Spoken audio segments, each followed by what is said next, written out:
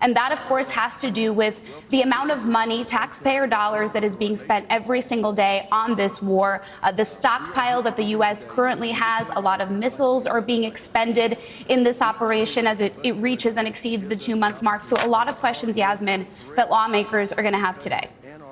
Julie, if you would stand by for us, I want to bring in Courtney Cubies, our senior correspondent covering national security at the Pentagon as well. She is just outside the hearing room as this hearing is getting underway, taking a look at the Secretary of War, Pete Hegseth, now listening to opening statements. Court, I know there's been a lot of activity outside of that room. Code Pink has been there as well. I'm being told that protesters will be arrested if they kind of disturb this ongoing hearing, this testimony. Walk us through what you've been seeing out there.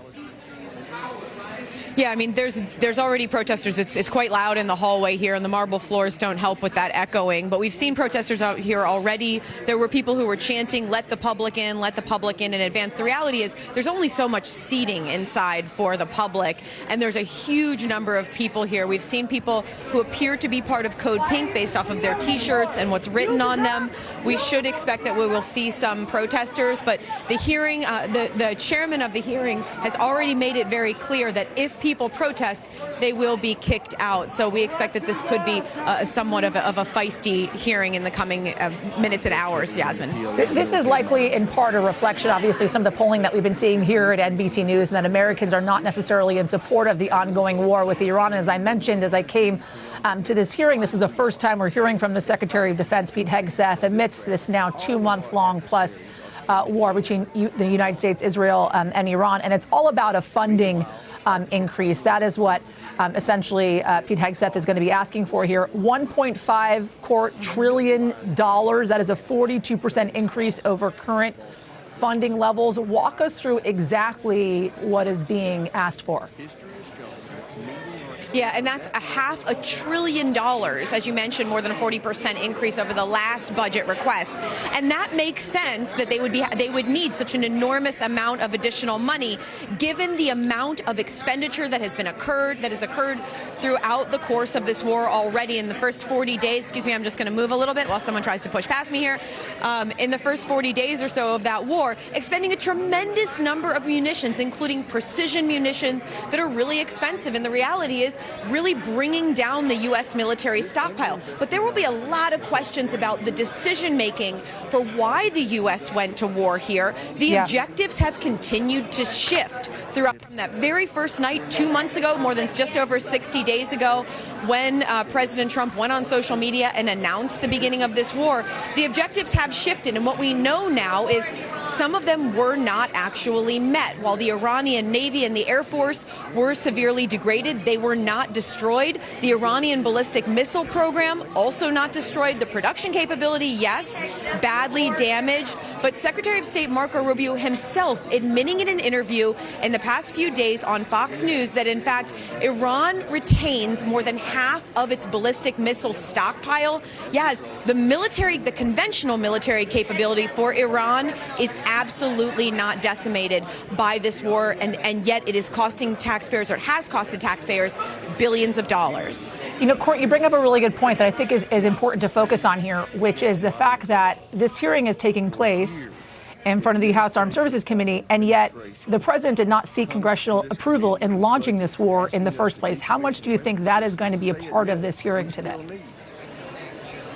And we do expect some questions on that about whether there should have been a war powers declaration here. Now, what's tricky about this, Yaz, is the war itself, the offensive combat operations continued for about 40 days, but then there's been the ceasefire since then. Now, despite the fact that there is not offensive combat operations in Iran like we saw during the first 40 days of the war, the U.S. military has maintained a robust blockade, and in fact, it has only grown over the course of the past 2 weeks. Now, 3 aircraft carrier strike groups dedicated to enforcing that blockade. We are seeing that it's expanded out across the globe, with ships being stopped outside of the U.S. Central Command area of operations into the Indian Ocean. So how long will that be maintained? And we do expect lawmakers to ask questions about exactly what that's costing taxpayers. I think amidst all this, Courtney, what's so interesting is while the United States and Iran seem to be at a ceasefire, there is still, as you mentioned, this ongoing blockade that the United States has inside of the Strait of Hormuz, along with a stranglehold that Iran has on the Strait of Hormuz. I know that you have some new reporting now as to the president weighing military options when it comes to the Strait of Hormuz. Walk us through what you learned. Yeah, that's right. So the president meeting with his top national security officials on Monday in the Situation Room. Caroline Leavitt acknowledging the meeting in her briefing on Monday afternoon. But what we now know, according to a source familiar and a U.S. official, is that, in fact, the president was presented with potential options for how to deal with the continuing bottleneck in the Strait of Hormuz. That is, not only is there this U.S. military blockade, but the Iranians are stopping certain ships from going through. Traffic is down to a minuscule percentage of where it was before this war. And we know, according to this official and the source familiar, that in fact options were presented for everything from increasing or decreasing the military size or of the blockade and the enforcement of that blockade to potentially more aggressive options for the enforcement of that blockade. So at this point, we're told that the president has not made a decision about exactly how to move forward with it. But the question still remains, if in fact they're at this stalemate with these peace talks and this blockade is just continuing, will the president consider restarting offensive combat operations? Do we have any idea what those more kind of quote unquote aggressive options that you mentioned are that they could carry out inside the Strait of Hormuz and what the objective of them would be? We don't know. I mean, there's been speculation from, think tank experts and people about possible options, but we don't know exactly what he was presented with or what might be on the table here. The goal here, though, is to not only reopen the strait. So I don't understand exactly how the U.S. Navy blockade would fit into this, but somehow reopening the strait in some way so that Iran wouldn't have the ability to try to charge these tolls that they have talked about. Secretary of State Marco Rubio and Caroline Leavitt making it very clear in the past few days that the U.S. administration, the Trump administration, does not consider the Strait of Hormuz opened if ships are going to be charged a toll upwards of $1 million just to pass through it by the Iranian regime. Courtney, when we're talking about this budget that the defense secretary is actually asking for, correct me if I'm wrong, but the big, beautiful bill provided the largest budget so far to the Pentagon, to the Defense Department. And yet now they are asking for $1.5 million, $1.5 trillion on top of what has already been granted for them. How do they justify that when they are inside of a war the president has repeatedly said he is trying to end? That is not going to be a long, protracted war. So we don't have a whole lot of specifics that we've gotten from the Secretary of Defense or the chairman himself. What we do have are these sort of larger statements that they make about the need to rebuild the military, and they point to that as and frequently in criticizing the previous administration for what they claim is the degradation of the U.S. military, without providing specifics on that, by the way. But they claim that they have to rebuild the military, and that's why they are asking for these astronomical budgets. The reality is, we do expect part of this to include some of the rebuilding of U.S. stockpiles. I mean, yes, the munitions stockpiles that have been used not just for the war here, for Operation Epic Fury, but for what was used during Operation Midnight Hammer last June. So that was the U.S. military strikes in Iran in June of 2025. They used a tremendous amount of both their offensive and their defensive capability throughout both of those. And then in the defense of Israel in the days after Midnight Hammer, the stockpiles are at a very dangerous level right now, according to officials that we've spoken with, and it's going to cost a lot of money to rebuild them. Courtney, you and I have been talking a lot throughout the time that this war has gone on, and one of the things that have repeatedly come up is the lack of transparency that you feel as if, and many of our colleagues feel as if, they are not getting from this administration, especially when it comes to the Department of Defense. And you mentioned kind of the quote-unquote degradation of U.S. armed services in the region, in the Middle East. I know we have some new reporting on that, essentially saying American military bases and other equipment in the Persian Gulf region suffered extensive damage from Iranian strikes, and it's far worse than publicly acknowledged and is expected to cost billions of dollars in repair. How much do we know about the damage that has been done to the U.S. military in the region? It's definitely been extensive. I mean, the reality is we've gotten almost no information from the U.S. military or from the Pentagon about exactly what's been damaged. But, you know, our colleague Gordon Lubold and I got some specific details about what exactly has been destroyed or badly damaged at bases all throughout the region. We're talking seven different bases in the region. Things like the 5th Fleet headquarters. That's the head of the U.S. Navy in the Central Command area. The headquarters building was badly damaged. There were radar systems. There were advanced air defense systems that were badly damaged, if not destroyed. Warehouses, runways, things that were damaged. Some of these things, they didn't stop the U.S. military from continuing this campaign during this war. This was, of course, during the early stages of the offensive operations. But now, during the ceasefire, when there's been this pause and officials have had a chance to look and see what the damage is, they realize we're talking about billions of dollars in damage, potentially years to have to rebuild, and it's much more extensive than we've been told publicly. And when we ask questions about it, we're just told they don't want to let the enemy know what exactly was damaged, so they won't tell us what the damage was. We've been talking to officials on House Armed Services and Senate Armed Services, the kind of people who are supposed to be asking for the accountability here and getting the information like this. They can't get that information either, though, Yaz. Well, let me ask you this. Is there equal frustration coming from both sides, both from Democrats and Republicans, when it comes to the lack of transparency and the extent to which damage has been done to American assets in the region? I can't say that it's completely equal across both sides, but I can say it's bipartisan in nature. We've heard from both Republicans and Democrats, both in the Senate and in the House of Representatives, who've been concerned and frustrated by the lack of information that they have been provided about this. I mean, we've seen members writing letters, things about concerns about the lack of transparency about what was done in advance of the war beginning to protect U.S. troops when they were pulled off of these hardened bases and put at these sort of temporary facilities. We know that one of those facilities in Kuwait was struck by an Iranian drone early on, killing 6 individuals and wounding many others.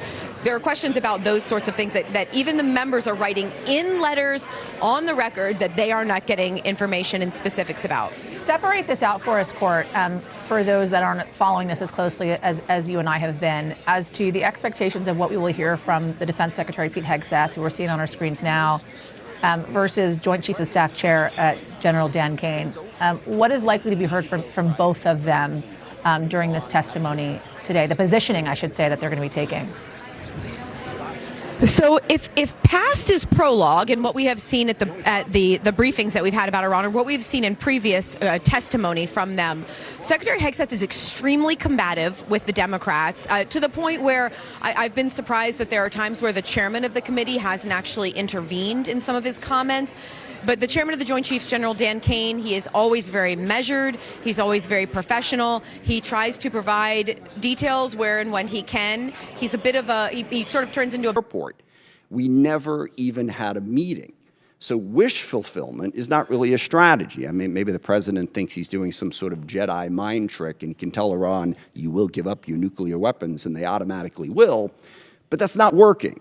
So what we need to hear today is what is going to work. We have 50,000 troops in the region who are still at risk.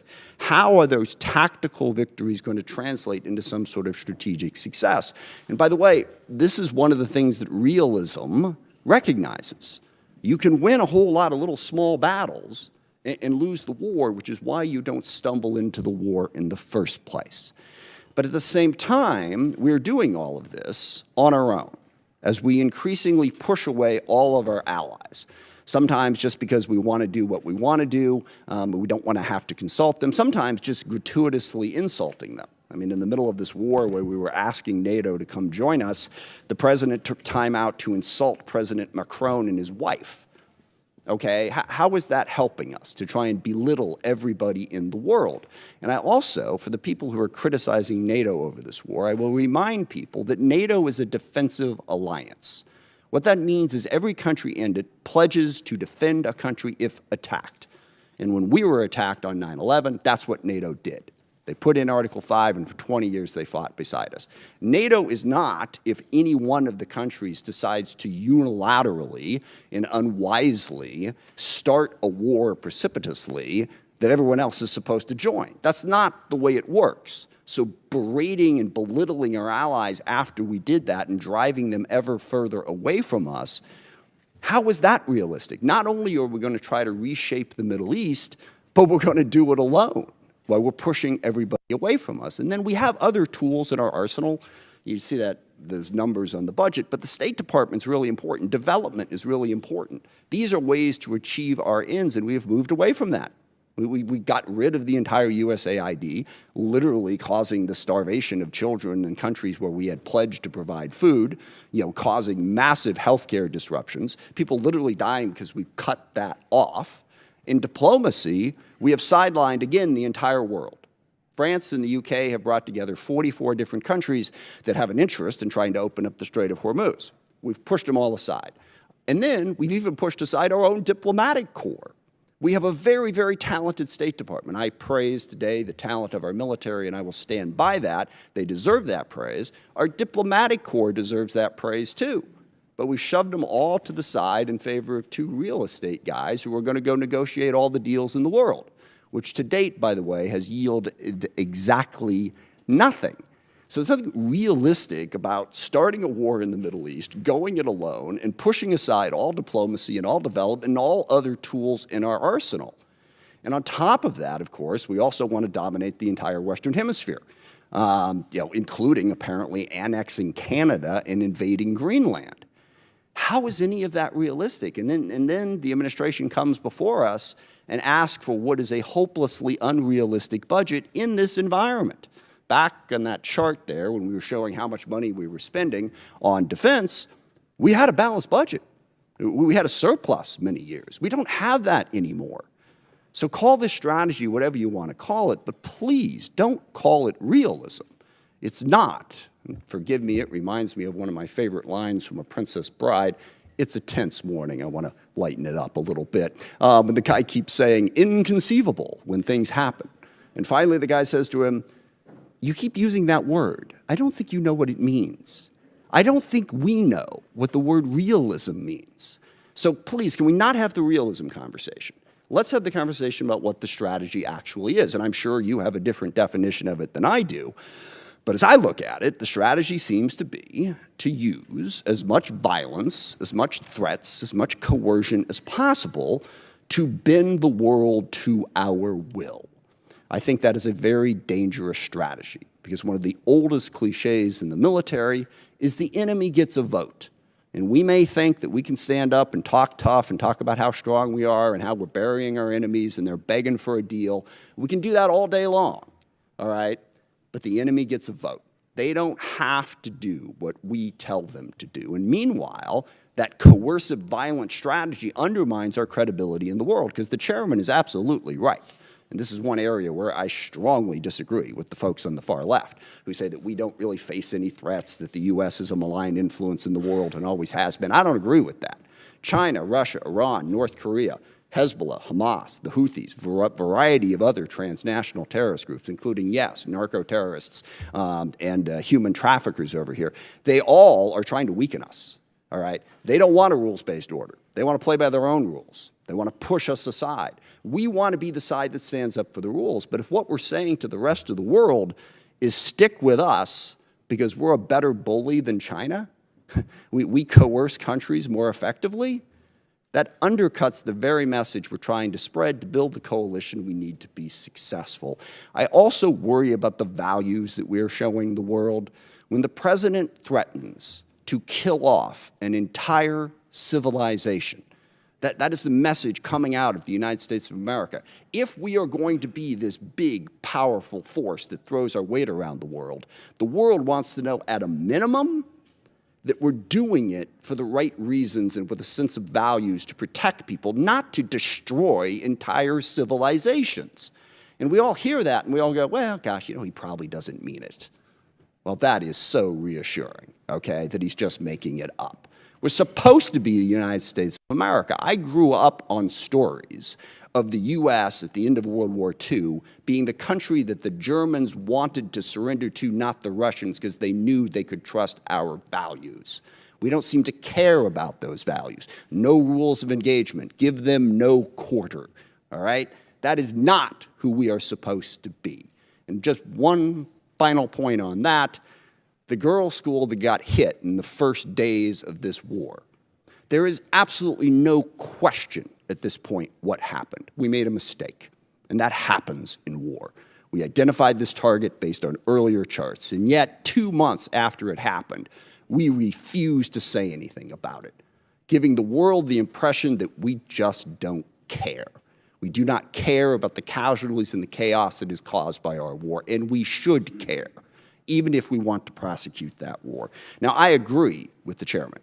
We need a strategy. We face the most complex threat environment that we've faced in a very, very long time. So we really want to hear from the administration. Don't give us this realism, chest-thumping stuff.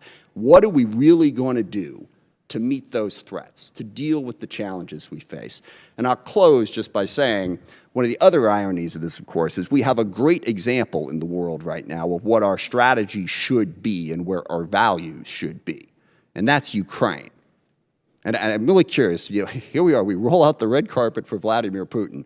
We belittle and insult President Zelensky in the White House. He has no cards, right? Well, here we are a year after that. Looks like he had a couple cards to play, because Ukraine is actually winning against Russia. Ukraine, a sovereign democracy standing up against a brutal, oppressive, coercive dictatorship. And we can't even bring ourselves on a consistent basis to say, we are with Ukraine and we are against what Putin is doing, and stand up and support them. So I want to see that strategy to meet the complex threat environment that we have. But simply saying we've already won and boasting and bragging and trying to belittle and insult the entire world, that's not going to get us to the posture that we need. So I hope we have a conversation about how we can build a strategy that makes sense and is actually realistic. With that, I yield back. I thank the ranking member for his opening statement. Now I'd like to introduce our witnesses. And we have the Honorable Pete Hegseth, Secretary of War, General Dan Caine, Chairman of the Joint Chiefs of Staff, and they are being accompanied by Mr. Jay Hurst, Acting Chief Financial Officer and Comptroller for the Department. I also want to welcome the Secretary's wife, Jennifer. Welcome to our hearing. Glad to have you here with us. Of President Trump's historic $1.5 trillion fiscal year 2027 budget request for the Department of War. The President's budget request reflects the urgency of the moment, addressing both the deferment of longstanding problems as well as positioning our forces for both the current and the future fight. We think divesting to invest is a strategy of austerity. I'm honored to appear alongside General Dan Caine, Chairman of the Joint Chiefs of Staff, as well as Jay Hurst, our Comptroller, or Chief Financial Officer. I'd like to start by thanking this committee and Congress for your partnership in securing the investments needed for a stronger, prouder, and more secure America. I think what our troops have demonstrated to the world over the last 15 months are a reflection of that. A nation's ability to build, innovate, and support the critical needs of its warfighters at speed and at scale is the foundation upon which its survival rests. However, upon taking office on January 20th, 2025, President Trump inherited a defense industrial base that had been hollowed out by years of America Last policies, resulting in a diminished ability to project strength. Under the previous administration, we were focused on offshoring and outsourcing, riddled with cost overruns and degraded capabilities. Under the leadership of President Trump, our builder-in-chief, we are reversing this systemic decay and putting our defense industrial base back on a wartime footing. If you ask anyone at our Pentagon, urgency informs everything we do. We're rebuilding a military that the American people can be proud of, one that instills nothing less than unrelenting fear in our adversaries and the utmost confidence in our allies. We fight to win in every scenario. The $1.5 trillion FY27 budget put forward by the President will build upon the historic $1 trillion FY26 top line and continue to reverse the 4 years of underinvestment and mismanagement of the Biden administration. The $1.5 trillion budget will ensure the United States continues to maintain the world's most powerful and capable military as we grapple with a complex threat environment across multiple theaters. Not to mention, this budget also includes a historic troop pay increase, 7% for lower enlisted, and the budget eliminates all poor or failing barracks. Quality of life for our troops is front and center in this budget as well. By supercharging our industrial capability and transforming how the department does business, we're restoring American commercial dominance at a pace unseen in generations, transforming the defense industrial base from a broken, slow-moving system of the past. We have flipped the Pentagon acquisition process from a bureaucratic model to a business model, 180, decisively moving from an acquisition environment paralyzed by bureaucratic red tape into an outcomes-driven organization focused on delivering the most at cost, at scale for taxpayer dollars. Over the past year, through historic multi-year procurement agreements, smart business deals for things like critical munitions and capabilities, we've sent an unambiguous demand signal to industry partners to build more and build faster. The result has been a surge, a revitalization of our great American factories and a massive reinvestment in the skilled American workers who serve as the industrial muscle behind our warriors. Let me briefly provide you with some concrete high-level metrics of what's been accomplished over just the past few months. These are announced new facilities and investments to support American warfighters, and I would refer you to the screen. The department has helped stimulate more than 250 private investment deals in 39 states, in 180 cities, and 150 companies worth more than $50 billion. It's resulted in 280 new or expanded facilities, more than 18 million new square feet of American manufacturing, and more than 70,000 new jobs in defense. This is the key part of this. These $50 billion of investment in new plants, new assembly lines, and new factories, these are private investments, not taxpayer dollars. By changing our departments, transforming our department's business model, American companies are investing in America with their own money, their own capital, a historic demonstration of American manufacturing and defense revitalization, all again with their capital, not Uncle Sam's.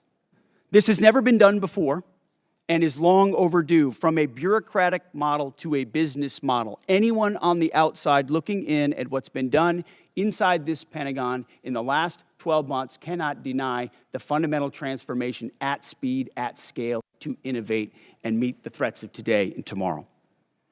These investments equal great things for America, American families, and American workers, and help to ensure that our warfighters are able to defend the American dream and all American made. Together with the help of the policy updates and appropriations passed by Congress, President Trump's War Department has begun to turn the lights back on in manufacturing towns across this country, and once again, forging a lethal arsenal of freedom. Where critical supply chains are threatened, the War Department has acted decisively to inject capital, stimulate production, and prevent adversarial exploitation. We are firing up the American economic engine, and at every level of our defense industrial base. Every policy we pursue, every budgetary item we request serves to ensure the department remains laser-focused on increasing lethality and survivability of our forces from the front lines to the factory floors. This is a historic budget, as you said, Mr. Chairman. This is a fiscally responsible budget. This is a warfighting budget. And speaking of warfighting, the topic of Iran, I'm sure will come up today, which I very much welcome discussing.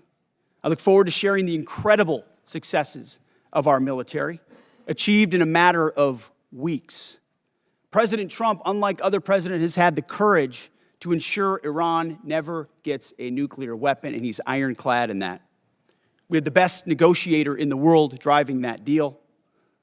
The biggest challenge, the biggest adversary we face at this point are the reckless, feckless, and defeatist words of congressional Democrats and some Republicans 2 months in, I remind you, 2 months in to a conflict. Lest I remind you, and my generation understands how long we were in Iraq, how long we were in Afghanistan, how long we were in Vietnam. 2 months in, on an existential fight for the safety of the American people, Iran cannot have a nuclear bomb. We are proud of this undertaking.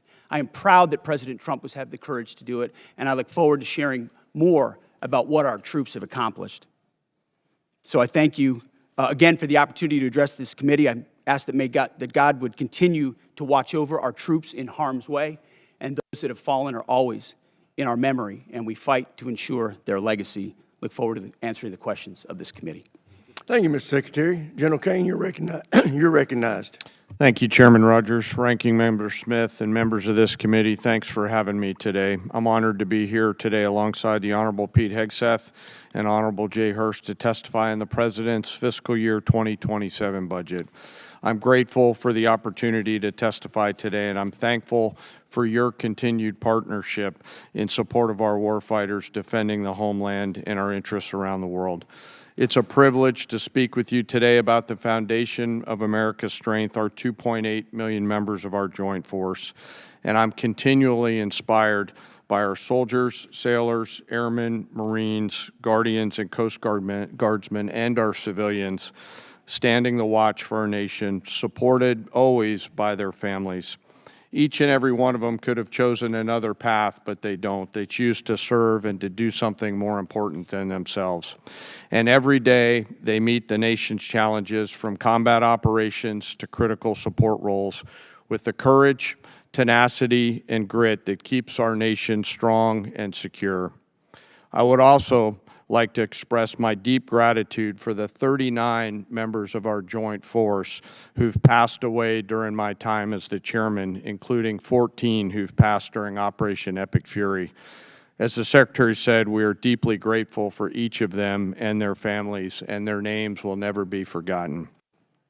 As the chairman, my duty is to ensure our civilian leadership has a comprehensive range of military options and the associated risks that to those leaders who make the nation's hardest decisions, and offer my military advice privately. I owe the President, the Secretary, and the Congress the truth at every turn.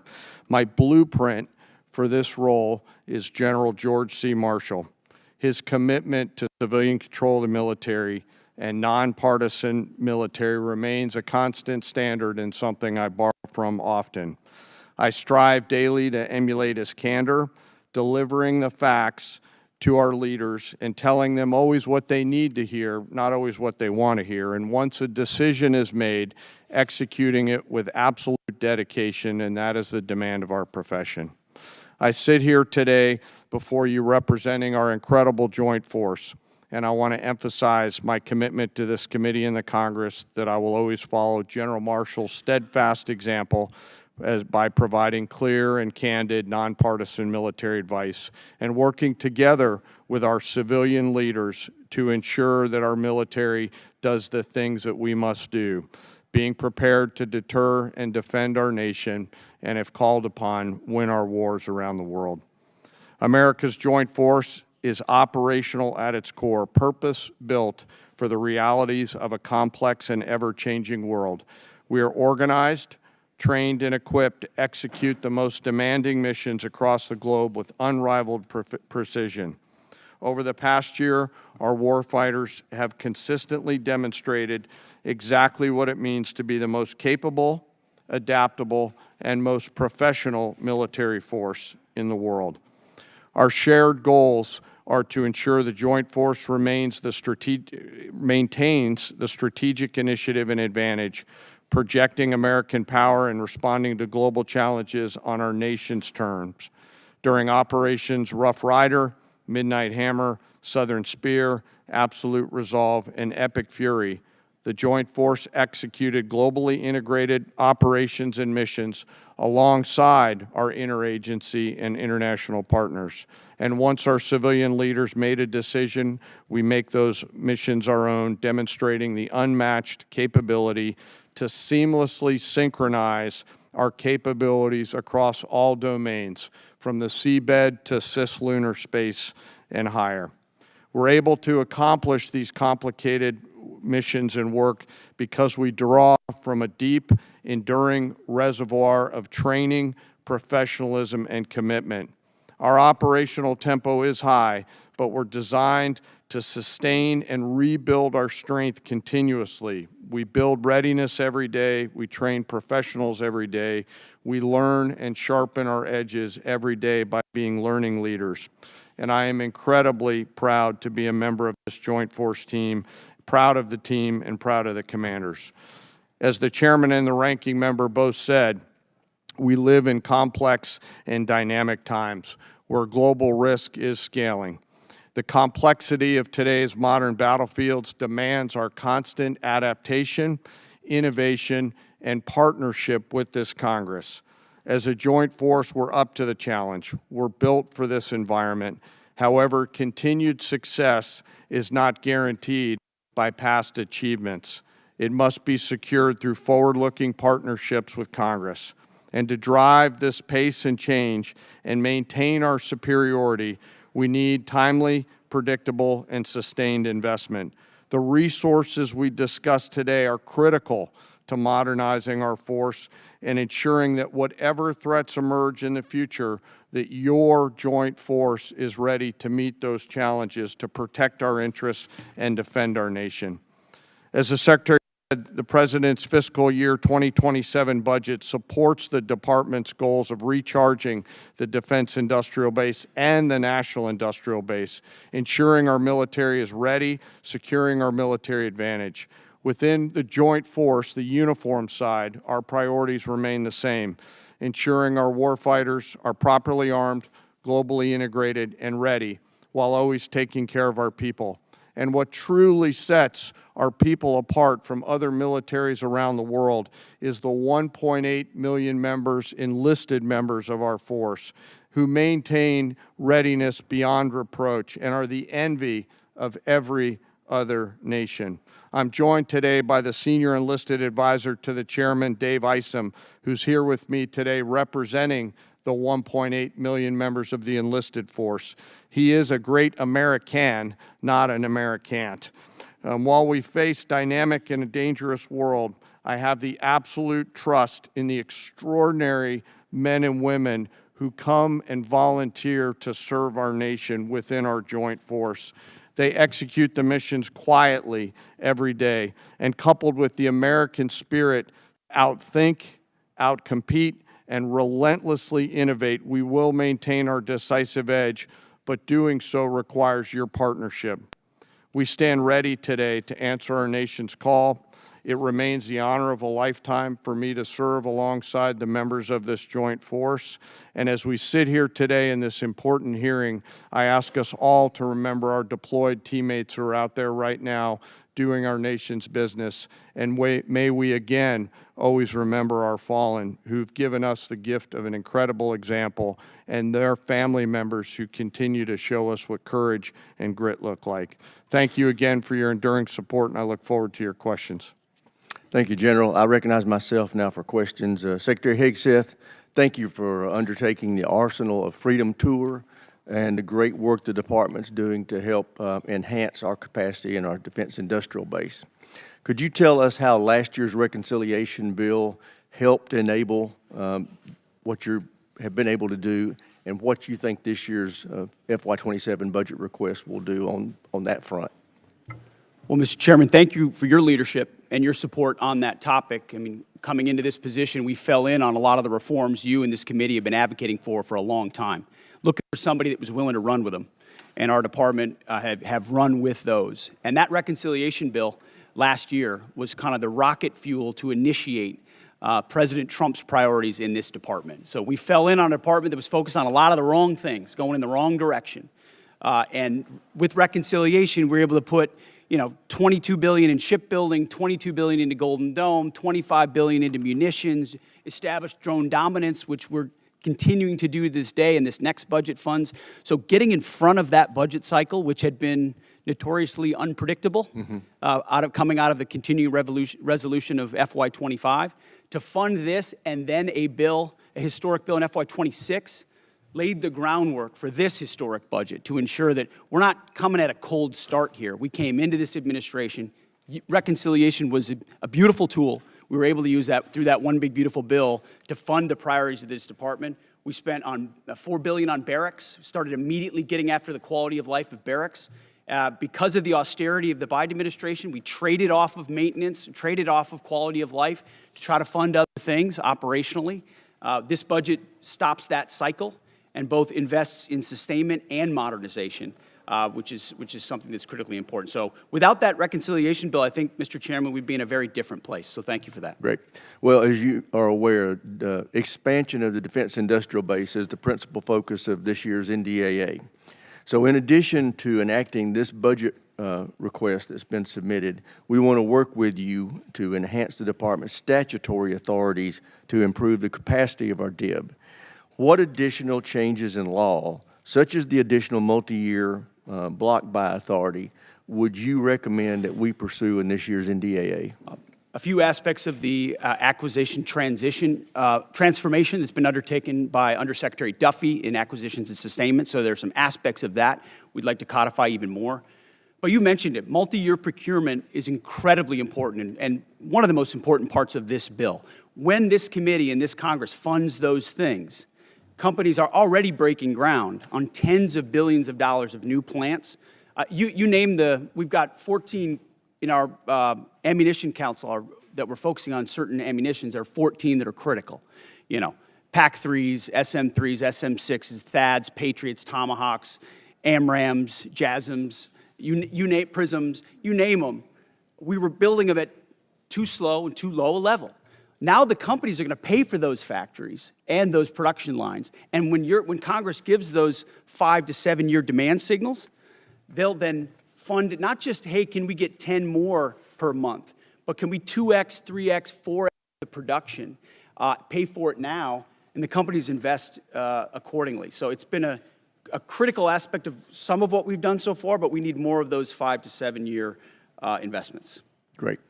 General Caine, what does the $1.5 trillion budget mean for the warfighter and our ability to project forces and secure our interests around the globe? Chairman, you know, in my view, this represents a historic down payment on future security. If the budget is approved and ultimately deployed, as we look at the character of warfare changing very, very fast, what's layered in to this budget by our civilian leaders will allow us to start getting ahead of where technology is evolving. And as I mentioned, the character of warfighting is changing pretty quickly. Mass, simultaneity, autonomy, undersea, space, cyber, information, all of those ways that are now manifesting themselves on the battlefields around the world require a higher end of capital investment, and that's why we're grateful for the opportunity to have this budget make its way to the joint force. So it's an important down payment on the future here, sir. Great. Thank you. Thank you, sir. With that, I yield to the ranking member for any questions he may have. Thank you. Mr. Hurst, drag you into the conversation here. We have not yet received from the Pentagon the costs of the war. So just for the record, we'd like to get that as soon as possible. Certainly the munitions expended, but also underreported is we've had a fair amount of equipment destroyed, including 2 C-130s with the rescue of our downed airmen. So do you have either A, a cost estimate coming to us anytime soon, or B, a specific supplemental request? Thank you for that question. So approximately at this day, we're spending about $25 billion on Operation Epic Fury. Most of that is in munitions. There's part of that is obviously O&M and equipment replacement. We will formulate a supplemental through the White House that will come to Congress once we have a full assessment of the cost of the conflict. Sure. So you're saying the full cost at this point is $25 billion? Yeah, that's our estimate for the cost. Okay. Interesting, because I'm glad you answered that question, because we've been asking for a hell of a long time, and no one's given us the number. So if you could get those details over to us, that would be great. Mr. Secretary, you mentioned the nuclear aspect of Iran and the war. And it is worth noting that every president prior to this one, including President Trump in his first term, also prevented Iran from getting a nuclear weapon without actually having to go to war in Iran. So we need to keep that in mind. But also, since the war started, Iran's nuclear arsenal has not been weakened in any way. And at the moment, in negotiations, what Iran is saying, basically pay us to open up the strait. That's their position, which is completely untenable. I agree. It's worth noting, of course, that the strait was open before the war started. Now we're negotiating to get back to status quo. And Iran's most recent offer is to say, we'll talk about nukes later. So what is the plan to actually turn all of this lethal kinetic action into an improvement in the nuclear situation? Because we haven't gotten there yet. Play it out for us. How does that happen? How does it actually lead to that result? Well, I would take issue with the premise of the question that nothing was done. Operation Midnight Hammer was a very effective. Well, I didn't say nothing was done. I said in this war. Ultimately, since this war started. well, under this administration, unlike other administrations, which cut bad deals and pallets of cash with no ability to oversee whether Iran is actually pursuing a nuclear program. Which is where if we we're want at to litigate JCPOA or the Iran deal, our view, the president's view, is that was a very bad deal. Okay. That gave them a That's bunch the of money up past. front. What's the future? To fund, you talked about negotiated deals. Allowed them to fund their proxies and spread Hamas and Hezbollah all around the region, build up nuclear capabilities. Great. What are we going to do now? President Trump has been clear-eyed, from the killing of Qasem Soleimani to the pulling out of the Iran deal to Midnight Hammer and now to this effort to recognize that you have to stare down this kind of enemy who's hell-bent on getting a nuclear weapon and get them to a point where they're at the table giving it up in a way that ensures they never have it. So they haven't broken yet. Okay, we haven't gotten there yet. For all of the Well, their nuclear facilities have been obliterated. Underground, they're buried, and we're watching them 24/7. So we know where any nuclear material reclaiming might be. my time for we're just watching a quick it. second here. We had to start this war, you just said, 60 days ago, because the nuclear weapon was an imminent threat. Now you're saying that it was completely obliterated? They had not given up their nuclear ambitions, and they had a conventional shield of thousands of missiles. So Operation Midnight Hammer accomplished nothing of substance. It left us at exactly the same place we were before. So much so that their we had to facilities start were a bombed war. and obliterated. Their ambitions continued, and they're building a conventional shield. All right, of let me missiles. try again. It's the North Korea strategy. You know this very well. The North I Korea know. strategy was use conventional missiles to prevent anybody from challenging them, so they could slow walk their way to a weapon. President Trump saw Iran at its weakest moment, took an action to ensure, in a way that only the United States of America could do with our Israeli partners, And yet to ensure they still their haven't given conventional up their nuclear. shield was All right. brought One to other heel, which question, we've done. if I could get to it. So on Ukraine, a year plus ago, your advice, the president's advice, was Ukraine had no cards to play. They should go cut the best possible deal they could. Clearly that was wrong. What did you miss? What did you miss about the conflict between Russia and Ukraine that you didn't see that Ukraine was going to be capable of doing what they've done in the last 14 months? What we didn't miss, and we're here in this committee, is that Joe Biden, with no accountability, gave hundreds of billions of dollars of our weapons to Ukraine, to an outcome that never would have happened if President Trump was president. So he pulled out you guys don't talk about that. Ultimately, President Trump believes there should be a peace deal between Russia and Ukraine, and it serves But you the best didn't interest expect of both Ukraine to parties. be where they're at right now. I'm asking you, just from a strategic standpoint, what I did think the you miss? Ukrainians have shown great courage, and I appreciate that Europe is now paying for any weapons that we provide. All right, I yield back. Thank you. All right, now I want to remind everybody, everybody wants to get their questions, so we are going to be sticking strictly to the 5-minute rule today. So with that, I recognize the gentleman from South Carolina, Mr. Wilson. Thank you, Chairman Mike Rogers, for your leadership working with President Donald Trump. As the grateful father of 4 sons who have served overseas in Iraq, Egypt, and Afghanistan, I especially appreciate War Secretary Hegseth and Chief of Staff Caine for your competence, service, and success. Military families have never been more appreciated than today, and our enemies of dictators now understand peace through strength. Dictators historically are on the run. With your leadership, President Trump has given Syria a chance with President al-Shara replacing dictator Assad from Damascus, who now lives in Moscow. Dictator Maduro is correctly in a Manhattan jail, as you successfully revealed in Caracas that the war criminal Putin air defenses do not work, the Chinese Communist Party radar failed, and Cuban mercenaries were expendable. The Cuban dictatorship is failing, and the ultimate mass murderer, dictator Khomeini, is dead in Tehran, Iran, joining the 35,000 people he murdered this year. With your leadership, American morale has never been higher, and hopes for freedom of the oppressed people of Iran, Cuba, Russia, and China have never been higher. And it's just an exciting time to be here with you. And Mr. Secretary, we continue to see the growing nuclear threat of our adversaries as they expand their capabilities with the largest military buildup in peacetime in world history by the Chinese Communist Party. How critical is it that we continue, as at the Savannah River site in South Carolina, to develop the plutonium pit processing so that we have modernization? Well, Congressman, I appreciate that question. On nuclear modernization, this budget funds $71 billion to modernize the triad in ways that we had neglected to do, and our nuclear triad underwrites everything. But I really appreciate your opening statement. I think something that obviously the media doesn't want to cover and doesn't want to talk about is the historic, record-breaking surge in recruiting in our ranks. 30-year record in recruiting of Americans wanting to join our joint force, wanting to put the uniform on. We're meeting recruiting goals halfway through the year. We couldn't meet our recruiting goals under the previous administration.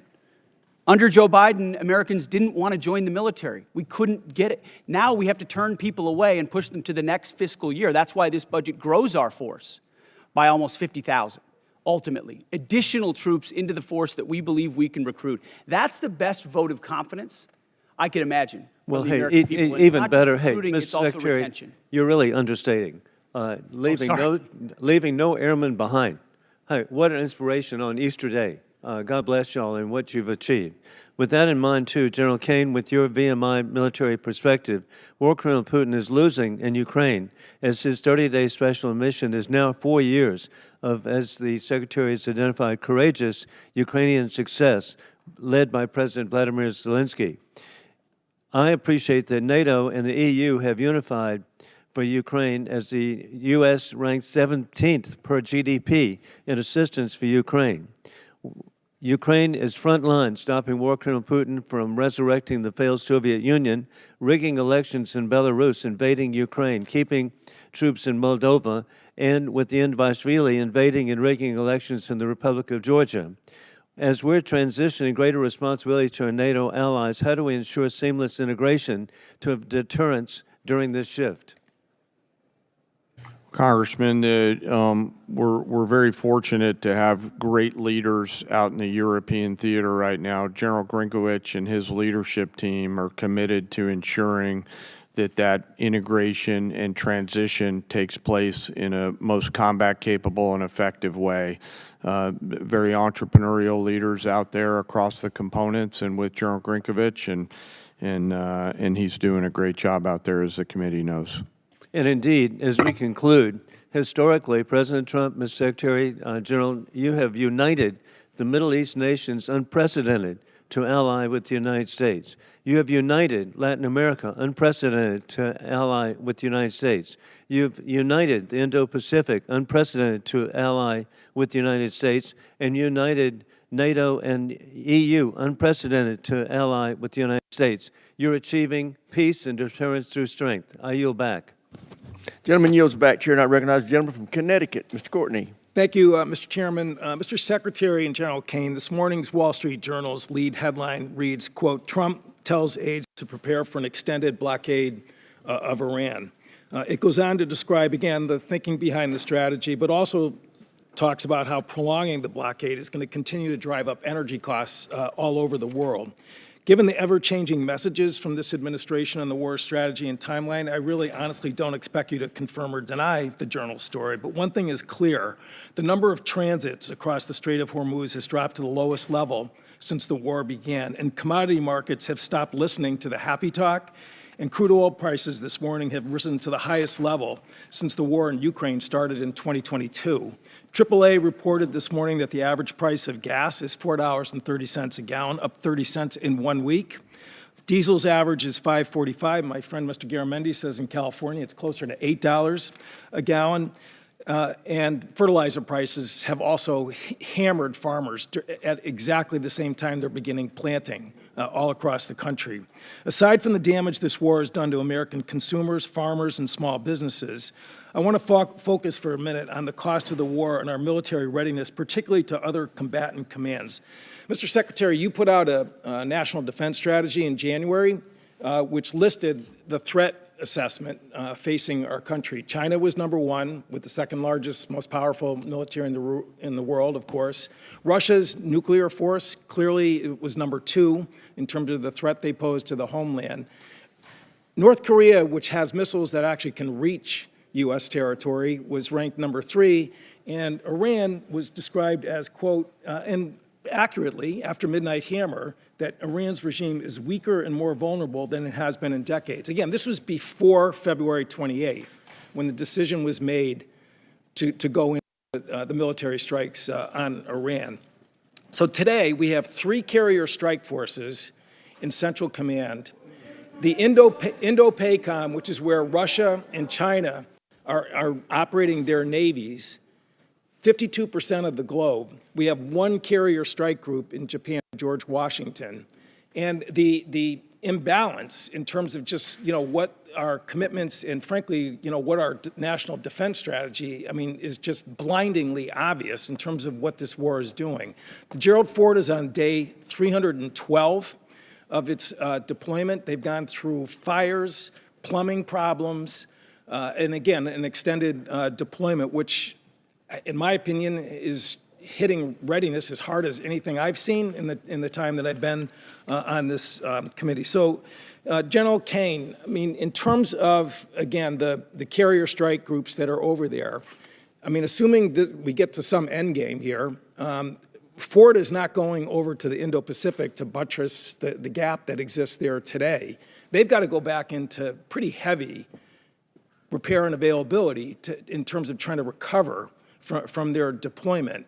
So again, in terms of just, the decisions about where we're putting people and putting really the most powerful part of our Navy, can you explain, again, what that means in terms of the situation in Indo-PACOM, where China is watching? We saw Mr. Rogers' pretty powerful presentation in terms of the buildup that's happening in that part of the world. How does that align with the National Defense Strategy, which was just put out by this administration in January?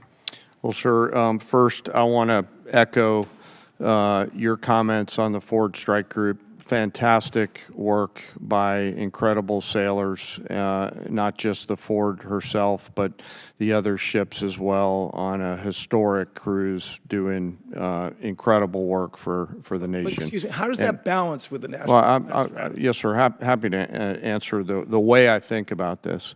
The National Security Strategy and National Defense Strategy are frameworks, but a president will employ national force and power based on the political and security situations that a president deems appropriate to use that military force.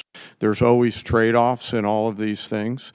I'm confident that the president always carefully considers these readiness trade-offs, and I'm sure he has done so in this case based on the military options that we've presented with the associated risks and advice. To make a trade going after a regime that's weaker and more vulnerable than it has been in decades, which is quote unquote from the Defense Strategy's report, does not, in my opinion, in common sense. Gentleman's time's expired.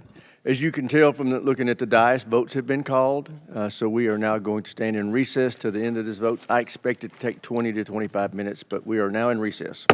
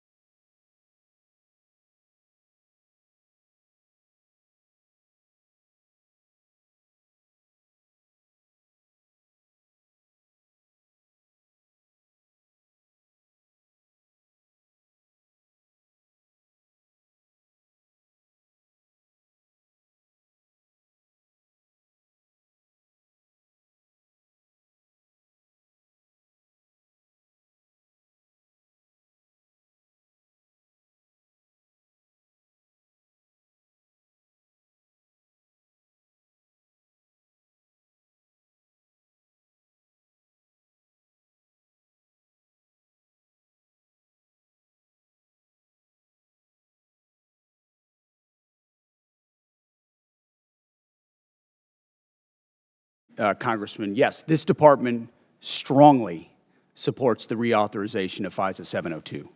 And it is not hyperbole to say many of the most important missions we have executed could not have happened without the intelligence gathered through FISA 702. So we would urge members to support that so we can continue doing the good work of the American people.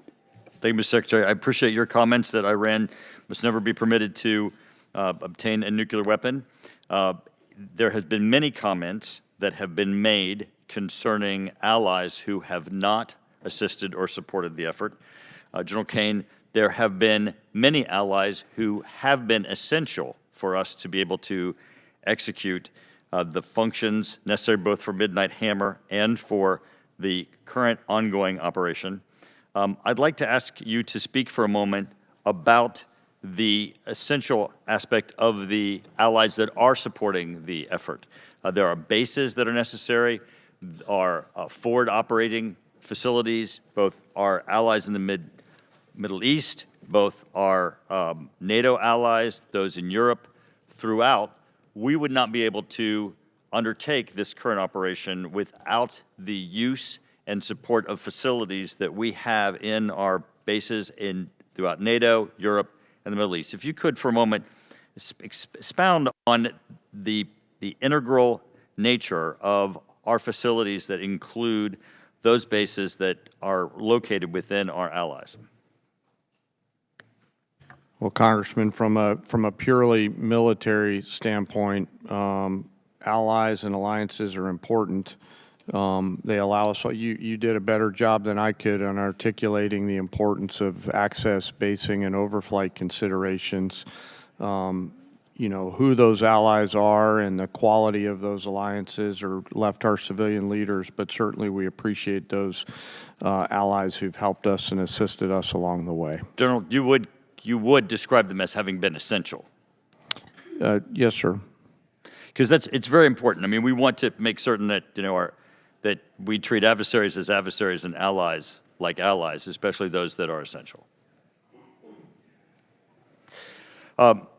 The King was here yesterday, and as he was speaking, he received a standing ovation when he implored this body to continue our support for Ukraine. In the 2026 National Defense Strategy, it assesses Russia will remain a persistent, manageable threat. It specifically identifies Russia's continued threat to Ukraine, and we have, of course, currently the presidential continued drawdown authority that can support Ukraine, and also the President Trump announced Pearl, the prioritized Ukraine requirements list, and in the FY 2026 NDAA, there is the $400 million that is included in the European capacity building within the defense security cooperation. General, the last time it went on the House floor with respect to funding for Ukraine, there was a vote in the House of over 300 members of the House that supported Ukraine.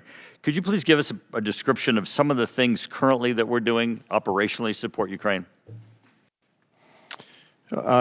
Congressman, a few of those are probably left for classified session.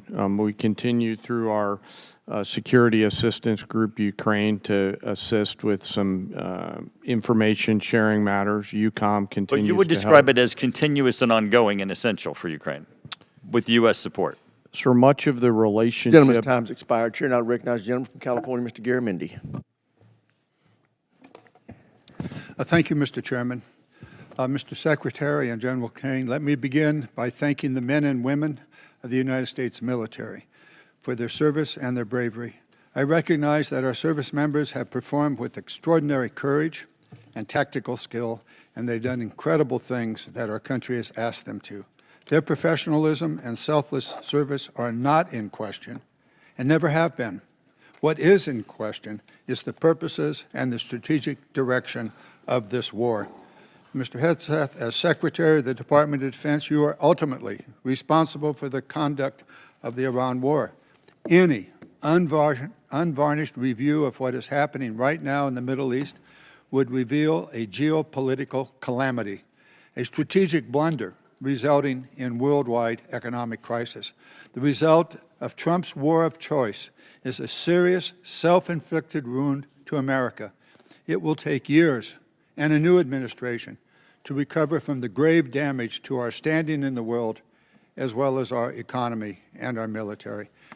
We must remember that 13 Americans have been killed in action, hundreds wounded, and thousands of civilians killed, including more than 100 school children. The risk of this conflict was foreseeable. I'm certain that the Department of Defense knew that it was likely that in a war with Iran, Iran would create an international economic crisis by blocking the Strait of Hormuz and thus stopping 20% of the world's oil. Was this existential threat considered? Apparently not.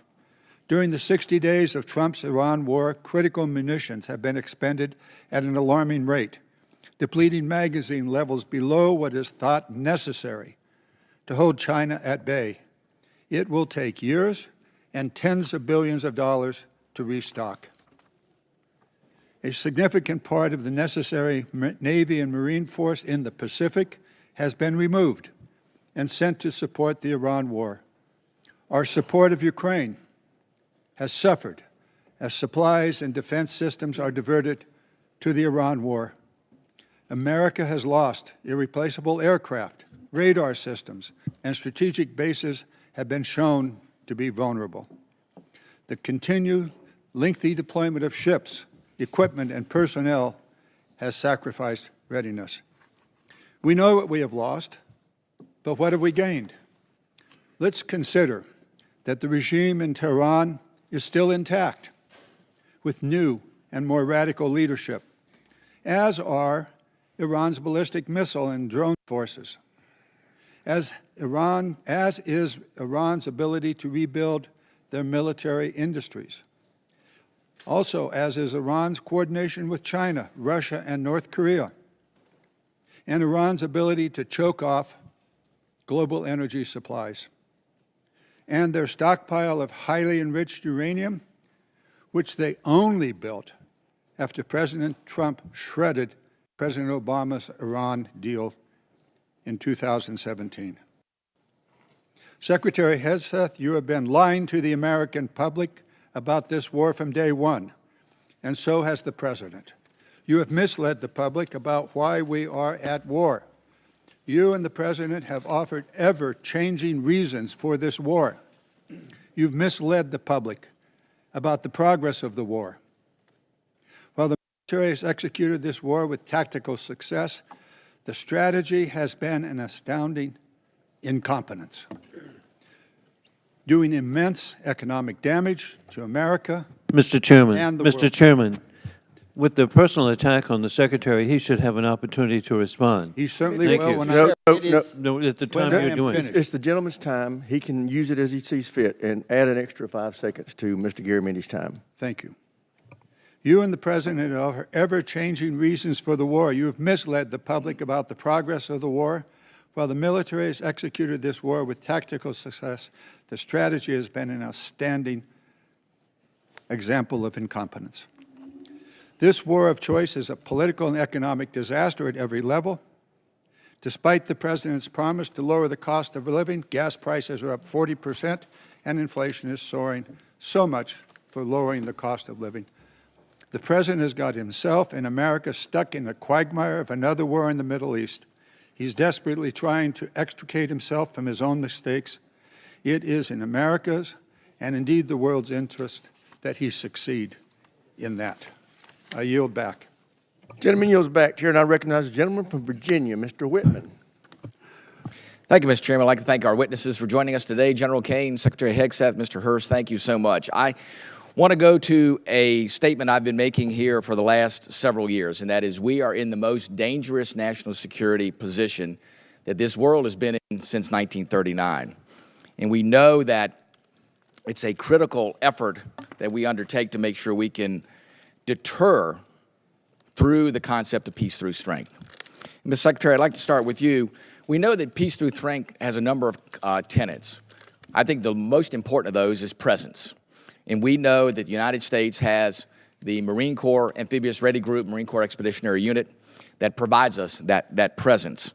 We know there are over 2,000 Marines and an aircraft combat unit that are on board those vessels, and they let us do a number of different things. That's the crisis response team that gets to go around the world. Today, as we speak, we have 3 ARGMUs that are deployed around the world. Unfortunately, that's an anomaly. It should be standard. Secretary Hegseth, the President and the combatant commanders need maximum flexibility to respond in multiple places at multiple times to combat and deter these threats. I just want to get your perspective on your goal to make sure we have a persistent 3.0 ARGMU presence, and to look at how are we going to make sure through our shipbuilding plans that we assure that we have the adequate number of amphibs that are being built. I think that number is probably right around 40. And then what are we going to do to make sure, too, that the A-sub-O, the operational availability, is going to be at the level where we can maintain an ARGMU 3.0 with the effort we have to put in to maintain these ships? So thank you for the question. These ships. So thank you for the question, the substantive question. Ultimately, we support 3.0 ARGMU. That presence right now gives us a lot of flexibility. Yeah. And this budget supports moving in that direction to ensure that this administration and future administrations have that kind of strategic flexibility with the incredible capabilities the ARGMU provides. We saw it in Southern Spear. We saw it on the Maduro raid. We see it right now. It's a persistent capability. So I think you'll find our shipbuilding investments to meet that as well. But if I may. Sure. Yeah. I didn't get a chance. I didn't see a question in the statement from the congressman. I hope you appreciate how reckless it is. When I said reckless, feckless, and defeatist of congressional Democrats at the beginning, that came after watching you say the same thing on CNN this morning, a quagmire. My generation served in a quagmire in Iraq and Afghanistan, years and years of nebulous missions and utopian nation building that led us to nothing. What we have right now, the way you stain the troops when you tell them 2 months in, Congressman, you should know better. Shame on you. Calling this a quagmire 2 months in. The effort, what they've undertaken, what they've succeeded, the success on the battlefield that could create strategic opportunities, the courage of a president to confront a nuclear Iran, and you call it a quagmire, handing propaganda to our enemies. Shame on you for that statement. And statements like that are reckless to our troops. Don't say I support the troops on one hand, and then a 2-month mission is a quagmire. That's a false equivalation. Who are you cheering for here? Who are you pulling for? Our troops are doing incredible work. They've done incredible things for the entirety of this mission and achieved incredible battlefield successes. And you sit there and go on TV for your clickbait about quagmires. It undermines the mission. Your hatred for President Trump blinds you to the truth of the success of this mission and the historic stakes that the president is addressing, which the American people support. Iran's been at war with us for 47 years. You want to talk about a forever war?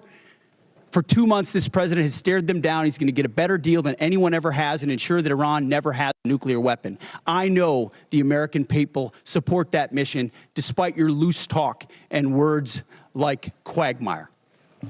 Thank you. Thank you, Mr. Secretary. General Caine, I want to quickly go to you. We know all about the need for exquisite platforms, but we know if we're going to close the gap with our pacing threats, we have to make sure we have those expendable and attritable platforms. And we know those nation capabilities are key, and we have to be able to spin them up quickly, because that's the fastest way for us to, again, deter by peace through strength. Give us your perspective on how you see the urgency of getting that capacity not only in place, but getting that ability to go to scale and get those capabilities in the hands of our warfighters. Sir, I think it's critical, and when I look at what OSW above us is doing, and the Deputy Secretary as well as Secretary Duffy, and frankly, the national and defense industrial bases all rallying around the need to scale, along with the new entrants that are out there who are coming and bringing products to the joint force. A key is capacity. Time's expired. Chair, now recognize the gentleman from New Jersey, Mr. Norcross. Thank you, Chairman. I'd like to thank the witnesses for being here today. Mr. Secretary, it's well known that our defense industrial base and maritime industrial base has declined greatly over time. It's the shipyards. It's many of the things that you already spoke about. In my community, we used to have 3 shipyards, 40,000 workers. We've lost that critical job skills are, and 40,000 people who know how to do it. And quite frankly, most of it went overseas because it was cheaper. Well, cheaper doesn't buy the security we need for our industrial base. I championed a provision in the 24 NDAA entitled Enhanced Domestic Content Requirement for Major Acquisition Programs. Had to do with our industrial base making things here in America long before this administration came in. The goal was to strengthen our supply chains and have that critical oversight, push for greater investments, much of what you're doing now on these major defense acquisition programs. So we passed that in a bipartisan manner because we knew that this was critical and things can happen. Lo and behold, here we are. There was a reporting requirement in that. That calls on you, the Secretary of Defense, to establish an information repository, issue rules, create a fallback process to govern the Department of Defense. We wanted to better understand much of what is being done here, but it's not being reported back to us. I sent to your office on January 8th, followed up on February 4th. We're years overdue on this report that will give us insight onto how we're addressing it. We hear what you're saying, but can you commit that we will get that report to us in the next 30 days?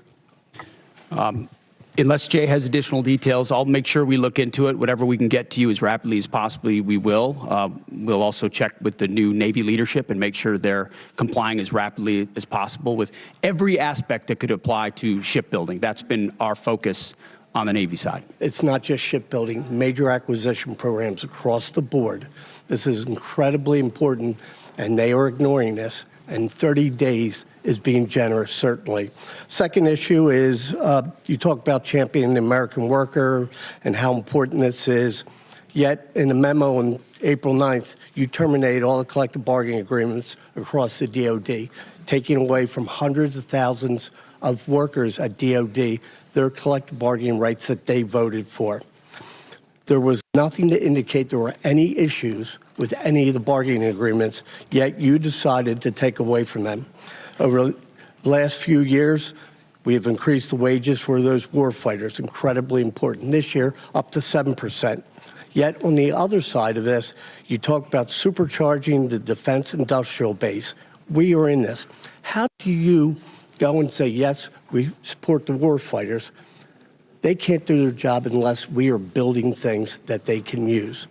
Yet, no evidence to prove that these collective bargaining agreements were a problem anywhere across the Department of Defense under Democrat and Republican administrations.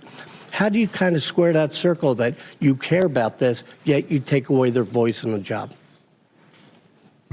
Well, certainly, sir, the great workers that whether they're contractors or DOD civilians that do the important work for us, the great ones are going to stay. And we've invested more in merit bonuses for civilians than any administration previous. So if you're doing great work, you're going to stay and you're going to have even more opportunities. But with our ear to the ground in those shipyards and other factory floors, there were issues with collective bargaining, which led to restrictions to the workforce and our ability to move faster. If I may, just and in that case, we made the decision to provide additional flexibility. You didn't take it away from the shipyard workers. You took away from Department of Defense employers where there hasn't been any issues. Let's be clear. Those are independent contractors, and they have their collective bargaining agreements. The ones that work for you. The ones that work for us should be at will like anybody else based on their performance. And if they're performing well, which I'm sure they are, as you've represented, they will have a job at the department. So where is the issue that you took away their collective bargaining rights? Why did you do it if it wasn't a problem? Well, I stated up front, it has been a problem. There are plenty of cases, whether it's contract or inside our own department, where collective bargaining had led to arrangements and agreements that minimize the efficiency and effectiveness of employees at the point of their impact. That's what we were focusing on, and that's why we made the change, which we very much stand behind. Well, I yield back. Gentleman yields back, Chair, and I recognize the gentlelady from New York, Ms. Stefanik. Thank you, Mr. Chairman. Secretary Hegseth, I appreciate the department and the administration's focus on expansion and innovation in the defense industrial base. That's particularly important for emerging technologies. For years on this committee, my office has led the effort to ban the procurement of Chinese communist drones, which pose a significant national security threat. And last year, after years of work, this committee finally passed my Countering CCP Drones Act, or Section 1709 of the NDAA, which was fully implemented in December. How does the FY27 budget scale domestic production and deployment of drone systems to ensure the U.S. has the decisive advantage against our U.S. enemies? Well, thank you for the question. First of all, thank you for your work on that. Critically important. When you look under the hood of the ways in which China is trying to use critical elements of our defense industrial base and supply chain against us, or capabilities in the future that could hamstring us with options for a future president, it's staggering. So drones is one that not only have we recognized, but thanks to your leadership and the leadership of others, we are supercharging in this budget. Conservatively $54 billion in drone and drone dominance and counter UAS. Jay just slid me a piece of paper. If you add it all up, it could be closer to $74 billion. We started a defense autonomous warfare group, to focus on this, but we're going to do even more. We will shortly announce a sub-unified command, autonomous warfare.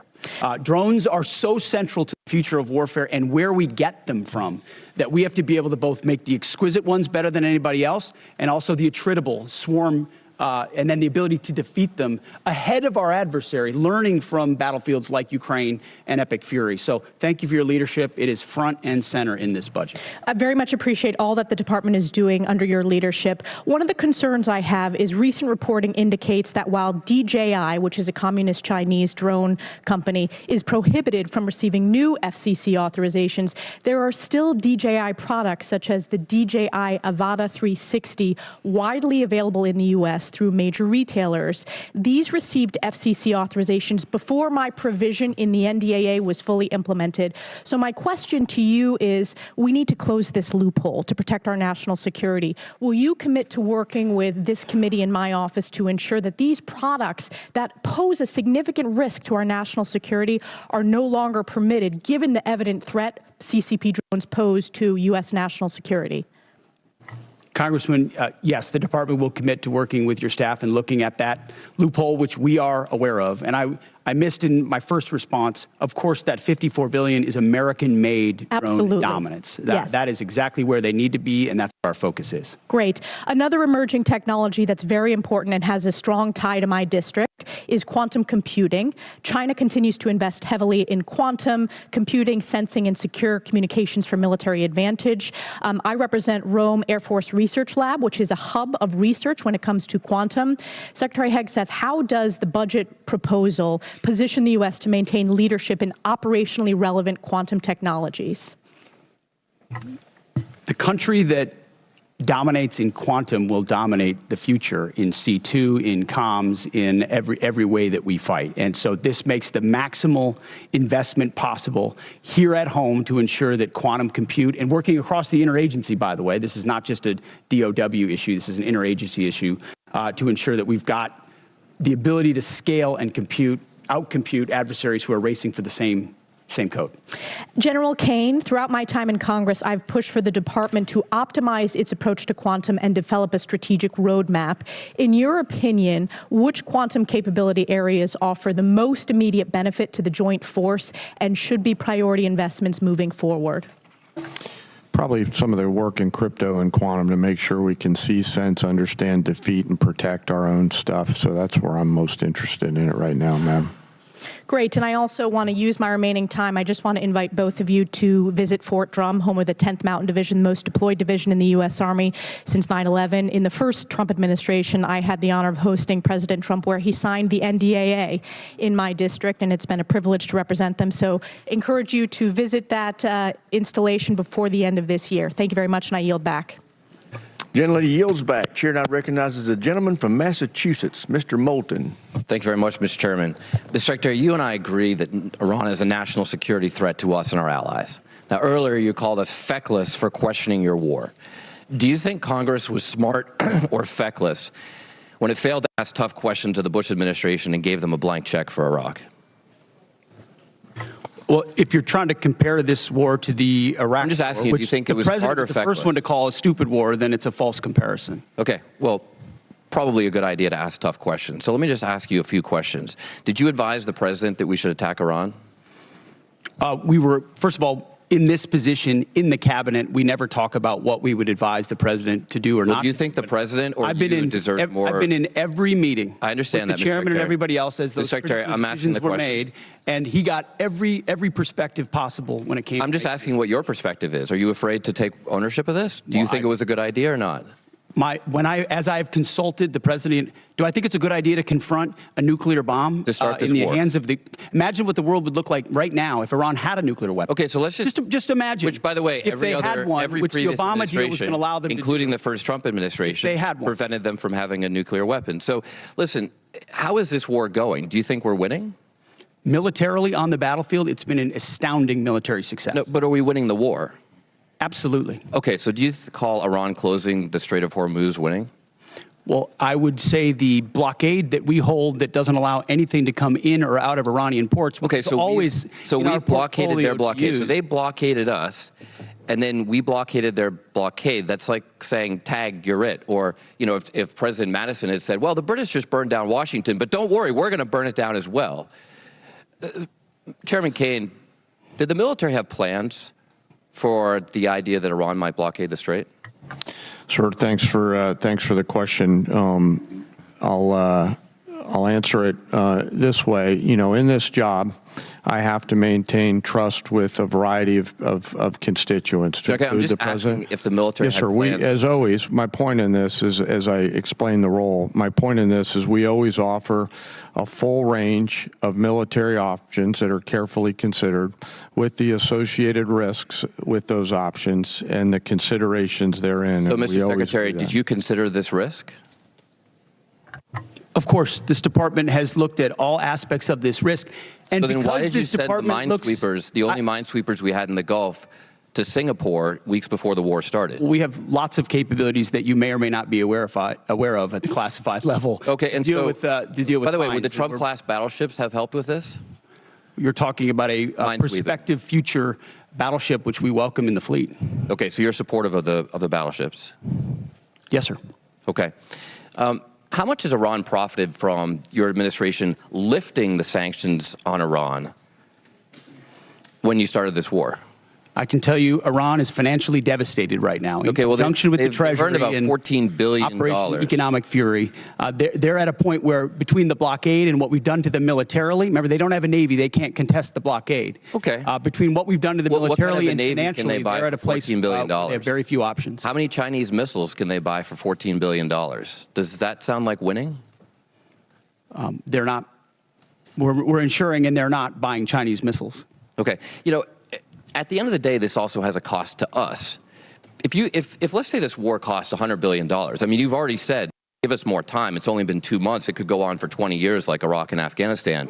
Let's just say it costs $100 billion. What is that to the average American taxpayer? Do you have any idea?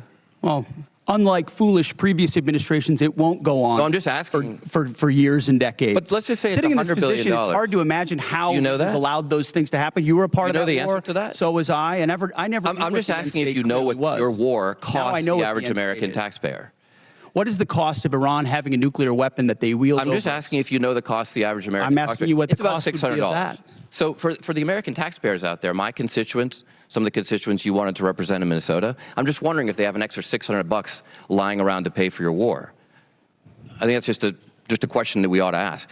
Now, quickly, on March 13th in a press conference, you said we will give them no quarter, no mercy. In order for no quarter or no survivors is a war crime under the Geneva Conventions. You understand that's murder. Do you stand by that statement? The Department of War fights to win, and we ensure that our warfighters have the rules of engagement necessary to be as effective as humanly possible. Okay, so just to be clear, you called Democratic members of Congress to be tried for sedition for reminding our troops to follow the law. But when you tell them to commit a war crime, you stand by yourself. For insinuating that the laws that we're giving them are unlawful. Time's expired. Chair now recognizes the gentleman from Tennessee, Dr. Desjardins. Thank you, Mr. Chairman, and I thank our witnesses for being here today. And I'd like to thank you for your commitment to our advancement in space, Golden Dome, and nuclear modernization, all which are critical and also, I understand, Afghanistan, we're going to start some reproduction of the MQ-9 Reaper drones, which you, Mr. Secretary, and Ms. Secretary share my great state of Tennessee, and we know the 118th Air Wing, the National Guard, operates field and conduct many of these missions, and they do so with great precision. So thank you for that. Secretary Hegseth, you commissioned as an infantry officer in the U.S. Army National Guard in 2003. You've been deployed to Iraq, Afghanistan, Guantanamo Bay. You have been awarded 2 Bronze Stars, the Combat Infantryman Badge, Joint Commendation Medals, 2 Army Commendation Medals, among other recognitions. You have seen military actions from both an operational and service member perspective. Have you ever seen operations with the scope and scale and complexity of Midnight Hammer, Operation Absolute Resolve, and Operation Epic Fury? All right, we are just taking a listen to the testimony in front of the House Armed Services Committee of the Secretary of Defense, Pete Hegseth, along with the Chairman of the Joint Chiefs of Staff. Courtney Kube has been standing by for us at the Capitol. She was actually inside that hearing. She came out for a moment. Courtney, there was some major back and forth, I would say, between Hegseth and John Garamendi, along with Hegseth and Congressman Seth Moulton just now. What did you see and hear in the room that stood out to you? Yeah, and pretty strong comments from Congressman John Garamendi, as you mentioned, Yaz. He specifically said that the accused Secretary of Defense Pete Hegseth of misleading the public about the war and even saying lying about the war. Everything we need to accomplish the mission, both in equipment and in authorities. That matters when you go 37 hours around the world for Midnight Hammers. That matters when you go downtown in Venezuela and grab the indicted dictator of a country in the middle of the night in the most fortified location. That matters at the outset of the Iran conflict. It matters during Operation Rough Rider, which there's a reason why the Houthis aren't on the in this fight right now, because they experienced 50 days of the American military under President Trump. That matters in the Caribbean in our fight against designated terror organizations. This military is unleashed, and morale is at a level that this country has not seen for decades and decades because of the leadership of President Trump and because this War Department allows them to get back to basics. No more distractions, no more debris. It's simple accountability, training, standards, lethality, and they respond to it. And it's that response that's manifest in highly and historic successful military operations led by our incredible joint force, who are grateful to have a commander-in-chief that has their back. I can tell you for that, our nation, myself, and all of us are incredibly grateful. Secretary Hegseth and General Caine, with your vision and steadfast commitment to our nation's service members, you have both overseen the beginning of a generational transformation of our armed services. This budget request reflects that commitment by building and sustaining our defense industrial base, increasing service member pay, housing, and benefits, robust funding for Golden Dome missile defense and space capabilities, and the emphasis on the peace through strength doctrine outlined in the National Defense Strategy. Based on the Defense Department's recent track record of successful missions, can you share some examples of military action that illustrate exactly how your leadership and vision for the Department of War is translating the peace through strength doctrine into an operational reality, and what psychological impact that may have on our near-peer adversaries, such as China and Russia? And I'd like to get both yours and General Caine's perspective, if you can take 30 seconds each. I'll keep it brief. Reestablishing deterrence was one of the core pillars of what we set out to do after Afghanistan, after October 7th, after the war in Ukraine, after Lloyd Austin went AWOL for a week and no one seemed to care. The world took notice of that. And through the actions we've taken swiftly that I just laid out, the world has recognized that American power is back, and the willingness to utilize it shows that we can achieve peace through strength. And General Caine, in terms of our adversaries? Yes, sir. You know, when we look at the totality of actions that we've done over the last year, one thing leaps out at me that I think is clearly and unambiguously seen by our adversaries or those that may consider it, and that's our ability to integrate and synchronize a whole range of capabilities that we have in the joint force, information, cyber, deception, jamming, air power, sea power, land power, et cetera. And I think that ability, and I'm so proud of our joint force, those young... Gentleman's time's expired. Chair, and I recognize the gentleman from California, Mr. Carbajal. Thank you, Mr. Chair, and thank you, General Caine, Mr. Hegseth, and Hurst for being here today. I associate myself with the comments of Ranking Member Smith and Mr. Garamendi, so that I won't repeat a lot of what has been said. Mr. Hegseth, I recently realized that we have something in common. I'm also a fan of Pulp Fiction. And no, the movie is not an accurate portrayal of the Bible. You know what I'm talking about. This president and his administration have claimed to be the most transparent of all time. With that in mind, I'd love to get some straightforward answers today. Some estimates show that the Trump administration's war of choice in Iran is costing taxpayers around $1 billion every day. In addition to spending taxpayer money on a war they don't want, it is also driving up costs. The cost of gas, while the cost of living is skyrocketing under this administration's policies. To me, and I assume to the American people, it is unclear why we started this war, how it will end, and what anyone gained from it. Mr. Hegseth, about how much money has been spent on this war to date, and how much more do you anticipate spending? Well, as our comptroller laid out, the estimate is less than $25 billion at this point as far as an expenditure. And the question I would ask this committee is, what is it worth to ensure that Iran never gets a nuclear weapon, considering the radical ambitions of that regime? I mean, almost every member of this dais at some point has said, whether it was 2015, thank you for your answer. I'll proceed to my next question. Thank you for your answer. President Trump is the one that's willing to make sure it doesn't happen. Supposedly, we had taken care of the nuclear capability last time around. And now this war, we're at it again, because obviously we said we did, but we didn't. In a way that we know, the United States military can do. I want to reclaim my time. We know that the cost of oil and gas has gone up as a direct result of this war, and the American people are feeling that pain at the pump. In an attempt to alleviate the high price of gas caused directly by this president, he lifted sanctions on Russian oil. The way I see it, this is a massive gift to Putin and Russia's struggling economy. Mr. Hegseth, is there any concern that easing sanctions against Russia will allow Putin to continue funding Russia's illegal war against Ukraine?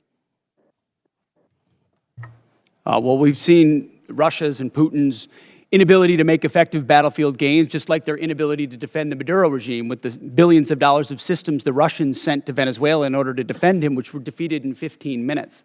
So Russia's military capabilities are no match for ours. And you don't believe easing the sanctions is helping Russia? Well, we have the best energy team in the planet it's just a yes or White no. House. We're going to ensure that this is not deja vu. It's a simple yes or no. I understand the energy dominance that this administration has unleashed. All right, well, I'll proceed to my next question. Strategy. Last week, it was announced that the Department of Defense is no longer requiring service members to get their annual flu shot. Now, this is an easy one for you. It's a softball. Don't screw it up. The rationale was to, and I quote, restore freedom to our joint force. This has been a requirement since 1950 because it is an effective at preventing the spread of flu among our troops. It's not some new woke requirement, as you like to lean on for much of your rhetoric. This decision is actively making our military less safe and less prepared. Mr. Hegseth, at this time, are there plans to remove the mandatory requirement of other vaccinations like measles, mumps, and polio? We made very clear in our announcement that it applies to service members having a choice as it pertains to the flu vaccine. Don't you think that's a little reckless? No, I think allowing well-informed Americans who serve our country to make a choice is not reckless. And commanders will still have latitude, say, for a submarine or something else to make a decision for a unit about whether it could be mandatory in a particular circumstance. But overall, our troops have earned the right to be able to choose about something like that related to their health. Mr. Hegseth, I stand by what I said last time you were here. You were incompetent then, you're incompetent now, and you're the gift that keeps on giving when it comes to incompetence. With that, Mr. Chairman, I yield back. Gentleman yields back. Chair, now other than that, I'm doing great. Gentleman Thank from you. Mississippi, Mr. Kelly. Thank you, Mr. Chairman. Secretary, don't you think it was extremely reckless to mandate COVID vaccines for the healthiest and most unlikely to get COVID and kick them out of the service if they did not comply with a, although legal, crazy order from the previous administration? Don't you think it was reckless to require that those soldiers and Marines and sailors had to take that COVID vaccine?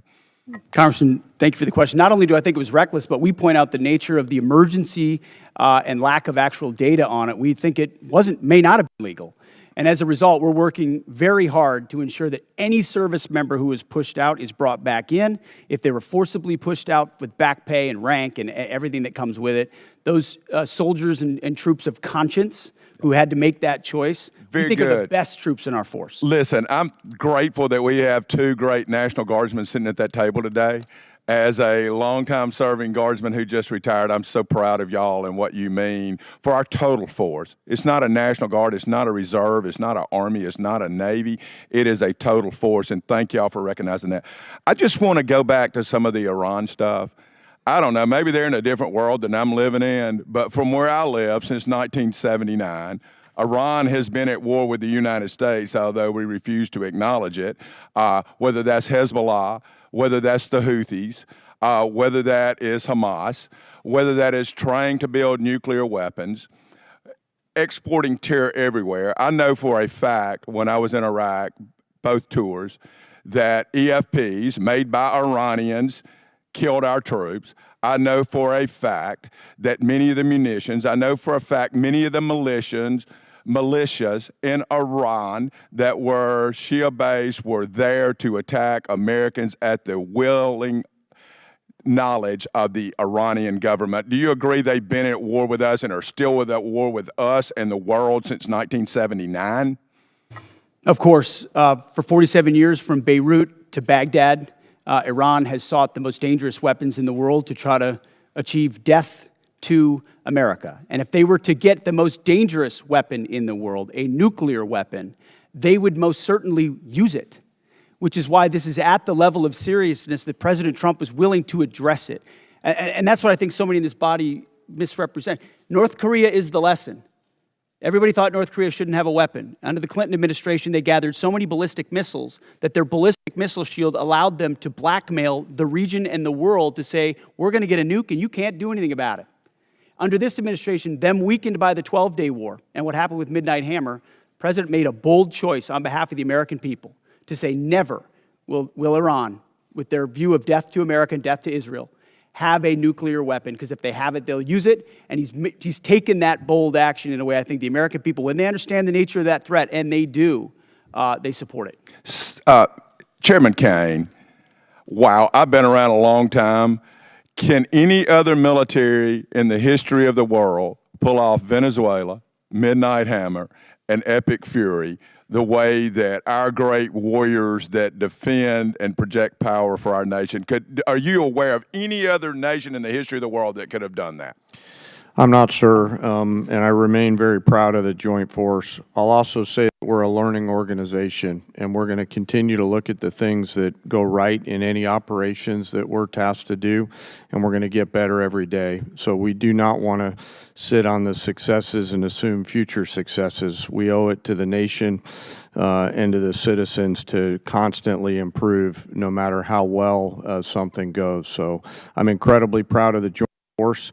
That said, I'm even more proud when they come back after that. They go into a team room and they start debriefing to make sure that we do it better next time, whatever it may be. And my final point, I just want to talk about what a stroke of genius it was, greater than I would have thought, to blockade the ports of Iran. And that blow economically to their entire economy and to their leadership and everything else, it's going to take a little bit of time to play out. But that was so smart because it is more effective than any bombs, and those bombs were effective in Midnight Hammer. They continue to be. But until we kill their will to create a nuclear weapon, they will always be a nuclear threat because they've advanced far enough along. But that blockade was so important. And it amazes me now we're crying about high gas prices when they were $2 a gallon more just 4 years ago or 5 years ago under the previous administration. With that, I yield back. Gentleman yields back. Chair, and I recognize the gentleman from California, Mr. Caine. Thank you, Mr. Chairman. Secretary Hegseth, tomorrow is 2 months since the war has begun. You've testified that it was $25 billion in cost in terms of the munitions we used and what we paid for it. But when you add to that the damage that was done to our bases and today's dollars for buying replacement munitions and replacement aircrafts, what has the total cost been over the last 60 days? That number right now reflects the total cost that we're seeing.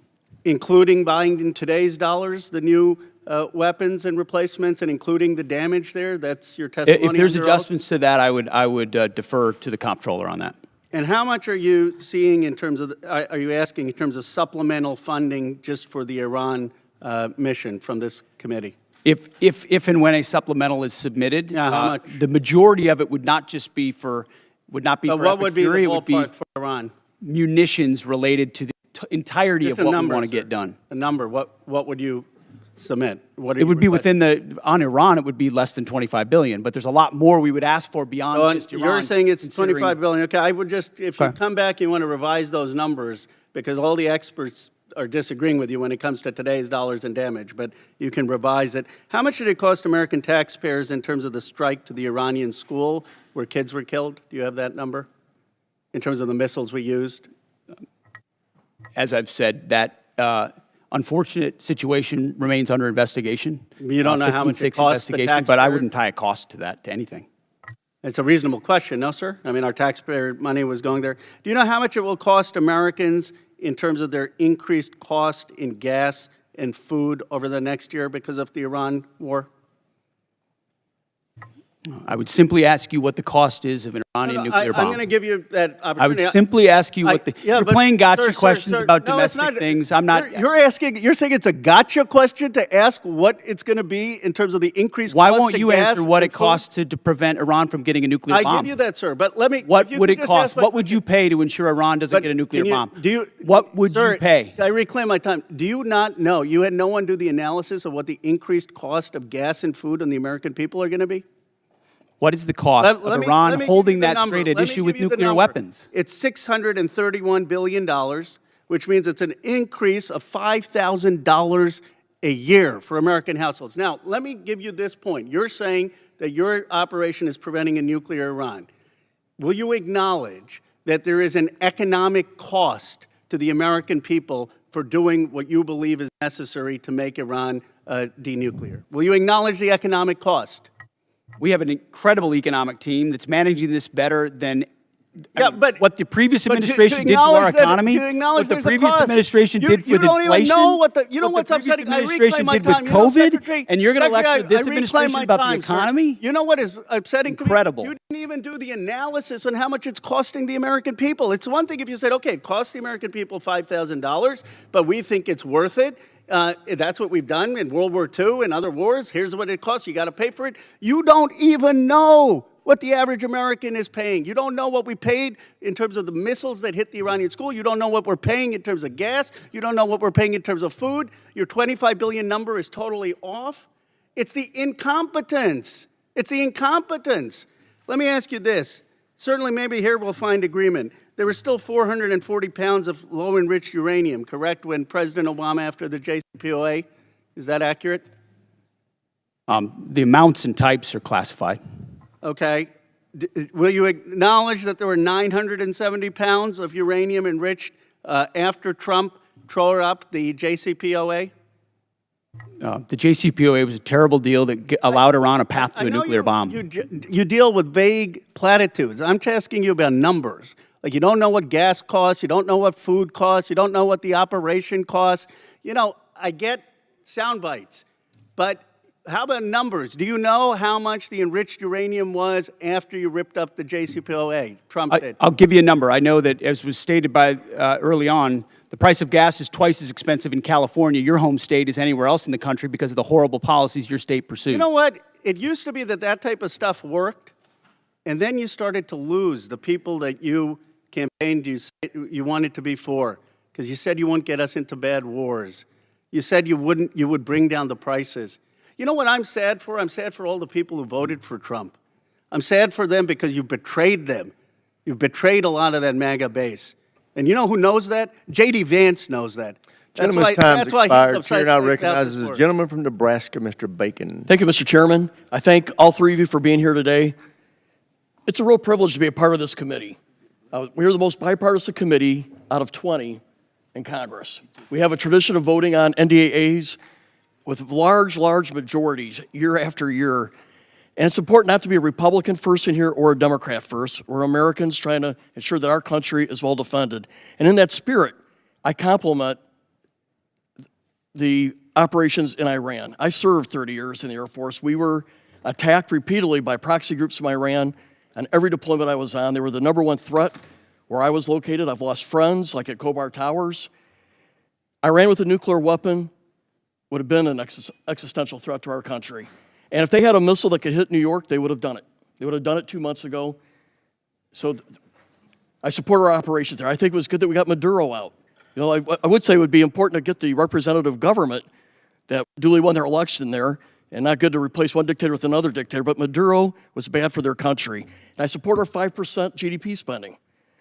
There's no way to modernize our nuclear force, 6th-generation fighters, take care of our men and women in uniform without being at 5% GDP. But also in the spirit, I share a bipartisan concern of the firings that we've seen at the Pentagon. 4 of the 6 service chiefs, for example, the Coast Guard.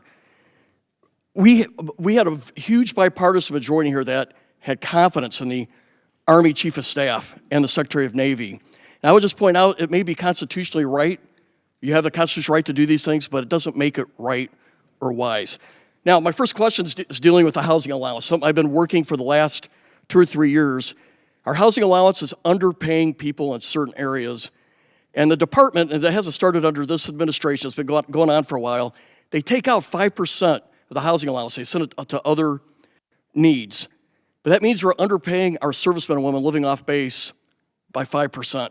So we tried to fix it with a $2.9 billion line item to fix housing allowance, but that money was moved. So Mr. Secretary, could you tell us how we're going to fix this? Because we have a shortfall in housing allowance, and we tried to fix it out of here, and I'd like to get it fixed. Congressman, I agree with you. I think that is precisely the kind of quality of life issue that's been ignored time and time again. Oftentimes with good intentions of trying to do some trade-off with something else.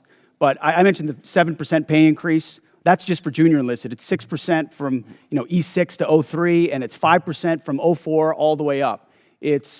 But closing that gap, TRICARE reimbursement's a big one we're going to look at as well. If we reimburse TRICARE lower than Medicare, then no one wants to take TRICARE, and now you don't have a real network for service members. So those places where we pinched pennies to try to eke out additional budget space have really hurt service members. So I'm committed to working with you on that to close that gap and ensure that folks can live where they are asked to serve because they can afford housing. Okay, I think this has already been addressed to a degree, but I just want to emphasize we did put $400 million in for Ukraine. I asked you to execute it. It's important for most of us in here. It has overwhelming support. Also, I'm the chair of the Baltic Security Caucus, and we've put money in for the Baltic Security Initiative. These people love America. They love freedom more than anywhere I've ever been, and they need us. They're on the front lines with Russia. I have a question for the chairman. So we did 29 years of the nuclear alert, airborne alert, the Looking Glass mission. In 1991, we turned that off because the Cold War turned to our favor. But I think we're back to where we were at. Russia's a threat. China's building a nuclear force to match ours. I think we need a Looking Glass 2 and restore that nuclear command and control survivability that gives us deterrence. Russia, China needs to know no matter what they do, we can launch those 400 ICBMs. What's your vision for the Looking Glass 2 or the follow-on? Well, sir, as you know, right now we're looking at all 3 legs of the nuclear triad to make sure that most critical backstop on our nation's most important day is reliable, redundant, and workable. And so we'll take a look at that. I know the team already deep in analysis on all from NC3 to the end state. But what I want you to know is the most important thing is the ability to execute if we had to, and we can. You know, for 29 years we had a plane airborne with a general on board, and it gave the Pentagon, the White House, Stratcom, the assurance that we had a backup. I think we're back to the future. Yes, And sir. I appreciate your look at it. I just flew with them, and they were doing great Gentleman's work. time's expired. Mr. Chairman, I yield. Chair now recognizes the gentleman from Massachusetts, Mr. Keating. Thank you, Mr. Chairman. I want to talk briefly about the current U.S. doctrine and conduct of the administration in a particular event and a series of events, actually. As everybody in the dais and the witness table is aware, the Department of Defense Law of War Manual specifies that any order to kill shipwrecked persons in an illegal order would constitute a war crime. It isn't suggested. There's a specific example to show a clear-cut example of what this entails in our own manual. With that in mind, let's look back a few weeks ago when a fishing crew ended a long day of hard fishing, scoring a full stock of albacore and swordfish on board.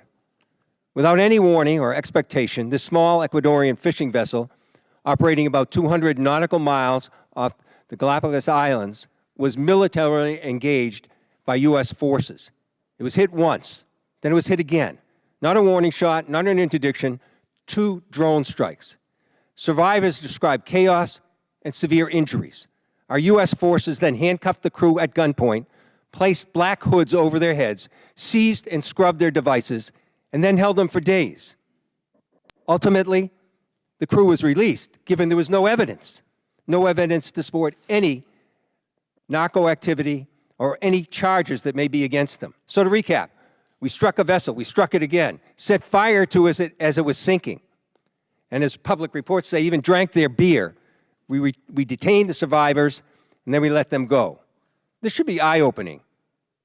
Now let's go to another example, the double tap or 2-strike attack that took place on September 2nd in the Caribbean. A vessel was struck, disabled, and then struck again, killing all but 2 survivors that were left clinging to the wreckage.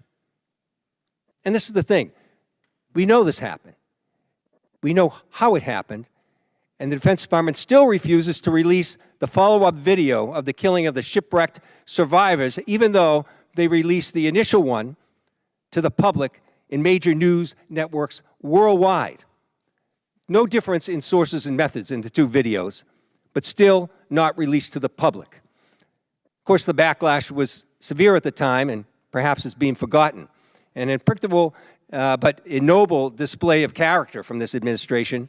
Fingers were pointed at one another as everyone scurried to cover, in a tacit acknowledgement that this was an issue potentially violating international law. Now I've reviewed what's been available, the phony rationale that these attacks are about fentanyl trafficking, when we know fentanyl comes from China, India, through Mexico.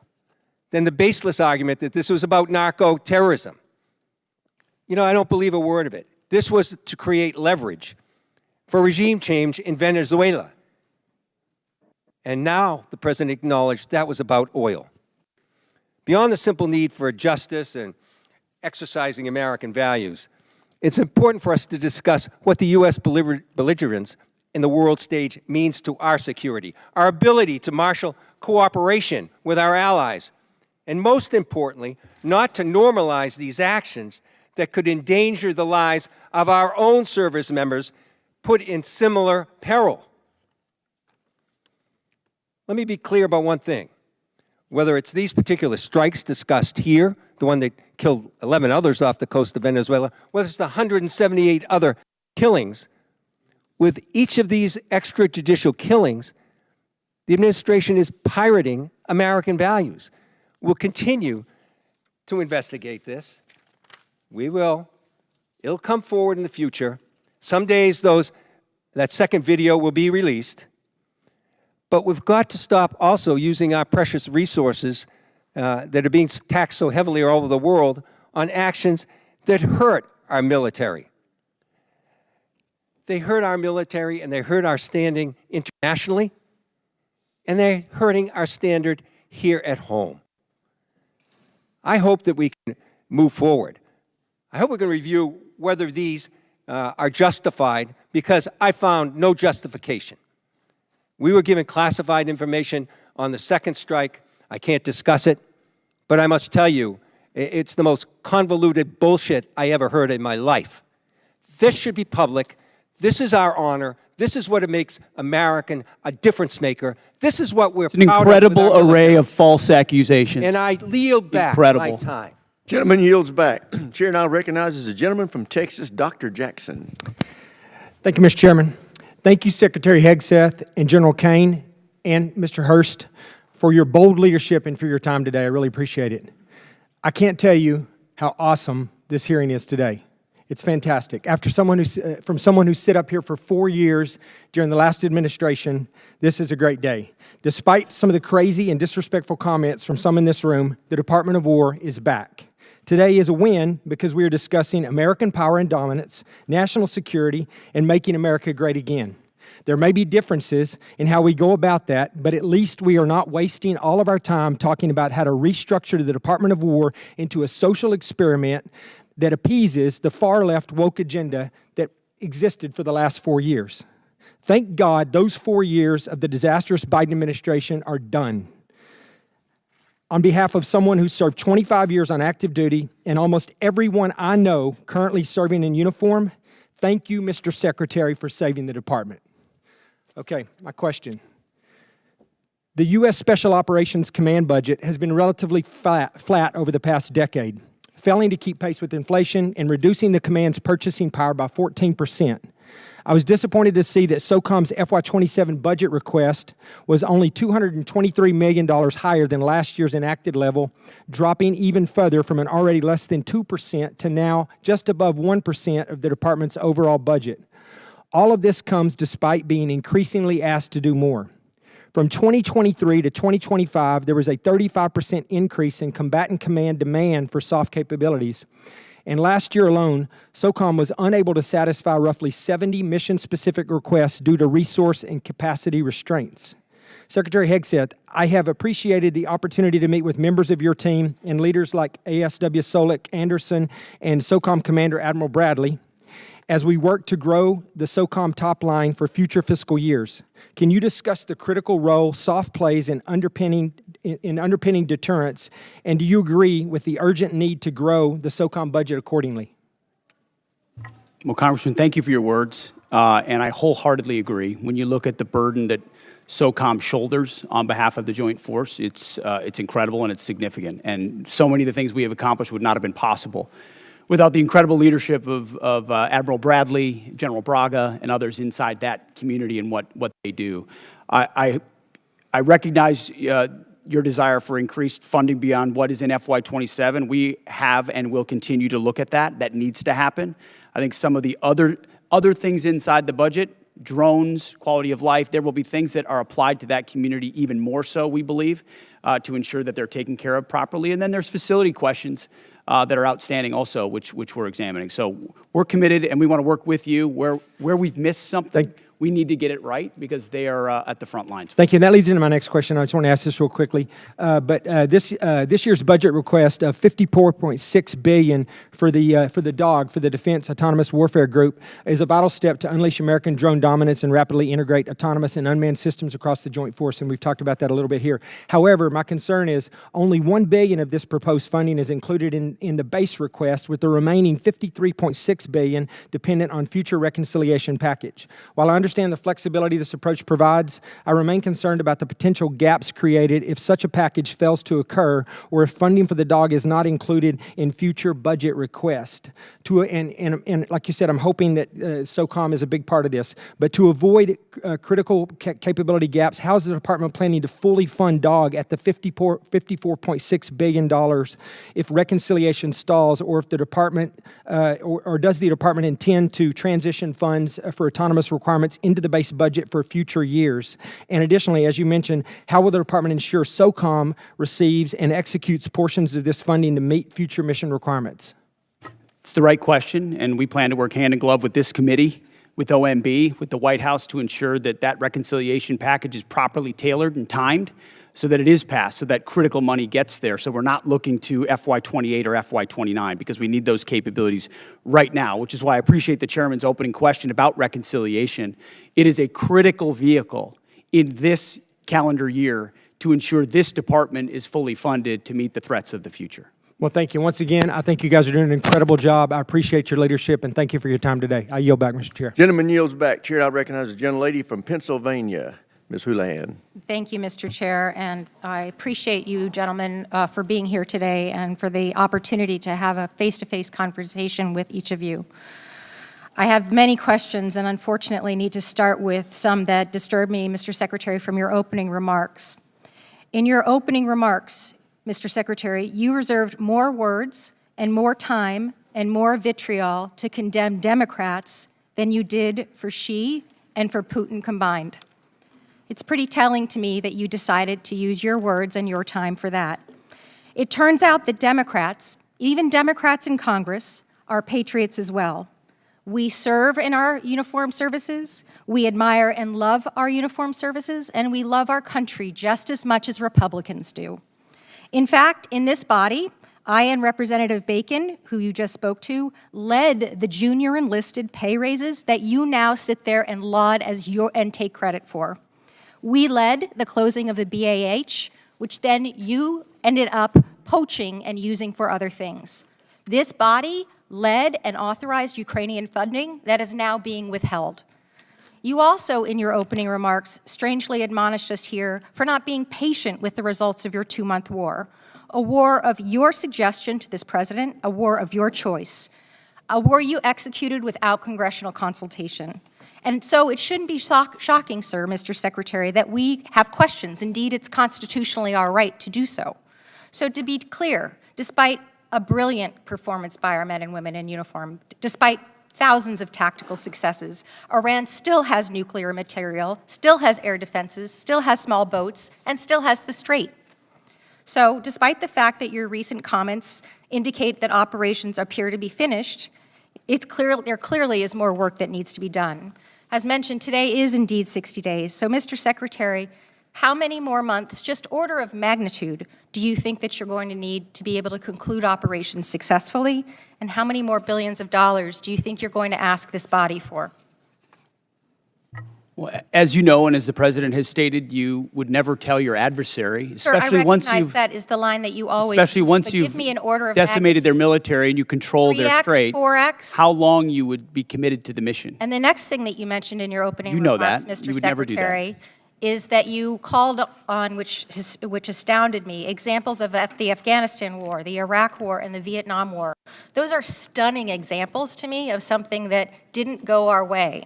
We had the opportunity to execute on those wars quite well, but we didn't accomplish any mission, in my opinion, and I think you would agree on that as well. My point is this effort is not those efforts. That's exactly it. Is this war shaping up to be that war? Because it has every We're shaping up to get the indication same and kind of earmark for Democrats we that. got in those wars who were And once naysayers again, you from the go back to beginning, parties. undermining the Can we progress of just have troops. a conversation We're about the 2 country months and the in. nation and not about parties? The Democrat Party wanted to socially Again, engineer we're the having Department of War. conversations about We've had to undo that and get it to a point where it's country capable of and not projecting parties. power, and Clearly, that's you're not exactly able what to we've have done. that conversation. And So I will President Trump move has on, sir, rebuilt and it. I'm going to reclaim my time. General George, let's talk about a guy who's a patriot, somebody who every single person here in this dais and down there in that audience and out there in this world has huge admiration for. Why did he get fired? Well, as with any moves we make with general officers, first of all, I thank them for their service, and ultimately... My impression is you thanked him by a text or a phone call. You didn't even do it to his face. Out of respect for these officers, we never talk about the nature of their removal, but every one of them, including myself, knows that they serve at the pleasure of the President. Him? Ultimately, out of respect to these officers, we don't reveal it. However, I will note, it's very difficult to change the culture of a department that was been destroyed by the wrong perspectives So with the you same think officers General that were George there. destroyed a culture? There are many, we've gotten rid of many general to me officers as in if this you're administration you because have we no need new answer, leadership. Sir. You have no way of explaining why you fired one of the most decorated and remarkable men who's We ever needed served new this leadership. nation. That's And my so answer. your answer is a very immature way of responding to my request. My next question has to do with my remaining time about the fact that there apparently are orders that you've recently given to the Navy to detail officers to command billets in special operations where they, the people who you're detailing, have already received bad performance reviews. They've received negative fitness reports. Is there a truth to that statement, sir? I'm not aware of what you're referring to. Have you ever ordered the Navy to add officers who never screened for Special Operations Major Command to the promotion list for flag officer? I'm not aware of what you're referring to. All right, I'll take that for no. Thank you, I yield. Generally yields back. For everybody's situational awareness, it's my plan at 1 o'clock or approximately 1 o'clock to recess for about 10 minutes to give the witnesses a chance to stretch their legs and visit the restroom if necessary. But with that, we will now go to the gentleman from Florida, Mr. Jimenez. Thank you, Mr. Chairman. And Mr. Secretary, are you aware that Iran, either through our intelligence or they themselves, said they had about 500 kilograms of enriched uranium, up to about 60%?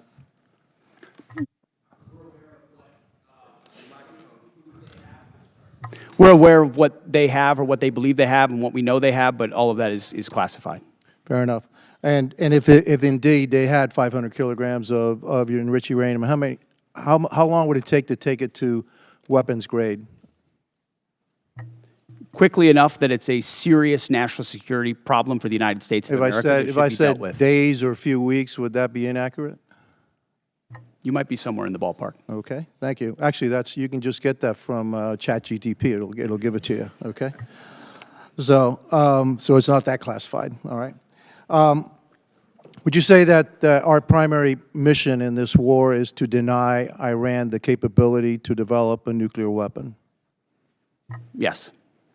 And would you say that a regime that's capable of killing 35,000 of its own people within a 2-day period, are they capable, if they had the delivery systems, to carry out their threat to destroy Israel and also to harm the United States of America?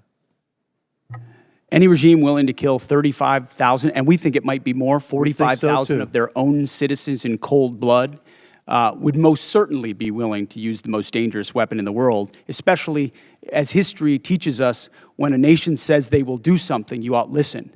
And when they chant death to America or death to Israel, if they got that nuclear weapon, history tells us they might use it. Well, Hitler said he was going to kill the Jewish, and he was going to try to eliminate the Jewish population and Jews from the face of the world. Nobody really believed him, but he really tried to do that. So when somebody tells me for 47 years that they want to kill us, I think I'm going to take them at their word. And so would you also agree that now another goal of ours is to make sure that Iran never blockades the Strait of Hormuz, never has control of the Strait of Hormuz? Would that be an objective of ours? What they're doing right now is effectively piracy. It's terrorism. It's threatening international shipping. And our blockade is signaling to the world that we actually control that strait. And I would ask this committee, what would this effort look like if Iran had nuclear weapons? Imagine if not Iran had nuclear capabilities, what they would do to wield over any advantage they have, from proxies to funding international terrorism. Mr. Secretary, also, not only would they do that, but imagine if we had not become energy independent. Under the previous administration, they were hampering our ability to be energy independent under the guise of the Green New Deal, which is insanity, by the way. I'm going to go back a little bit in history. We were bombed, Pearl Harbor was bombed on December 7th, 1941. Do you know how long it took for the United States to have its first major victory in World War II? In the Pacific Theater? Number of years. No, it was actually 6 months. It was the Battle of Midway, all right? It was a turning point of World War II.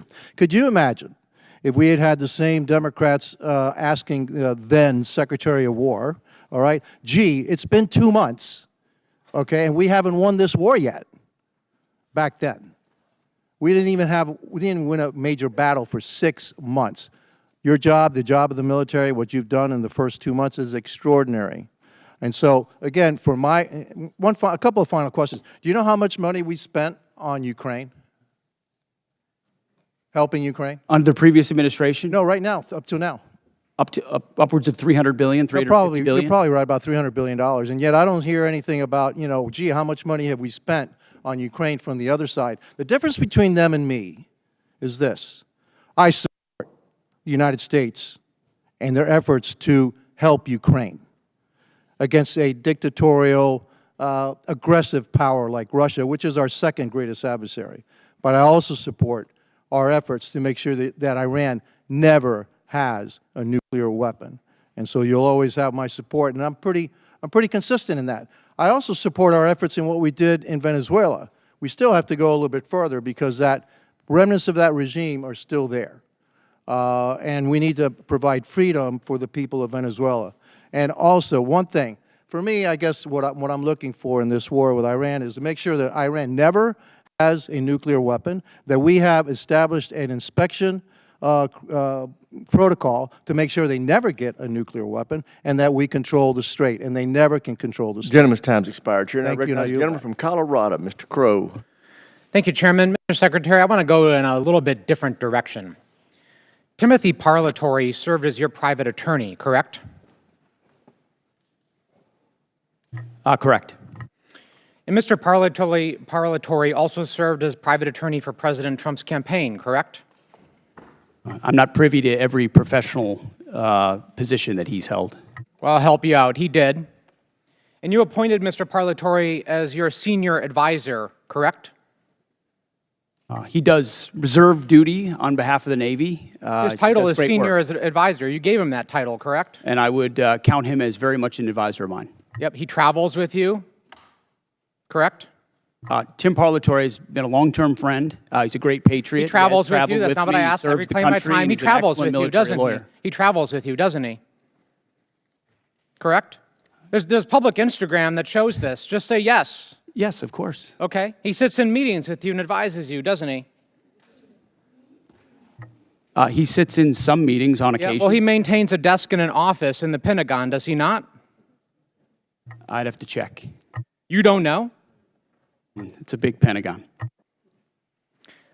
You directly commissioned Mr. Parlatore in the Naval Reserve as a Navy commander in March 2025, did you not? I was very proud to do so.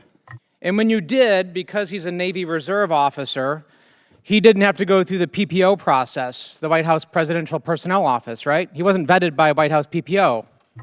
Uniformed service members don't get vetted by The answer is yes. He didn't have to be vetted by a White House PPO. He didn't go through the Senate confirmation process either, did he? The answer is no. I don't know what you're getting to, but Tim is a fantastic I'll tell you what American. I'm getting to. The answer is great no, work. right? He does great work. Okay. He didn't maintain a security clearance when you appointed him as special advisor. Is that right? I'd have to check. You don't know? I mean, anybody that has access to sensitive material is going to have the appropriate clearance. Okay, so when you appointed him as special advisor, he had a security clearance? You're trying to piece together a timeline. No, I'm asking that I a simple can't give you question. exact One of your dates for. special, most sensitive advisors, did he have a security No, clearance? you're playing a gotcha game like you do on TV I'm and asking everywhere else. questions. You're trying to thread together details that Clearly, are you're connected about concerned. something else. Clearly, you're concerned about my line of questioning, aren't you, Mr. Secretary? Because you know where it's going, don't you? I think you do. So, does Mr. Parlatore represent foreign governments? He has a private law practice, does he not? From what I understand of his law practice, he does a lot of great work for service members in the military and other. He maintains a private law practice. Does he represent foreign governments or foreign persons in that private law practice? I don't know. You don't know. Somebody who's sitting in your meetings, a special advisor, you don't know. Does he represent any senior officers who are currently under consideration for promotion by you or your office? The only person that makes determinations about senior officers is me. Answer the question. Does he represent senior officers who are under consideration for promotion by you? No, I'm the one that makes decisions about choosing. Does he represent them, finding Mr. senior Secretary? Does he represent He them? doesn't represent anyone. He's a legal advisor and always has been. But he has clients, does he not? He's a legal advisor to me on reserve duty, and he always has been, and he does a fantastic job. Is it true that Mr. Parlatore was removed? I reclaim my time. Is it true that Mr. Parlatore was removed from an investigation by the White House last year? I don't know what you're referring to, but not that I'm aware of. You're not aware of it. Was it true that you were also removed from that same investigation? The answer is yes. No, not that I'm aware of. You're not aware of it. That's interesting. Well, is it true that Mr. Parlatore disparaged President Trump? I don't know what you're referring to, but no. Is it true that Mr. Parlatore was accused by President Trump and his lawyers of lying? What you're accused of is a cute line of questioning that's going nowhere. Well, it's going somewhere, which is why you're not answering the question. Was it true that he was accused of lying by the president's legal team? I'm not familiar to, you'd have to give me the context. Well, it's right of that here. article, You want to look and at the statement from President anybody Trump's could blow legal up team? a quote and claim it says something, and that's what you're doing in a little stunt. Secretary Hegseth, what I'm really concerned about is you purport to have unfaltering loyalty to President Trump, and yet you are continuously Oh, going you care a lot I about reclaim my President Trump, time. don't you? You are This going is a behind cute his waste back of your 5 and minutes. appointing A people. huge, I reclaim my cute time. waste of your 5 minutes that I led reclaim nowhere. my time. You are Do not pass repeatedly go, going do not behind the collect president's Gentleman back. from Colorado's time. Go ahead, Mr. Carl. You are repeatedly going behind President Trump's back, appointing people who he has accused of lying, who the White House is Gentleman's accused of time's lying. expired. The And you are chair now not being recognizes honest with the gentlelady President from Trump. South Carolina, Ms. Mace. Thank you, Mr. Chairman. Thank you, Mr. Chairman. I request unanimous consent to enter a number of documents into the record. The first of which is a statement from Corey Mills, First Sergeant, stating his forms and accounts of his military service are falsified. The second document is a picture of Corey Mills wearing a Bronze Star from 2019, before he ever got a Bronze Star.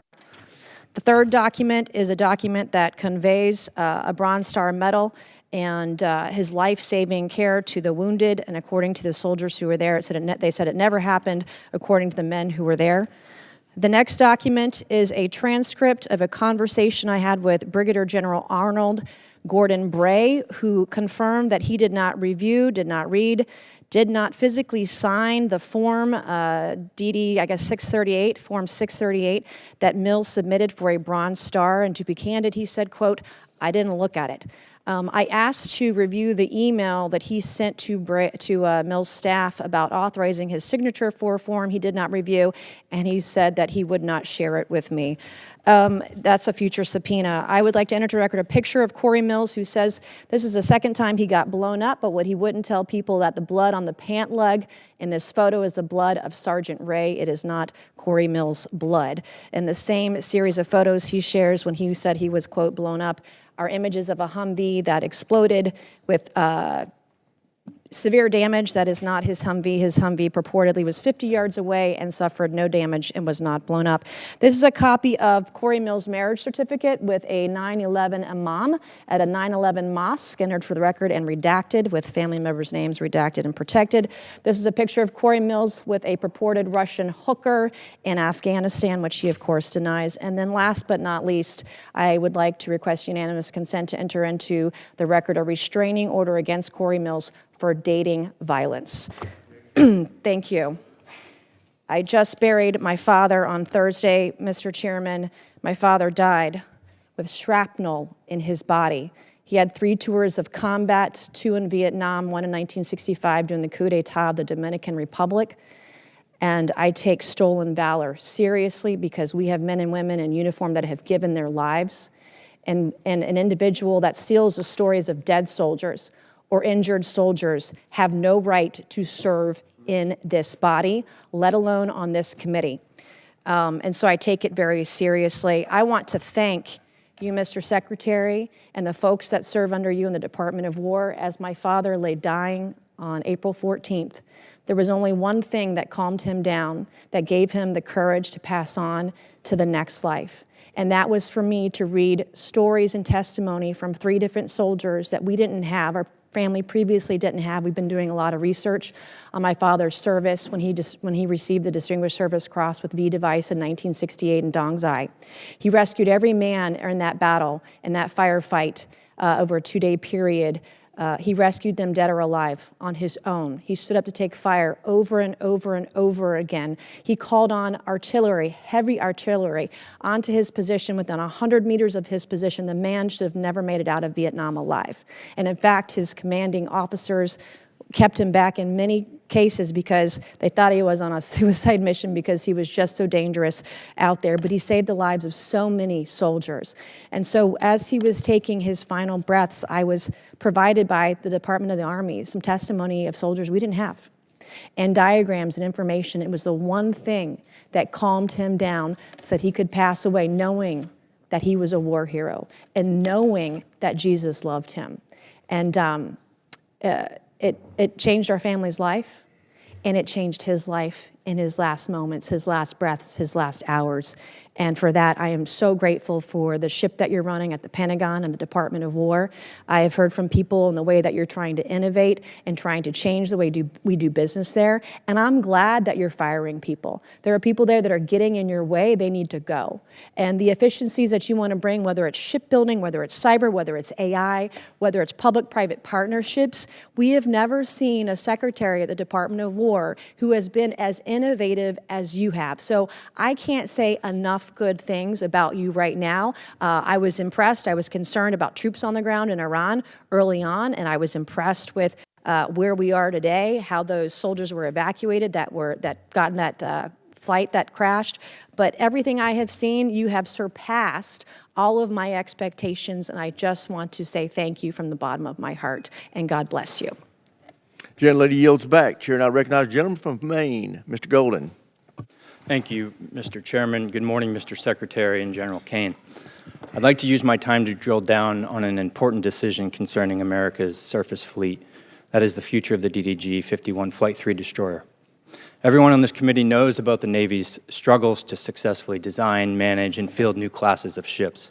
To name a few examples, I'll highlight the Littoral Combat Ship, the Zumwalt-class destroyer, and the recently canceled Constellation-class frigate. By any measure, the Arleigh Burke-class destroyer has been a highly successful program that continues to deliver the Navy a large surface combatant it can depend on. So the Zumwalt-class destroyers were going to replace the Arleigh Burke. It's a ship with some interesting capabilities, but the Navy rushed to construction before the design was complete, and it lacked a workable weapon system that the Navy wanted to outfit it with. So the Navy scrapped the program at 3 ships and went back to the DDG.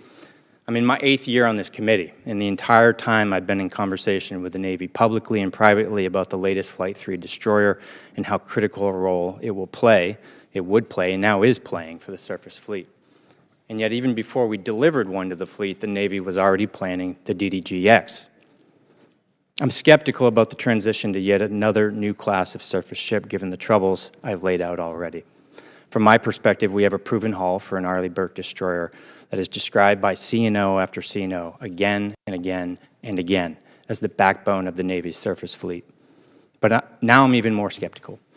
The proposal cuts production of the destroyer down to just 1 ship, scraps the future destroyer, and proposes $17 billion to build just a single new battleship, a class of ship the Navy decommissioned in 1992. Mr. Secretary, when you visited Bath Iron Works, you discussed this budget proposal with shipbuilders. You said, quote, "We're maxing out on DDGs. It's a workhorse, and it's a damn good workhorse." You were right about the DDGs. They are a workhorse. They're cost-efficient, deadly effective, and feared by our enemies. And I'm wondering why would we move on so quickly from a relatively new Flight 3 destroyer that's the gold standard for ballistic missile and drone defense capabilities. It's a ship that's proven itself time and again, recently in the Mediterranean, Persian Gulf, and the Taiwan Strait. I understand the Navy wants to field hypersonic missiles, but look no further than the 3 Zumwalt ships that the Navy has in the fleet that have been refitted with vertical launch tubes capable of delivering hypersonic missiles at a great payload at over 17,000 miles this year. Perhaps what's most troubling to me is that the battleship plan proposes moving at a pace that is, I think, extremely dangerous, or just high risk, low reward. To begin construction so quickly, breezing right through design. It's well documented that expediting design and preemptively moving to construction is the greatest recipe for failure. This represents an unacceptable cost to taxpayers if it fails, and leaves America less secure and our Navy less prepared. I understand the proposed battleship was a bit of a dream child of the recently departed Secretary of the Navy. I want to remind everyone here that recent history is littered with failed efforts to replace existing successful programs that remain the best in class worldwide. This isn't the failure of shipbuilders or sailors. It's a failure by leaders to learn a simple lesson. If it ain't broke, don't fix it. My sincere hope is that you, the Navy, and the Congress will pump the brakes on this battleship. Take the time to get it right, whatever it is. And for now, focus on the workhorse you can depend on. America cannot afford a surface fleet without a backbone.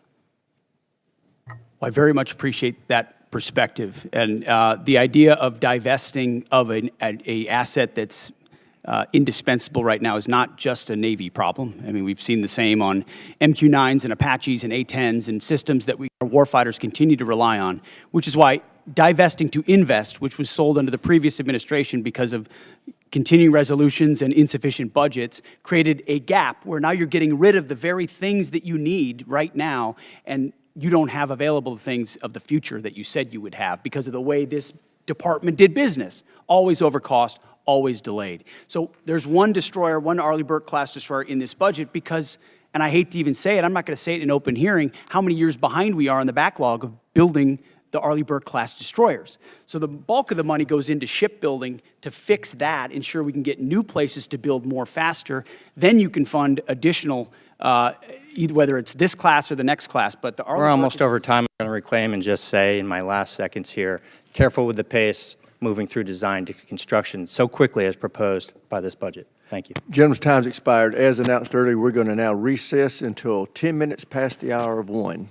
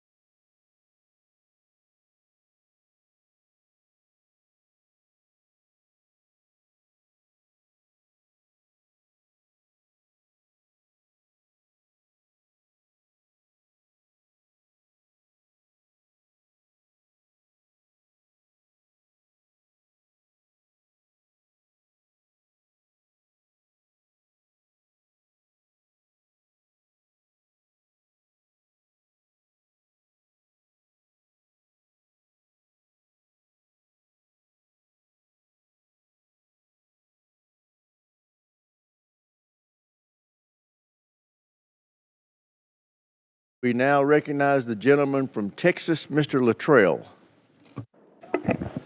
Thank you, Mr. Chairman.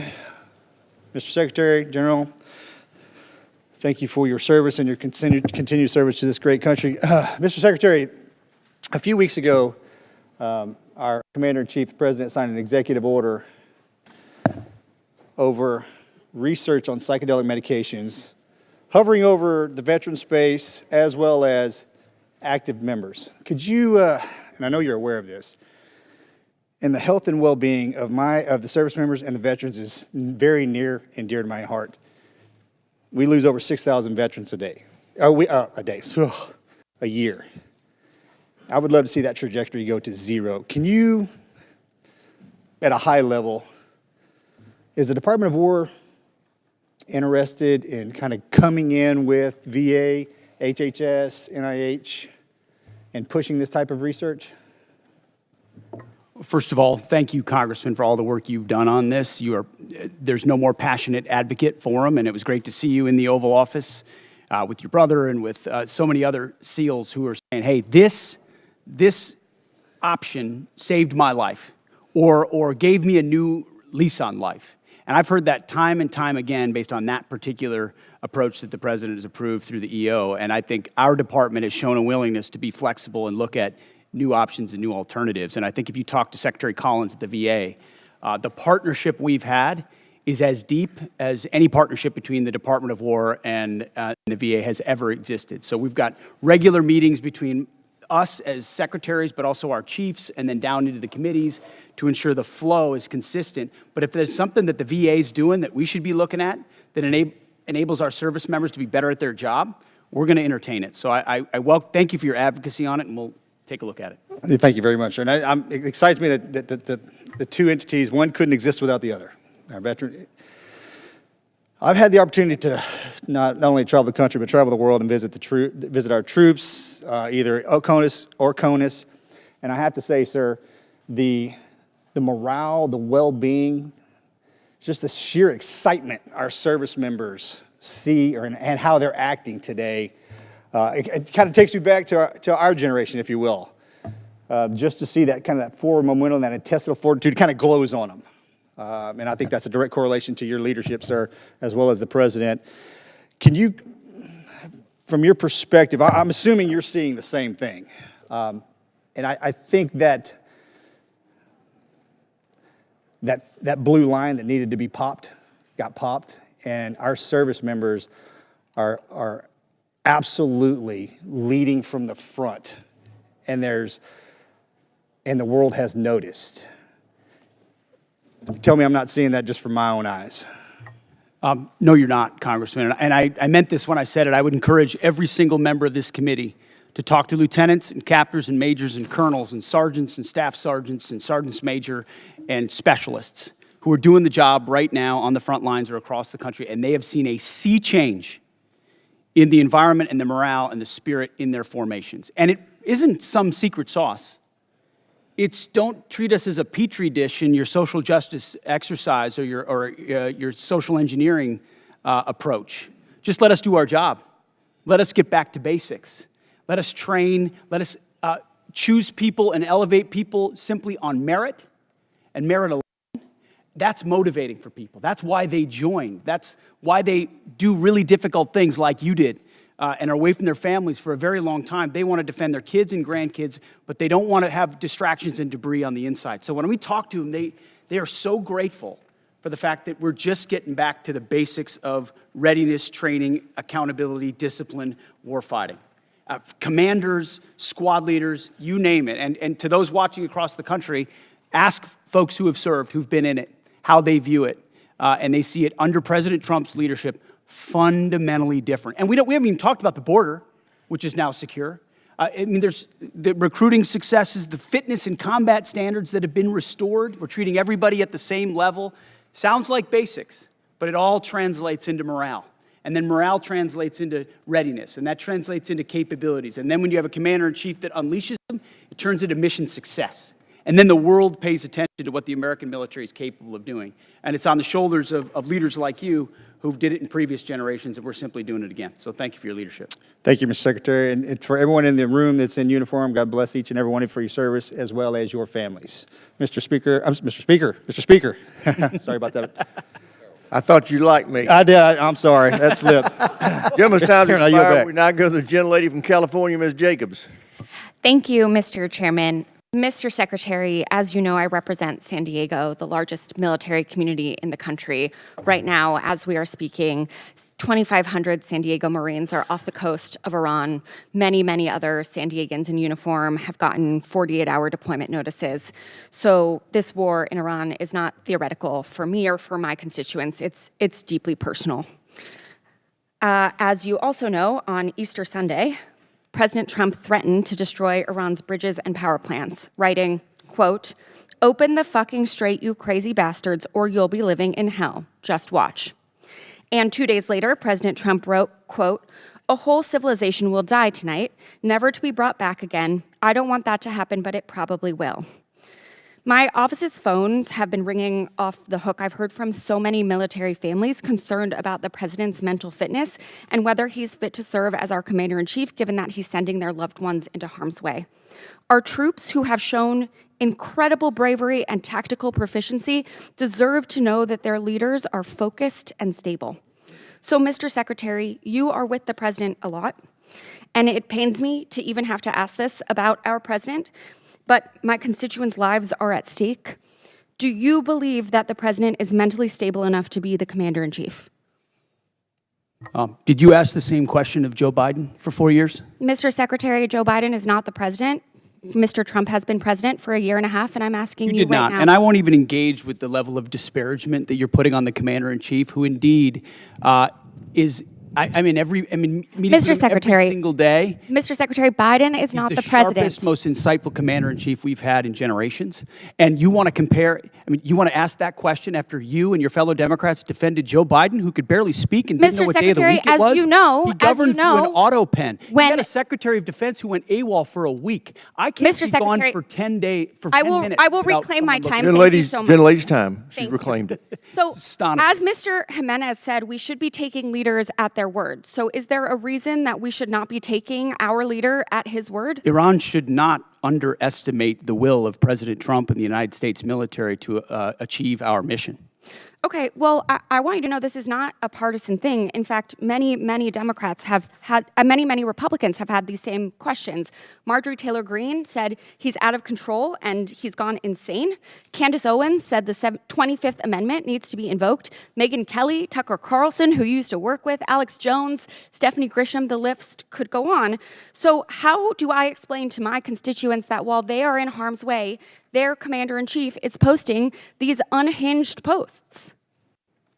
How did you explain to your constituents what happened on October 7th, or what happened in Afghanistan, or what happened with the debacle and the withdrawal in Afghanistan, where the troops were left? How did you explain that with Joe Biden's leadership? Mr. Secretary, how did you I'm not explain that to the asking you Marines about that the didn't get previous medals, administration. that we restored their medals because of that Mr. disastrous Secretary, withdrawal in I'm asking Afghanistan? about Did you what's explain happening that to your right now. constituents when Joe Biden was asleep at the wheel and he had an AWOL Okay, Mr. Secretary of Secretary, Defense? how I don't about think you this did. next post? How can I explain this next post to my constituents?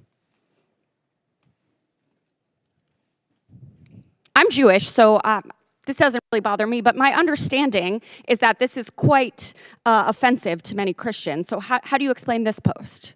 I'm not here to explain posts. We have an incredible commander-in-chief Okay, who puts Mr. our Secretary, troops first. I'm here for a budget hearing about our troops. This is It's a historic budget that's giving it a chance to defeat Mr. Secretary, our adversaries, and Mr. President Secretary, Trump is doing that this in is my world-class fashion. This is about Gentlelady our has reclaimed her troops. time, Mr. Secretary. This is about our troops. This is about who is commanding our troops and if our troops can trust that they are being sent into harm's way under good strategy. The mental stability of our commander-in-chief is deeply important to our troops. It's deeply important to this country. It wasn't our important to you troops' during Joe lives at Biden. stake. I'll remind you that when there were concerns, Democrats came together, and he was not our nominee for president. So I encourage you to have the same courage that Democrats had. Mr. Secretary, you keep saying that he is the best commander-in-chief we've ever had, the best negotiator. Talk to the troops. 13 American troops have died. More than 380 have been wounded. The Strait of Hormuz, which was wide open, is now closed. Less than 90% of traffic through the strait is still not going despite the ceasefire. The Iranian regime is still in power. It still has nuclear material. The war is costing Americans billions of dollars. And Mr. Secretary, if you think that this is what winning looks like, then maybe we should be questioning your mental stability. Maybe you are the one responsible for this failure, and the president should think about replacing you. Mr. Chairman, I yield back. Gentlelady yields for the back. wrong Chair, I side. recognize It's not the gentlelady surprising. from Virginia, Ms. Kiggins. Thank you, Mr. Chair, and thank you to our witnesses for being with us. I have the privilege of representing Virginia's 2nd Congressional District, so Hampton Roads, home to a lot of our East Coast Navy. And I had the privilege of attending the VFA 106 Change of Command on Friday, which is our fleet replacement squadron for the F-8, for the aging F-18s. But what an awesome event. And to talk to some of the Navy leadership that was there and to listen to them say firsthand just about the morale of the squadrons that are currently deployed on the USS Ford, specifically talking to leadership. A lot of our children serve. It's a family business for those of us in naval aviation. And they're like, don't believe the media. The morale's amazing. Those guys are doing tip of the spear mission work. I live with a retired F-18 pilot husband who also is begging to find a way to get back in the cockpit because he's jealous of what he sees. So just that type of mentality. Thank you for that. I know that they're doing a mission, and keeping them engaged is an important part of the fight. Along those same lines about naval aviation, I would love to hear, Mr. Secretary, your thoughts about the future of naval aviation. I know that this is a budget hearing, so last year's budget, we had $900 million that we were looking forward to using in the FAXX program, and then the fiscal year 27 request was reduced to $140 million. And I, of course, keeping tabs on the Air Force, $5 billion for their F-47 program. So we love aircraft carriers. We love that mobile air superiority piece. What are your plans for the future of naval aviation? I kick and scream every day of the week here in this committee about the F-35s and getting them at our East Coast Master Jet Base. I know the FAXX is our next generation strike fighter, but just would love to hear your plans and timelines for the future of naval aviation. Well, I appreciate your comments, and then I would defer to the chairman, too, on it, on the remaining utility of the F-18s, which are still flying critical missions right now off our carriers and do a fantastic job. 30-plus years old, but yes. Yes, correct, which is why the issue of the FAXX is important. It's not a matter of if, it's a matter of when. It's a matter of trade-offs in industry and design and capabilities, ensuring we're not slowing other things down at the behest of others. So I think in August, the August timeframe is, I'm sure you're familiar with that, is what we're looking at. It's a critical capability that we need to fund for the future of naval aviation. I would defer if anything you want to add. Sir, I think you covered it. We don't need access basing and overflight off of a CSG and a CVN, and so it gives the Secretary and the President a lot of options. So, and I just want to echo the thanks for the Joint Force, on behalf of the Joint Force, for all 3 CSGs that are out there getting after it right now. I share your husband's jealousy, but just want the force to know how much we appreciate him, especially the Ford. Thank you. Thanks very much, General. And then, Mr. Secretary, just again representing a big Navy district and having just a concern for the Navy, could you shed any light on why the Secretary of the Navy was relieved and what that timeline to replace him looks like for permanent leadership? I think that's one of the reasons why we struggle with even, I think, about the basing decisions and, again, naval aviation, and I wish we would talk more about just the contributions of our aviators, but could you shed any light on that issue? Well, as the President stated, we thank the previous Secretary for his service, appreciate a lot of the initiatives that he undertook. Ultimately, it was time for a new leadership and a new direction as far as running fast toward those objectives, and so we made a change. We think it's hard personnel is policy, and the sooner you identify, especially, we talked about general officers, as you're evaluating whether they're running with the mission they've been given, you got to make a change if they're not. The same with civilians, and in this case, we made that change. And any timeline to replace or have a new Secretary of the Navy appointed? Well, right now we have an acting in Hung Kao who's did a fantastic job as the number 2, and he'll be acting for now. And I would imagine we'll know in due time. Thank you. And then General Caine, I know you're a VMI graduate, and I know you're watching some of the partisan attacks that have been going on with some of our senior military academies, specifically in Virginia. And I was wondering if you had any thoughts or have had any discussions about how we can remove some of our senior military academies from these partisan state politics. I think it requires a further discussion. We had 170 Army ROTC officers that we commissioned out of that school specifically, but we've seen pushes to shut down, defund, replace their board of visitors. Any thoughts on how we can be more protective of those great schools? Well, ma'am, you sort of started where I'm going to land on the importance of staying politics as the chairman and not unintentionally or inadvertently stepping into a political matter where I should not. As the secretary said, people are policy, and policies are things that we don't do in the joint force. I appreciate all of the commissioning sources that are out there. Gentlelady's time's expired. So Chair, I recognize the gentlelady from Washington, Ms. Strickland. Thank you, Chairman Rogers and Member Smith, and thank you to the witnesses for being here today. This committee is being asked to consider a $1.5 trillion DoD budget request that funds not only weapons and system programs, but the people, leadership, readiness, and trust required to make them effective. When senior leaders are removed abruptly or merit-based promotions are disrupted without clear explanation, Congress does have the responsibility to understand the rationale and operational consequences. So I'm going to focus on Secretary Hegseth. And to start, no one is disputing that senior officers serve at the pleasure of civilian leadership. The issue in front of this is whether the decision to remove General Randy George strengthened the Army or created an avoidable disruption during an active operational period.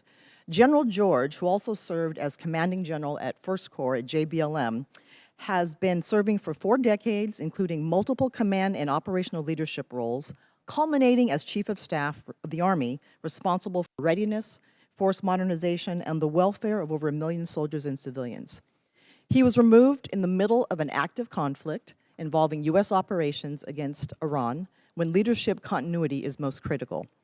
Public reporting indicates that General George's removal may have followed disagreements over Army personnel matters, including concerns regarding withheld promotions. So my question, Secretary, is this: what specific national security risk, mission risk, or leadership concern did General George present that justified removing him in the middle of a conflict, or was he removed because he challenged some decisions being made? As I stated earlier, out of respect to these officers, I don't discuss the nature of the removal, but I would ask an earnest question of you: where does General George fall in the operational chain of command? So I'm asking you, why did you fire him? No, but don't change you the talked subject, about sir. you talked about an Please operational answer my moment. question. Where does General Please George answer fall my in question. No, it's a simple National question. risk, You're on the House Armed mission Services risk, Committee. Leadership concern. What did he present that justified removing him in the middle of a conflict? Do you know where General George serves in the operational chain of command? So I'm asking you my question one more time, sir. Don't try to flip it on me. Why was he removed? Was he a national security risk, mission risk, or leadership concern? We don't. Yes or no? We don't talk about the okay, that's nature of okay. removals, Don't answer but the question. you also won't answer where he is in the operational chain of command because he isn't in it. He isn't in the operational chain of command. Gentlelady reclaimed your time. You want to tie it to the war, but you don't Sir, even know where he is in the chain of command. some respect, It's the okay? gentlelady from Washington's time. Under DoD 1320.04, the Secretary of Defense may withhold or disapprove forwarding nomination after service recommendations in limited circumstances, including newly identified adverse information, pending investigations, reportable information, and questions regarding mental, physical, moral, or professional qualification, incomplete or non-compliant nomination packages, missing certifications, or the need for additional clarification from the military department. Several colonels reportedly selected for brigadier general were removed or withheld after board selection and service certification. Which of these specific grounds applied to each withheld officer, and what objective evidence supported these decisions? Congressman, that was just one of many boards across the services where we will perform similar reviews, and I anticipate other officers will be removed also. Okay, but what were the grounds for those? Again, we don't talk about, out of respect for those officers, we don't talk about the nature of that, and we all serve at the pleasure of the president. We're solving for an institution that needs to be based on merit and professional execution, and there's been a lot of gender and demographic engineering that's been going on for reasons other than the focus of exactly what we should be doing on the battlefield. So whether it's that or execution. I did not raise gender. That's implied in every statement that everybody makes. And I so did not- I did not ultimately, as raise we that. review all these boards, it has nothing to do with anything other than their performance on the battlefield or their performance in their career. And these people are thoroughly vetted, thoroughly researched. And I guess my question is this about loyalty to Trump, or is it about what's good for the mission? I understand what you're implying, but it's about the Constitution and our military and its ability to execute. And I'm going to make sure the president has the finest officers across the force prepared to deliver. So this committee funds weapons, readiness, recruiting, professional development, and leadership pipelines. But no amount of money can compensate for a force that may lose trust in the fairness of advancement. And this is fairness. We believe in merit. We have always had a merit-based system. That's not the argument. No, we have not. Not under the But as Biden we administration, consider- we did not. It became social engineering, not merit, and we're No, fixing no, it it didn't. quick. No, it did not. No, it did not. And when we consider this budget request, we must ensure that taxpayer dollars are matched by sound judgment, credible leadership, and a personnel system worthy of those who serve. I yield back, Mr. Chair. Gentlelady yields back. Chair, and I recognize the gentleman from Georgia, Mr. Scott. Thank you, Mr. Chairman.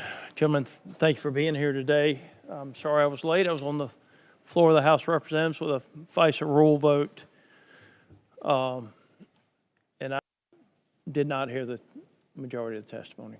But Secretary Hegseth, I respect you. I do want you to know I disagree with the firing of General George. I've sent you a letter. I hope you'll, I look forward to seeing the responses on that. And I mean, it takes 218 votes to get something across the floor of the House of Representatives. And with NDAA and with budget plus-ups and everything else, we're going to lose some Dem votes. I mean, we're going to have, we're going to lose some Republican votes. I mean, we're going to have some Dem votes to do the things that we have to do to fund the Department of Defense. And I just, I would encourage everybody to keep that in mind, because we're gonna lose some Republican votes on the plus up. General Caine, the Joint Staff plays a unique role in our strategic direction. The integration of services is what gives us a coherent joint force. I have seen where disputes in the Air Force and the Army led to the elimination of systems that we needed. As the department has made attempts to right-size various components, could you talk about the importance of the Joint Staff and the value to the joint force? You bet, sir, and I'm incredibly proud of the Joint Staff. You know, our job is to integrate options, to deliver those options to our National Command Authority, work with all the services, and the one area of exclusivity we have pursuant to the 2017 NDAA is as a global integrator, and our J2, J3, J5, J7 team, J8 all do a fantastic job along with the 1 and the 6 every day and the 4 to really bring the totality of American combat capability together into a range of options and risks that we can then bring to the Secretary and the President. So they are extraordinary in everything they do, and I appreciate the chance to brag on them a little bit. Well, I have watched as the Air Force was paying for a system that was predominantly used by the Army in the past. I'm talking about JSTAR specifically. It was the ground moving target indicator that the Army used, but it was coming out of the Air Force budget. And then I think that dispute led to the stand down of a system before another system was ready to go. And that's a dangerous thing. I spent a fair amount of time in Africa from this committee's work and from HPSC's work. We lost Air Base 101 and 201. All of you at that table know what happened there. I blame that on State Department and the way the State Department handled that.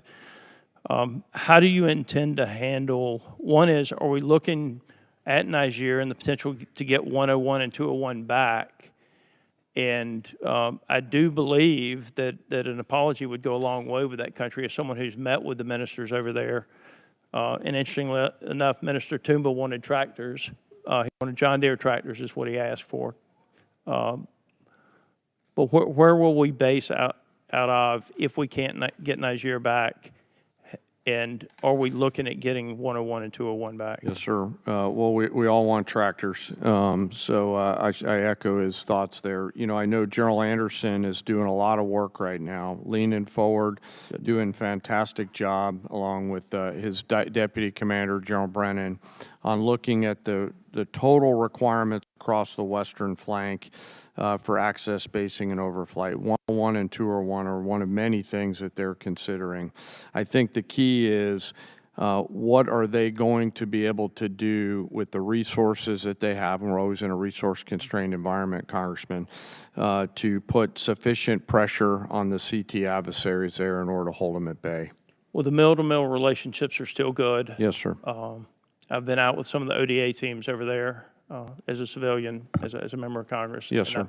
Yes, sir. It does bother me that our footprint has gotten so much smaller over there, but I do know with drones and other things, it makes it much more difficult to have those outposts. But I appreciate all of you being here. Sorry that I have not been here. No, sir. Appreciate the other work. Gentleman yields back. Chair, and I recognize the gentleman from New York, Mr. Ryan. Thank you, Mr. Chairman. Head wounds, heavy bleeding, and then just shrapnel all over. So folks are bleeding from their abdomen, bleeding from arms, bleeding from legs. Secretary Hegseth, do you know who said that? I'm not sure I do. It was one of our soldiers describing the devastating Iranian drone strike at Port Shuaibah, March 1st in Kuwait. As you know, 6 of our soldiers killed, over 30 wounded. Secretary, do you know the range of the Shahed 136 one-way attack drone, approximately? It depends on the variant, but it's got serious distance. Several hundred miles. Do you know how far Port Shuaibah is from Iran? There's a reason why we took extreme measures of force protection, because we understood the proximity challenges. Mr. Chair, I'm going to reclaim my time. It's well under 100 miles. Before the war started, there was clear intelligence that Shuaibah was high on Iran's target list. Internal analysis had said the site was indefensible from aerial attack and should not be used. Yet you sent our soldiers from the 103rd Sustainment Command there anyway. Is that true or false? True or false? Straightforward question. Are you going to give me a chance to answer or just play gotcha? Did you send them there or not? We took proactive measures from the beginning to ensure force protection and defensive posture were maximized across the theater. Let's talk about what defenses they had. Prior to the attack, officers on the ground knew our troops were vulnerable. In fact, they requested additional force protection. Did they receive it? Wherever humanly possible, force protection and counter UAS was always made available. They did not.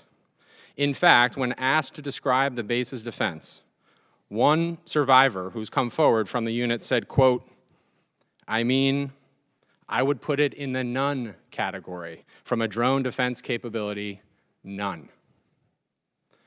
So let's be clear, no counter-drone capabilities, no counter-rocket systems, no counter-mortar or counter-artillery, not even the basic overhead protection that you and I had 20 years ago in Iraq, and now 6 of our soldiers are dead. The next day, you downplayed the attack. You said it was a squirter that squeaked through fortified defenses. But since then, thankfully, brave survivors have come forward to set the record straight. One of our surviving soldiers told CBS, quote, painting a picture that one squeaked through is a falsehood. Another said the unit was, quote, unprepared to provide any defense for itself. It was not a fortified position. Another survivor said the building's protection was about as weak as one gets. Secretary Hegseth, that is obviously in direct contradiction to what you said from the Pentagon podium the next day. So are you saying that these soldiers, our soldiers who survived this horrific attack, are lying?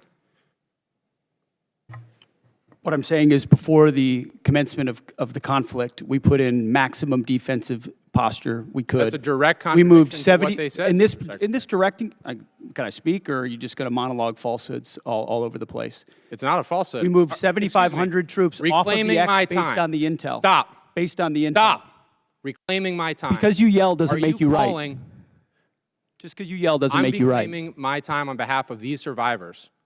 You just said what they said is a falsehood. There's a much larger that picture. true? There's a much larger picture at play here that included integrated air defenses, bunkers, moving people off Then the why, X Mr. to Secretary, ensure are that they they were not dead? part of the target. We moved those troops and all across the theater, thousands of troops off the X, off of their bases, because we knew what Iran was going to try to strike, and we knew there So could no be a answer. tragic moment. No there could be a answer, Mr. tragic moment where Secretary. something Again. could get through. Of Again, course, that's the I'm consequence of reclaiming my conflict, time. and we Again. remember those 6 every single day. I want to finish. But don't play games with. I'm not playing games. raising I your want to voice finish and with pointing one more fingers. quote from a survivor of the attack, and I put this on the record. Telling the truth is important, and we're not going to learn from these mistakes if we pretend these mistakes didn't happen. Secretary Hegseth, those soldiers told the truth. Those soldiers are braver than you are. I commend They those are asking for accountability. They deserve accountability, and I'm asking for the same, starting with you. And as I said a year ago, you need to resign immediately. I commend those And I soldiers. yield back. Gentleman yields back. Chair now recognizes the gentleman from Texas, Mr. Fallon. Thank you, Mr. Chairman. Secretary Hegseth, I want to tell you something right now. You focused our military once again, and finally, and you've shaped it into the meritocracy, and you've dramatically increased the United States' ability to project power, and when needed, lethality. And and as a result, our deterrents have never been more evident the world over. So thank you. General Caine, you mentioned in your opening remarks George Marshall. Unfortunately, some of your immediate predecessors were clearly one type of a general. They were Democratic generals. One of them, even in this committee, used politically charged rhetoric of the left. And I don't want Democratic generals. And for that matter, I don't want Republican generals either. I want American generals. You, sir, are an American general. You know exactly what we need generals, a Joint Chief of Staff that knows, understands, respects, and embodies your role to serve this republic, the troops, and the mission. And that is precisely what you're doing. And I want to thank you because you do remind me of George C. Marshall. He was a great American, and so are you. Secretary Hegseth, what do you know of any nation state that ever enriched uranium to 60% that then didn't make a nuclear weapon? Well, first of all, I want to second your comments about the chairman, and I agree. I appreciate how he does his job. Usually when a country pursues at that level, it's pursuing a nuclear weapon. 100% of the countries that have reached 60% enrichment have then produced a nuclear weapon. And is it true that Iran was in the process of building such a swarm of UAVs and ballistic missile shield conventionally, once they wanted to bake the cake because they had all the ingredients to make the nuclear weapon, it would have been damn near impossible for us or anyone else to prevent them?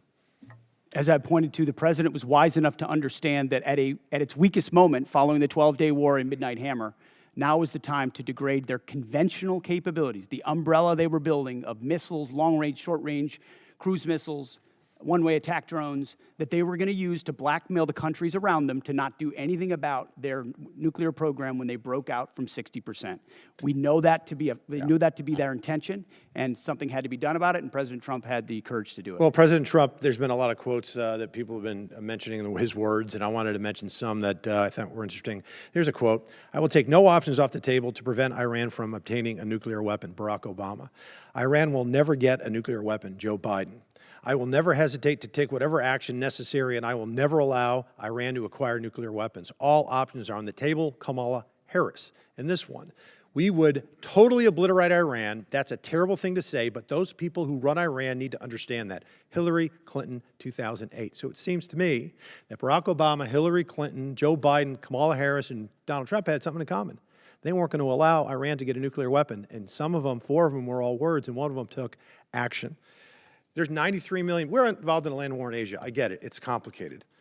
93 million people, much larger than Iraq, but 80% of their country hates their guts. This is a regime that murdered 40,000 of them and gunned them down in the streets. They're responsible for over 600 American deaths.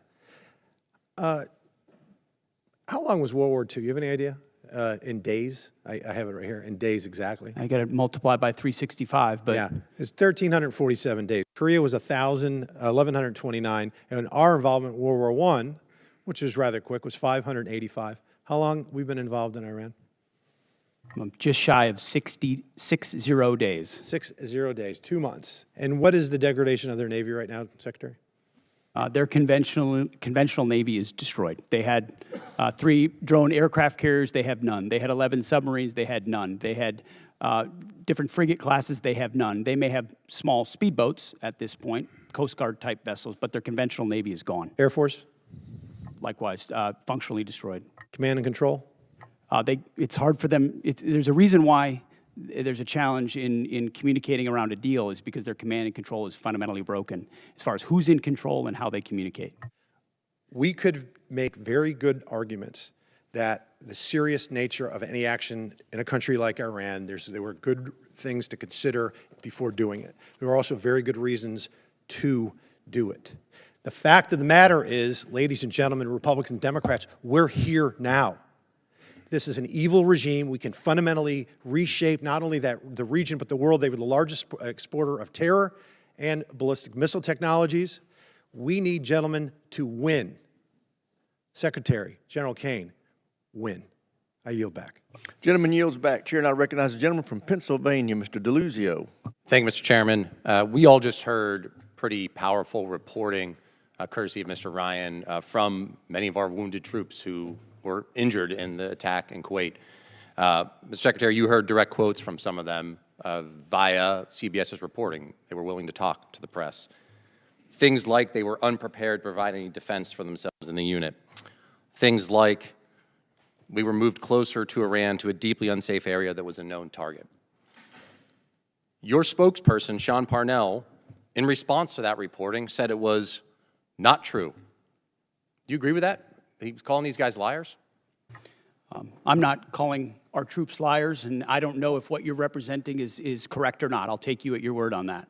But all I know is that we took every effort possible at the commencement of this campaign to ensure the defense of our troops, to include moving them off of known bases to places that were not known, and we had intel Understood, intel Secretary, were not known, and then those were fortified with bunkers and other fortifications with theater air defenses. Was our concern that something could I'm going to leak pause you through? there. I'm going to give you a chance. Absolutely. Secretary, But I'm going to you're give you a chance. disparaging me that I don't care. I'm asking you whether you think they're liars or not. That's what I asked you. You are disparaging me that I don't care about the passing of our troops. Nope. That I asked think if you our thought troops they're are- liars, Secretary. That's disparaging and smearing in every way. Nobody cares more about the fate of our troops. Nobody cares about the health of our troops. Mr. Secretary, Nobody wants to bring them all hope Mr. more than I do. Secretary, I understand, but he controls the time. He controls the time. You get to control your answer.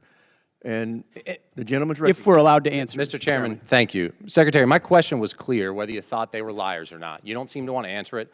We can move on. The other part of what your spokesman said, and you just reiterated here, was that, and I'm quoting your spokesman, every possible measure has been taken to safeguard our troops, end quote.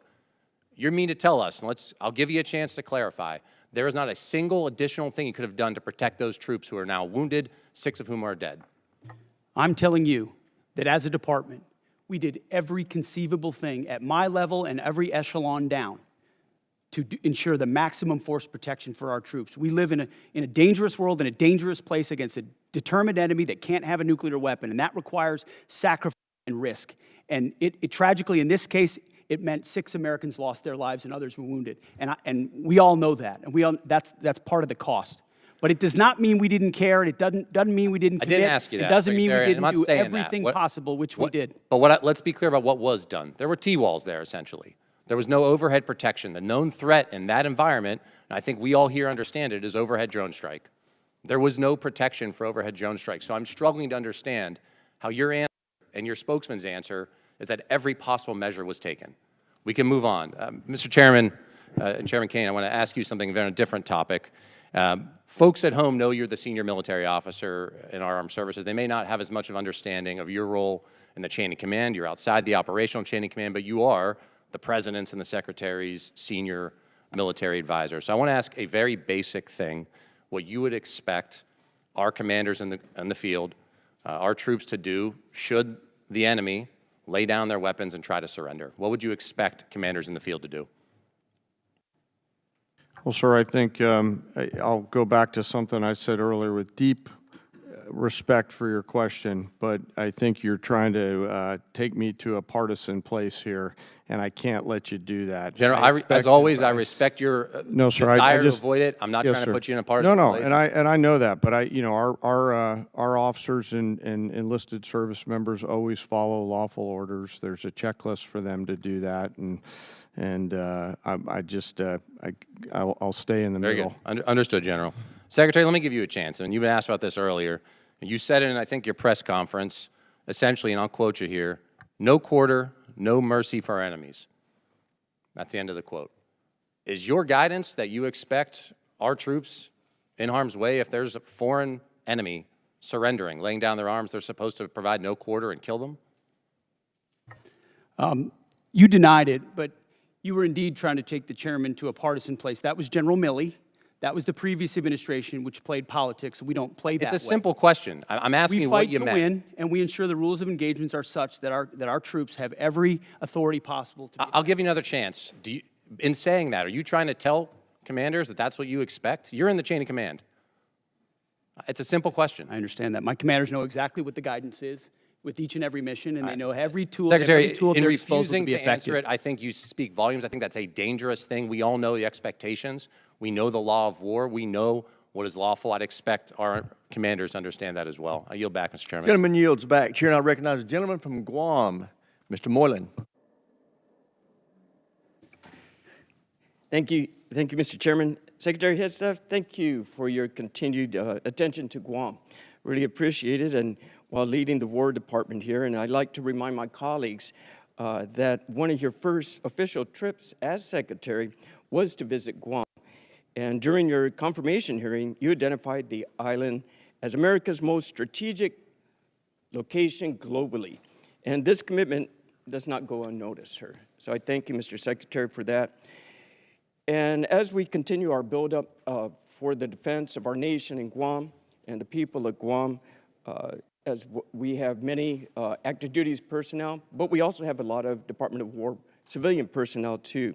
And right now, my most consistent question from my constituents have been asking is, when would the living quarter allowance authorization for War Department civilians in Guam, when will it be implemented? And recently, your office confirmed that the guidance should be published early May. Will you work to keep that timeline? And will you work to ensure living quarter allowance will properly incentivize local hires to stay on Guam? Well, if that's what we stated, we need to stick with it. That's been our pledge. And I think it reiterates that the amount we're paying on the pay for housing and for quality of life and living at certain, especially unique locations, is usually mismatched, and it causes staffing and workforce problems that we need to address in a tailored nature to some of those unique locations, like Guam, like Hawaii, and others in Europe. So yes, we're committed to that. And I would just note that in our budget, we've got almost $1 billion for the Guam defense system. Also, we're investing in ensuring that that critical location you described is part of our theater umbrella. Excellent, sir. Thank you for that.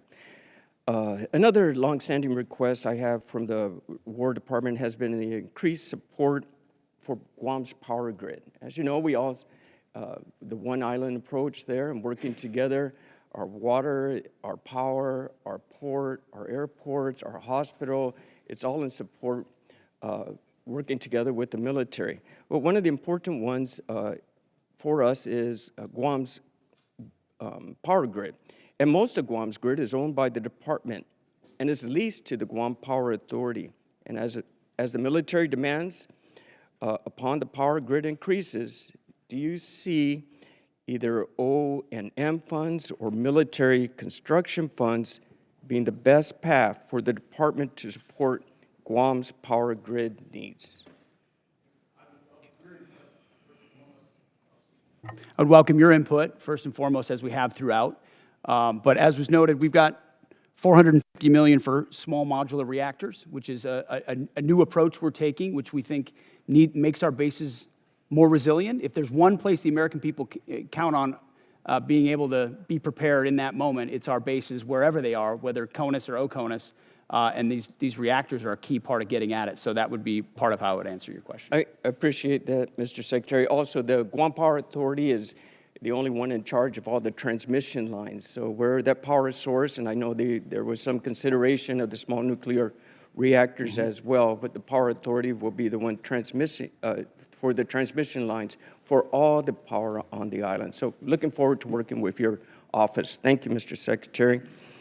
Another deep concern for the people of Guam has been the cost of housing, which is often driven up by large numbers of servicemen living on base in Guam, off base on Guam. And I've been impressed by the recent efforts by Joint Regional Marianas to reduce the reliance on existing housing stock in both north and south of Guam. Can you tell us how the Department of Housing strategy in Guam will work to keep homes affordable to locals, and if increased private sector involvement would help address my constituents' concerns? Well, we've got about $4.5 billion for family housing in the FY27 budget. It's something we recognize as a challenge, and in places like that, a unique challenge. There's also been a bureaucratic construction process, which has been a huge impediment, and you can imagine President Trump has demanded that we do something different and accelerate a different process to deliver those things in a more of a private sector, less bureaucratic fashion, and we look forward to employing those.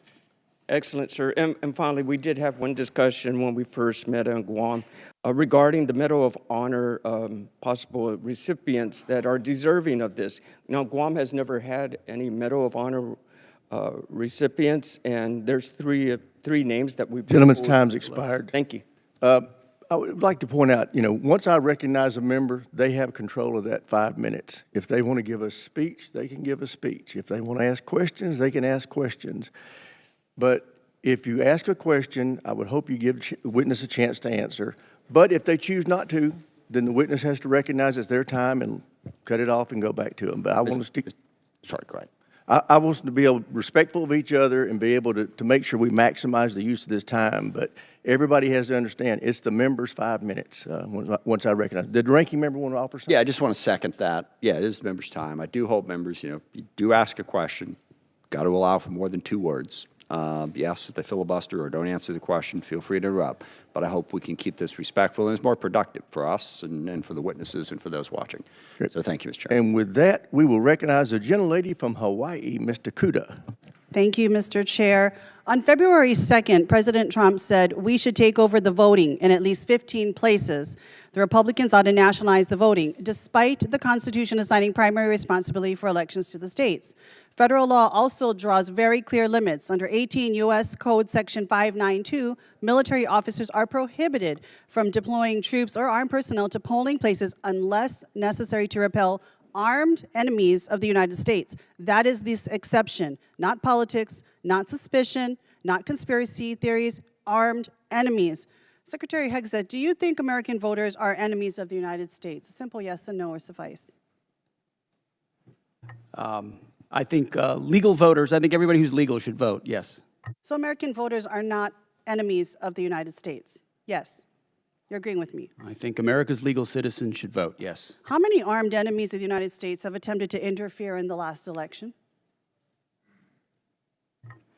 Can you recall any time when armed enemies of the United States attempted to interfere in the last election or the 2020 election? We just had the King of England here a while ago, but so 250 years ago. Okay, very good.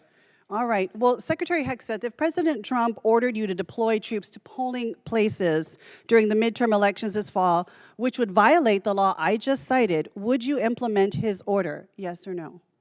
What you're trying to insinuate is that the president would give unlawful orders and we would somehow deploy troops as a result. And the evidence of our department is that we've worked alongside law enforcement very effectively for 15 months. Los Angeles would have been on fire for the summer had we not come across I humbly disagree with that, but this is not a hypothetical situation that I'm inferring on. Your president in January of this year told the New York Times that he regretted not ordering the National Guard to seize voting machines in key states after the 2020 election. Last I heard from you, the last time we had any kind of armed enemies at any type of voting places was 250 years ago. We're talking 2020. So if the president, again I'm asking you, orders you to break election law, violate the Constitution and the law, would you follow the orders of the president, yes or no? The president, you like to insinuate that the president issues It's a illegal simple orders, which he hasn't question. and does not. Who would you follow, the president or the Constitution? I will note that in 2024, troops were that was Joe Biden, by the way. Who Joe would Biden you send were to- deployed to polling locations in 15 states. 2024, Joe Biden, troops deployed to polling locations in 15 states. Explain that one to me. I am asking you a question now. You seem to really like Joe Biden. You've brought his name up more than many other topics today. Answer the question. Who are you beholden to, Mr. Secretary, the president or the Constitution? Well, I If very you can't answer proudly- that question, I 'cause you very couldn't proudly answer served that as question president. when I and asked you very if you shoot proudly swear an innocent oath to civilians defend in the the leg Constitution. in Los Angeles. He couldn't answer that either. So I think our answer is very clear. Obviously, you have taken a oath of loyalty only to the president and not the people of this country. Let's move on now, and let's talk about AI. The Marvin Smart System, which appears to be the program on record being used in Iran, does the targeting work we know of about 2,000 It's people called the used to Maven do it. system, not the Marvin system. Excuse me. Thank you so much for that correction. It does it in a fraction of the time. The intention was to compress the kill chain, and the result was an attack that killed almost 200 children. Would you agree that tragic actions like this prove that when we trade time and humans for safety, people die? The Maven system is a very effective tool, and inside that we have very prescriptive processes by which we ensure as much precision as humanly possible in very complex battlefield So you environments. think we took every absolute effort to make sure that innocent civilians did not die in this attack? I know that there is no country on planet Earth that takes more measures to ensure that civilian harm or civilian casualties are minimized than the United States of America and this War Department, and that is a fact. In human Okay, and yet, Mr. Secretary, you eliminated the department's civilian harm reduction staff. You eliminated, for a country that makes great efforts to make sure human casualties are reduced or eliminated. Don't you think that that goes actually counter to what you just said? Would these children not still be alive if you had not eliminated all of these staff working within CENTCOM? We didn't eliminate them. We made sure that those things that they normally accomplish are at the field level, which they are, and all of these processes are in place Would you at not every agree level. that something clearly every has single failed, level. whether it's our implementation of AI, whether it's understanding our human dependence on AI? Would you not agree something failed because almost 200 children died in Iran as a result of our bombing? You're insinuating something where an investigation is not complete. Gentley's Thank you, Mr. time's Chair. I expired. yield Chair now recognizes the gentleman from Georgia, Dr. McCormick. Thank you, Mr. Chair. Gentlemen, I'm happy to have you here today and really excited about the things you've been able to accomplish. I'm going to summarize just sitting here for a few minutes, listening to everybody politicize what we've done. I'm just going to break it down as best as I can, and then I'm going to let you answer a couple questions. First of all, just since the short period of time that the Trump administration has taken over, we've handed over control of Ukraine's destiny to Europe, where it belongs, a conglomerate that has a $20 trillion economy versus a $2 trillion Russian economy, to actually take care of their own country in a very good way, their own continent. We've kept Iran, who has literally talked about raining down fire from heaven and talked about us being the great Satan, from becoming a nuclear power. We've reshaped the geopolitical space in the Persian Gulf. We've reestablished the Monroe Doctrine in the Western Hemisphere. We've basically executed two of the most amazing raids in history, almost flawlessly, that will be studied for a generation at least. We reduced senior administrative billets, thank you. We've defeated Iran with under $30 billion spent, with minimal civilian casualties compared to any other war. People forget that in World War II, in one night we lost 100,000 civilians, totally innocent, in fire bombings. That's before we dropped the nuclear bombs. War is a horrible thing, but I think we've executed it as best as possible in a very hard and consequential environment. That's just to sum up a few things, not to mention the recruiting that went from dismal and really something that could have crippled our military to now a surplus just by a change in administration. That's pretty impressive for a short period of time. Thank you, and I commend you for your hardship, overcoming those hardships. A couple things that I wanted to get through. One thing is we talked about the Incentivized Savings Act, which is something I wanted to apply to all bureaucracies. But when I was in the military, as both an operational officer and a logistics officer for my squadrons and my jump places. We got to the end of fiscal year. If we didn't spend it, what happens? We lose it, we get our budget shrink. Everybody knows that in the military. Everybody knows that in every bureaucracy in America. One of the things I came up with is at the end of the fiscal year, if you don't spend it, you don't have anything. We save 10% of our budget for emergencies like we're facing right now. If you don't spend it, instead of spending it, you actually can save half of it. 49% rolls over to the next year. 49% goes back to debt and deficit. 2% to reward the people for being good administrators of the money. I don't see any downside. This is the way that we reinvent government, the way we spend money. And I just thought, I wanted your opinion on something like that. I thought was thinking outside the box because I've seen waste, fraud, and abuse. We're trying to address that. This should be a bipartisan, bicameral approach to actually doing something right as we expand the budget, but also give us some wiggle room for putting money back and being good stewards of people's money. What do you think about an idea like that? I very much like an idea like that, which creates all the right kinds of incentives. And I would just add, in addition to that, which is the type of thing our department would support, the deals that we're cutting with these private sector companies on munitions ensures they build the plants, they build the assembly lines, which is exactly the right kind of incentive. If you spend on facilities, you're going to make sure you make money on those facilities and the munitions that you produce. There's ownership in that stake. There's the right incentive. Overturning the entire way the department does business. So I agree with that. We're pointing at the defense contractors that the president has and saying, you need to do your business differently. This is not a gravy train of the government. You need to you're beholden to us, actually. So I think the spirit of that is infused into everything we're doing at the department. And I think it's right in line with what you're talking about, running it more like a business where we have accountability and we're pointing in the right direction. We do have a lot of old programs that we need to update.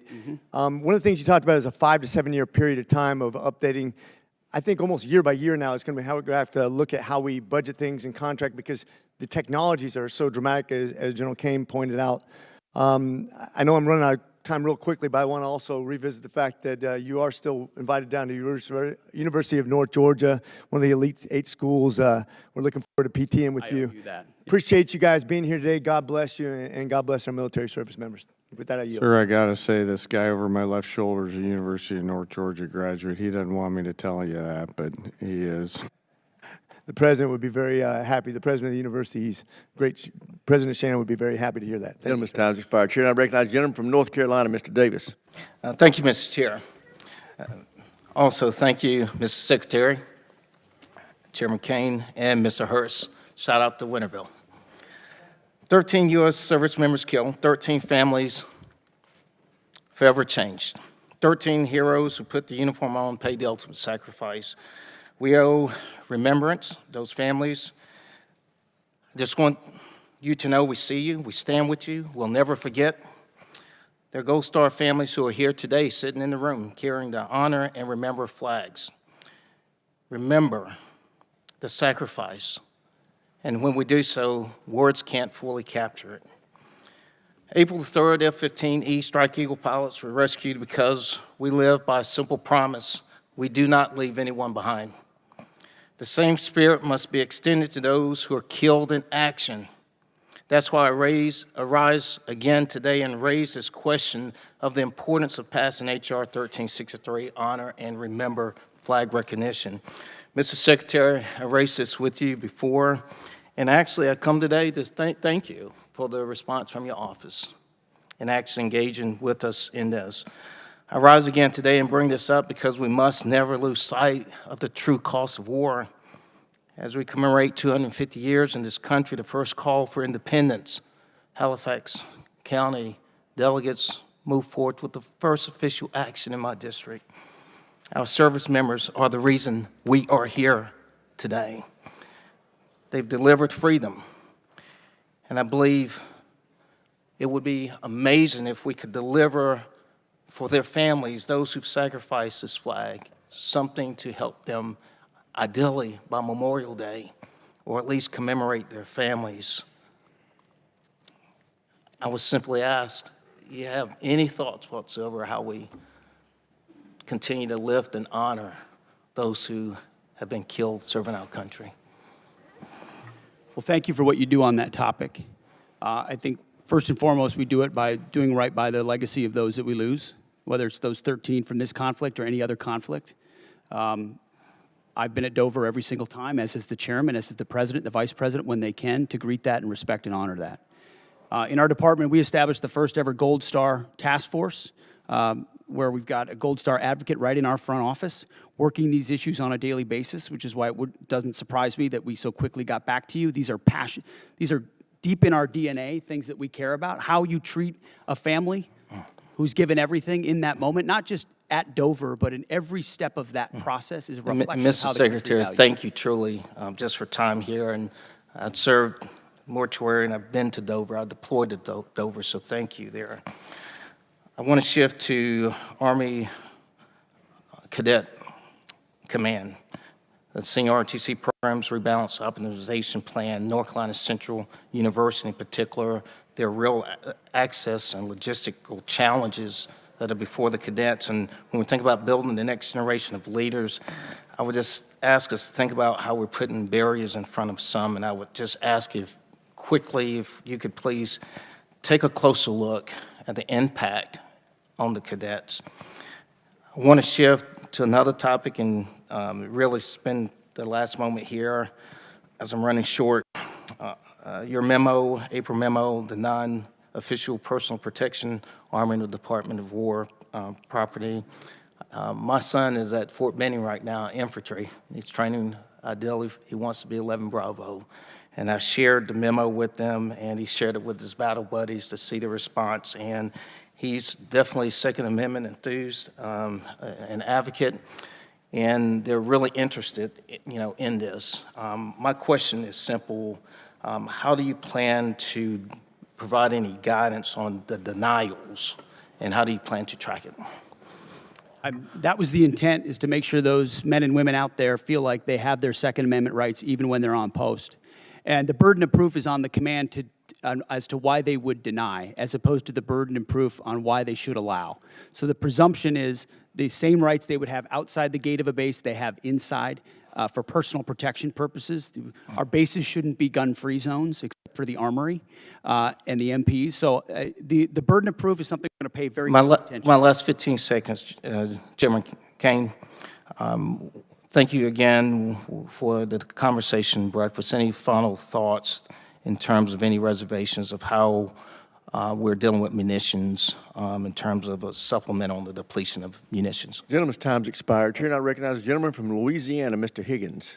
Thank you, Mr. Chairman. General Caine, Mr. Secretary, thank you for being here today.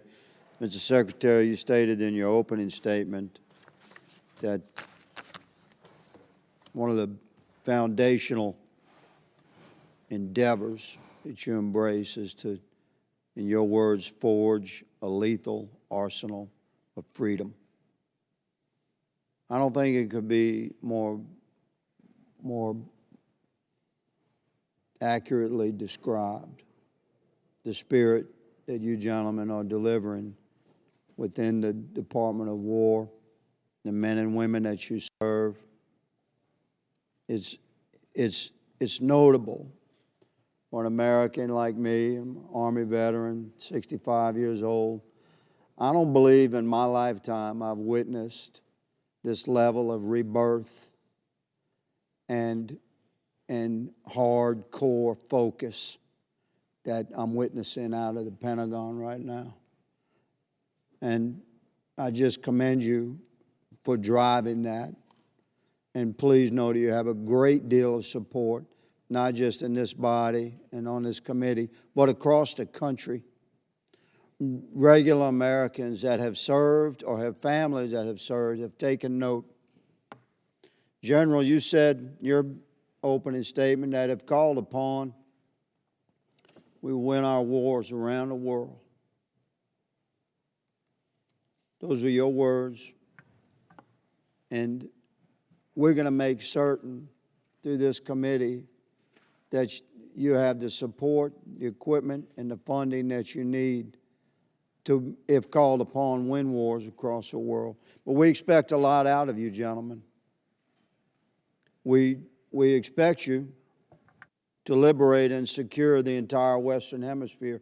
One of my colleagues across the aisle stated that in a negative way. Let me flip it to positive. We absolutely do expect you to liberate and secure the entire Western Hemisphere. We expect you to drive Iran to its knees and free the world of the Iranian terrorist threat.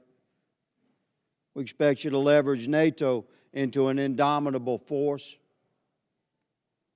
We expect you to set China back on its heels worldwide. We expect you to drive peace and stability through the projection of military power. We expect you to secure the transit of affordable, transportable American energy product as the indisputable cornerstone of economic prosperity for every allied nation. That's a lot of expectations. And what you gentlemen have laid out today, as you've answered questions, solid, you've made it clear that that's the path we're on. And I support you. My Democrat colleagues have made it clear today that after careful study and thorough research of world history, they've come to the conclusion that soldiers, sailors, airmen, and Marines are far safer if they're never deployed into conflict. You've made it very clear that you take your business seriously, and we support you. I certainly do.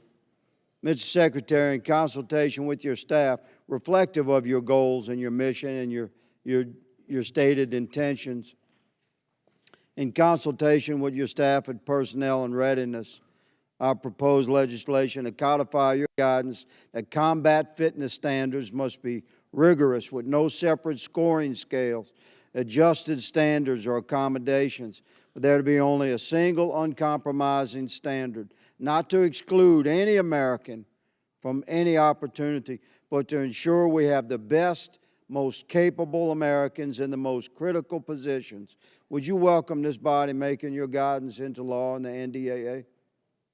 I would welcome, Congressman. Thank you, Mr. Secretary, for clarifying that. A question about Iran, and I'll give you the final 30 seconds to answer. Was Iran moving precipitously towards nuclear weapons capability, Mr. Secretary? Even after the obliteration of Midnight Hammer, what was clear is that the intention of Iran remained in the pursuit of nuclear weapons. And after, as hard as they were hit by Israel, it created an opportunity to get rid of the conventional shield. That's why we talked about missile production and the Navy and the defense industrial base, to set them back from blackmailing the region and the world in pursuit of nuclear weapons, because we understood how much they could continue to pursue them. Roger that. Thank you, gentlemen. Mr. Chairman, I yield. Gentleman's time's expired. Chair, and I recognize the gentleman from California, Mr. Cisneros. Thank you, Mr. Chairman. Thank you and the ranking member for bringing us here today for this hearing. Very important to the nation. I want to thank our witnesses for all being here today. Mr. Secretary, the President recently made an announcement that the state-activated National Guard would start receiving active duty pay for federal missions, and I believe you kind of made similar remarks as well. I'm happy to see that announcement because it brought the much-needed attention to this disparity. Whether you agree with missions or not, when guardmen are called up for active duty and they really have no choice in the matter for homeland missions, often they are receiving inconsistent pay and benefits depending on their status. This issue has persisted for decades. This is why earlier this year, Rep. Bergman and I introduced Duty Status Reform Act, which would address the issue head on. I believe this is the right time to push this over the finish line. It's something the National Guard Bureau supports, the Council of Governors support. Just the other week, the service personnel chiefs are all here. They support it. TAG support it. So, Mr. Secretary, as a former member of the National Guard, I am asking you here today, would you consider supporting consolidating the 29 duty statuses for the military reserve component into a balanced and equitable system that would also help the National Guard receive retirement points when they're called up for these federal missions? Would you support that? Congressman, thank you for your efforts on this. It makes a ton of sense, and we support these efforts for duty status reform in pursuit of things that work for the department and for the troops, because they deserve the kind of pay and benefits that are commensurate with active duty troops. So we would look forward to working with your office to get at duty status reform. I think now is the right time. Thank you for that. General Caine, I ask you the same question. As an individual who's served in the Air National Guard. Would you consider supporting duty status reform that's going to simplify this and help our National Guard troops? Sir, I'll be careful to stay in my lane. My personal, not the chairman's opinion, as somebody who's lived the house of pain of 30 different duty statuses would support it. As the chairman, I'll leave personnel, and you know this from your prior life, to our civilian leaders who do that, but I do think we owe a better set of options for our guardsmen and our reservists across the forces. Well, thank you both for that. This is something that I think needs to get done and something I've been working on for years now. The National Guard Bureau supports it, and so I hope you will, like you said, work with us to get that done. OMB seems to be our roadblock, so I'm hoping you can kind of push that roadblock down so that we can finally get this done. Next question, Mr. Secretary. I take what we do for our personnel very seriously, and that sometimes I know you have stated right here today, our troops are ready, they will do anything if asked upon them, but I think as leaders sometimes we need to kind of protect them as well. And I worry about the USS Ford, which has now kind of been out there over 10 months. It's probably well over 300 days by the time it gets back to the United States. I just saw a thing today. It's going to be headed back here in a few days. You know, these people have gone pretty much all over the world. They've crossed the equator multiple times. But I am interested, you know, I'm sure that was not in the gift map when it was first assigned, when they were deployed. And so what were some of the concerns, you know, that the Navy had when you made this modification, when it was brought forward to you that, hey, this is what extending them out to past 10 months is going to do. This is, you know, both on the troops and on the ship. What concerns did the Navy bring up for this? It's a very fair question, and I can tell you every week I stare at an orders book where I'm looking at troop movements or asset movements, and multiple times that included the Ford. And multiple times the operational requirements, whether it was down in Southcom or up to CENTCOM, demanded additional assets in real time, which through a tough decision-making process led to an extension in consultation with the Navy. Admiral Caudle and his staff, they fairly represented readiness trade-offs, maintenance trade-offs, which are real what things. What are the concerns? What trade-offs are we making right here? I mean, really, we have 3 carriers in the area right now. How many do we really need? It's rather, I mean, you know, it's a great show of force, but do we really need 3 carriers there? And you got 1 ARG there and another one on the way. You know, this is going to set back possibly deployments later on. It's going to have ramifications down the road extending for this much. And not only talking about, you know, we had service members that were kept away from their family for almost a year. How many missed the birth of a child, you know, before, you know, extending them in another 4 months? We need to keep this in consideration when we kind of make these modifications. And I hope these issues are being raised when you do these SDOB books, right? And people are actually making these decisions. Gentleman's time's expired. Chair, I recognize the gentleman from Virginia, Mr. McGuire. Thank you, Mr. Chairman. Thank you to our witnesses today. Secretary Hegseth, I really appreciate your return to warrior ethos and the priorities of our military. Merit over performance is how you win, and it's how you save lives. And your love of our military comes out in everything you say. So we really support you and your team and what you're doing. General Caine, your comments about being in the middle and being apolitical also saves lives. I think all of the fellow veterans in this room, military guys, would agree that if somebody saved your life on the battlefield, you wouldn't care if they were male or female, black or white, Democrat, Republican, independent, whatever. We're all Americans, and we're all on the same team. And we put our differences aside and work as a team, we can turn the impossible to a possible. We can be outnumbered and still win. So I want to commend you guys for supporting our troops so they can best survive.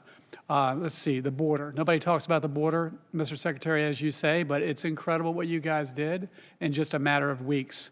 The missions in Ukraine, Honduras, I don't know any other military in history who has been able to successfully do something so complicated, but it talks to the unity and the teamwork of all the joint force and how well they work together.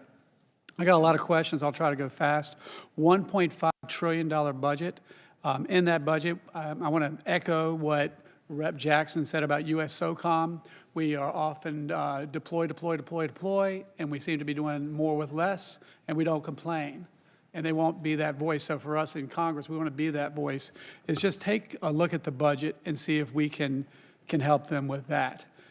Also, I want to talk to you guys about solid rocket motors. I know that the Secretary of War, I know that in this budget we've picked one particular company that we put a lot of money in, and I think it's a great company, and they do a great job. But what is your plan to also have other companies come to the table to help us with a shortfall with solid rocket motors? You're right on SOCOM, and we will absolutely work with you and look at that. On solid rocket motors, it's such a critical component. You got to go with your fastest runner to get caught up as quickly as you can and giving them incentives. But we've also learned on multiple domains that just one option means zero options when you're stuck. You know, one is zero, two is one is none. So we need multiple avenues on that approach, and we look forward to finding other companies that can do it as well. Thank you. General Caine, National Guard, I'm thinking about counter-drone with FIFA coming up, Super Bowls and all these things going on. Have you considered, and if you haven't, will you consider training National Guardsmen, send them to counter-drone schools so they can come back and train law enforcement so we can increase our ability to protect critical infrastructure? Sir, for sure. They may already be doing that. Please let me take that one and come back to you. I know the Title 32 force, in advance of all the domestic things that are on the horizon here with America's 250, are looking at a range of capabilities. So if you'd be okay, we'll get back to you. Thank you. On Ukraine, whoever could answer this is, you know, they have 60% enriched uranium. They say they have enough to build 11 bombs. Even at 60%, is that enough to make a dirty bomb? Is that a yes or no? Does anybody have an answer for that? I mean, I wouldn't want to state anything that might be classified, so I wouldn't talk about that in this setting. And by the way, in World War II, a congressman was in a closed briefing and learned that the reason the Japanese hadn't sunk any U.S. submarines is they didn't know our submarines could go below 250 feet. So he went out to the media and told them that, and we started losing submarines and losing American sailors. So a lesson for all of us in Congress, be careful how we, so thank you for considering that. I would say this, if they had a nuclear bomb, would that kill hundreds of people potentially, thousands of people potentially, or millions of people potentially? The history shows us what the lethal potential is of a nuclear weapon, and so you'd have to assume the higher end of that range, and given the radical nature of this regime and the likelihood of them to use it, it gives you a sense of the threat. Well, I think the threat is too great to wait, and I have to commend this President Trump for having the fortitude, and the Secretary of War and the joint force for making sure we stop this threat for the world.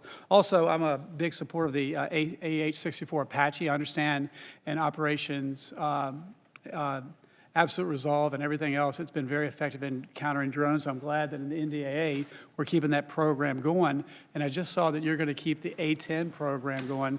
And a good friend of mine said, long live the Warthog. But if there's ways that we can bring some of the Warthogs back, and or are there any other capabilities that can replace the Warthog? I don't think so. Is there anything that can do what the Warthog does? Gentleman's time's expired. Chair, and I recognize the gentleman from Illinois, Mr. Sorensen. Thank you, Mr. Chairman. To General Caine, on behalf of myself and my constituents, we thank you for your service and your leadership. To our military men and women, to our service members and the veterans that I see in our committee today, thank you for your support of our great country.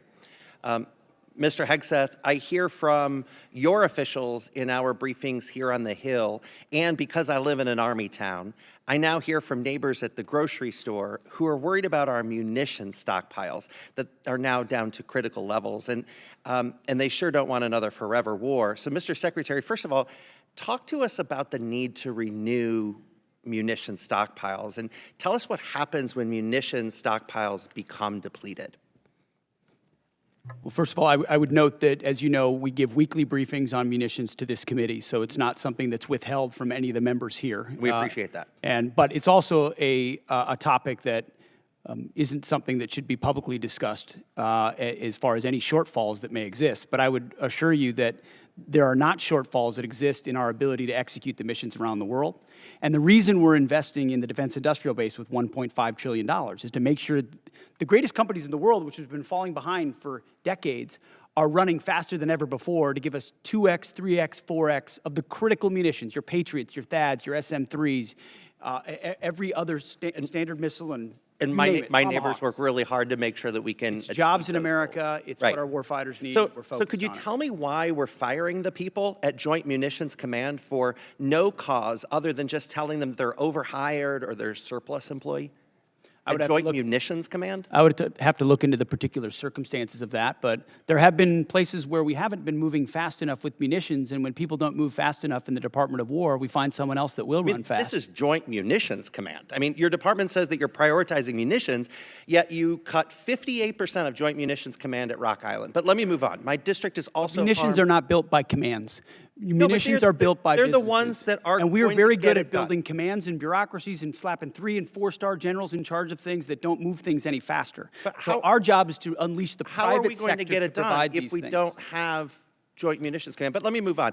We also have Army Sustainment Command in my district. Could you tell me why we're firing folks at Army Sustainment Command when now is the time that we should be giving our soldiers every piece of sustainment that we can give them?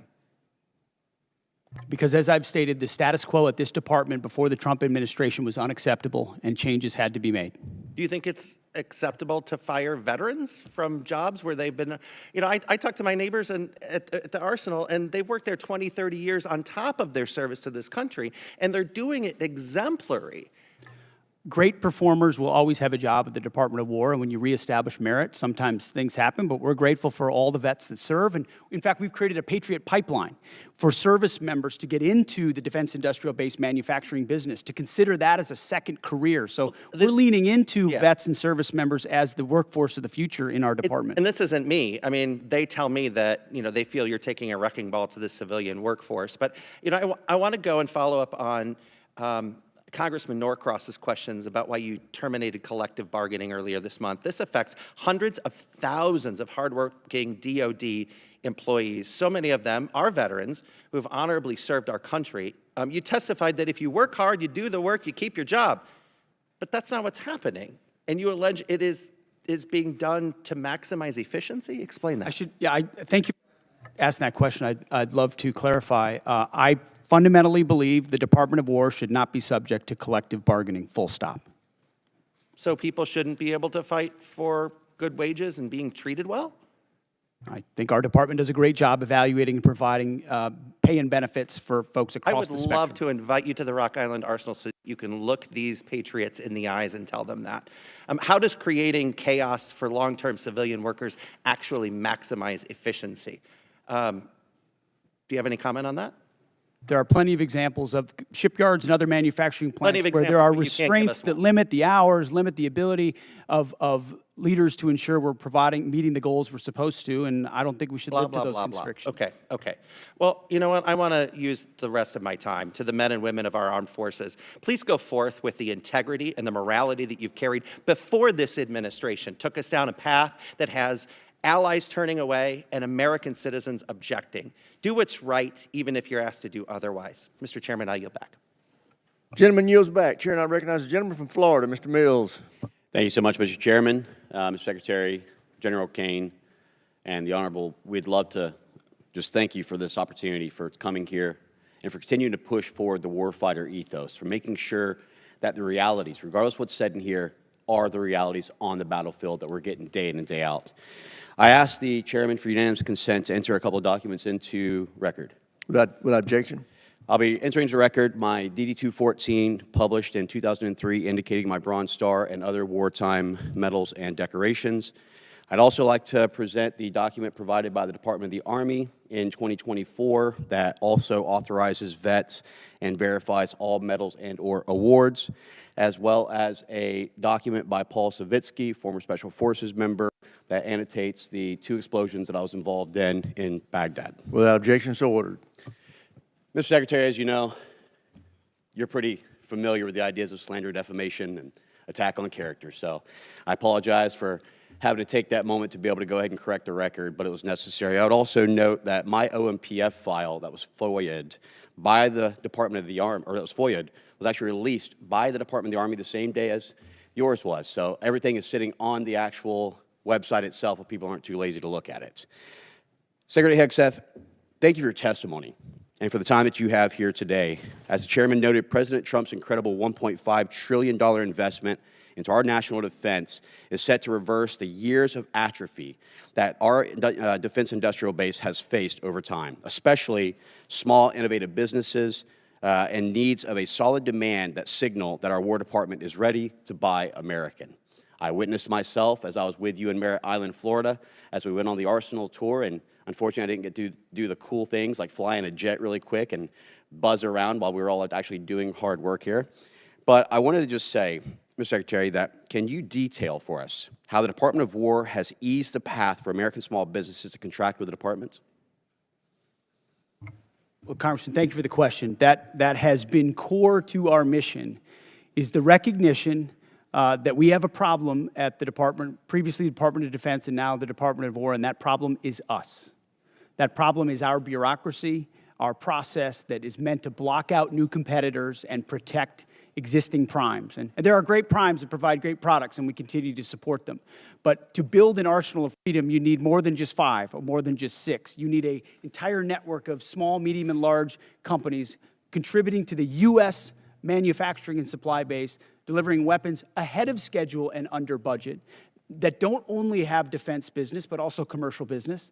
And when we need something, can move quickly and adapt accordingly because there are multiple options. So our acquisitions transformation, a speech and memo and directive we rolled out on that, the Arsenal of Freedom tour, going out there with the hard hats and saying, you are part of the workforce, you have the backs of our warriors, just changing the entire dynamic to say, you shouldn't have to sue the department in order to get a contract with the department. We're opening the doors with small business loans, whether it's SIBR, SITR, or DIU, or OSC. The Office of Strategic Capital hasn't even been discussed today. $20 billion that gets levered into $200 billion so that companies can invest in ways they otherwise wouldn't have the capital to do, and it's not on our balance sheet. So we've got businessmen, the Deputy Secretary of War, who should be deemed a national asset for what he understands and how he works. We're opening the aperture of our department in historic ways, and I think I know our manufacturing base is going to see the benefit from it. Thank you so much. I also want to thank you for your due diligence in making sure that task force audit will come forward, and we will see the Department of War for the first time in 2028 with a clean audit, something that the previous administration was never able to do, and many before that. I believe it was 28 years, if I'm not mistaken, Mr. Secretary, since we've had a clean audit. That is right, and this is not a thing we just announced. We've been doing it for 15 months. Jay's been integrally involved. We just launched a joint task force audit. We are going to pass an audit as a department by 2028 because the taxpayers. And this is why we're so honored to have you as our Secretary of War, and General Caine. We're honored to have you as well, leading our forces. Mr. Secretary, with the last few seconds I have, from ships to bombs to bullets, our industrial base is in dire need of support. Even as these defense markers are strengthened, as a former small business owner, I understand how bottlenecks can hold up good contracts and move from the speed at which we need for our warfighters. Mr. Secretary, can you detail how the department has moved to promote diversity in our defense industrial base? Well, if you will, can we submit for record? Sorry, every aspect is opening it up to provide as much running room for new entrants as possible. Thank you so much, Mr. Chairman. I appreciate it. With that, I yield back. Chair now recognizes the gentleman from New Mexico, Mr. Vasquez.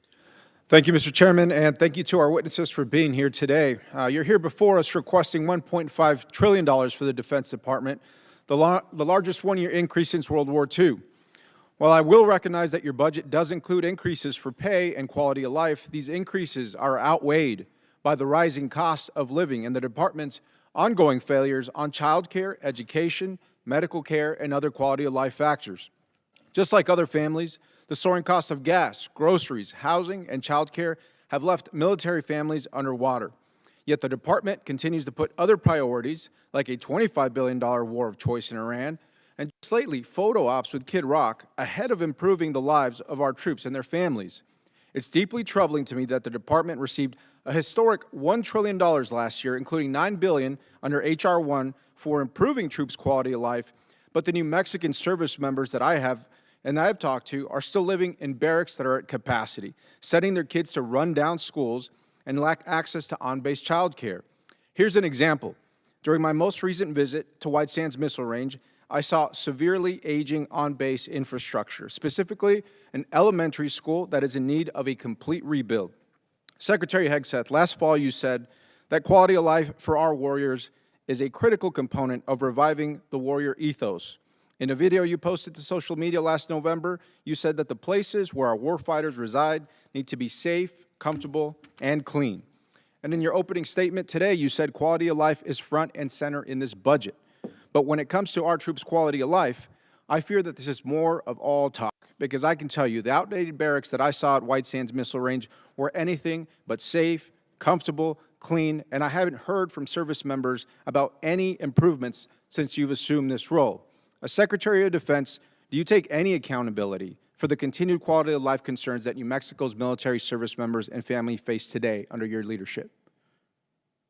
Well, I appreciate your attention to the matter of quality of life, which is incredibly important to us, and it's reflected in this budget. I mean, historic amounts in barracks, in family housing, in family support like child development, youth program. I mean, this budget surpasses anything you've seen from this department in quite some time, to include replacing or eliminating all poor and failing barracks. So we've seen those photos. We responded to them with a barracks task force with $1 billion initially, and now we have billions of dollars behind it to make sure they're safe and clean and quality, but also that where they need to be replaced, they're rebuilt and replaced. And the President has charged me with doing that, and we're focused on doing that. Thank you, Secretary. And I hope that the next photos that you receive and the next photos that I receive and reports that I receive are of improved conditions and of new barracks and of quality of life improvements, because this has gone on for far too long.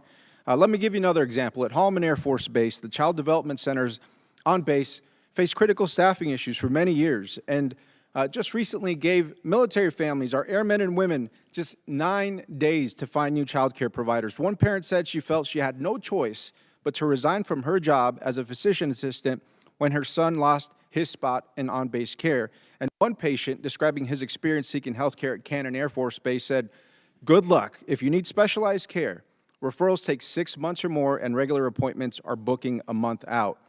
And so spending $1 billion a day on a war overseas while leaving our service members out to dry is not America first. It's a betrayal. Secretary Hegseth, I voted for $1 trillion for the defense budget in committee last year, and I've yet to see the results come home. Service members back home have said nothing about progress or improvements underway. Within 30 days, Secretary, would you commit to sending me a detailed list of every dollar that is going to improve the quality of life at bases in my district?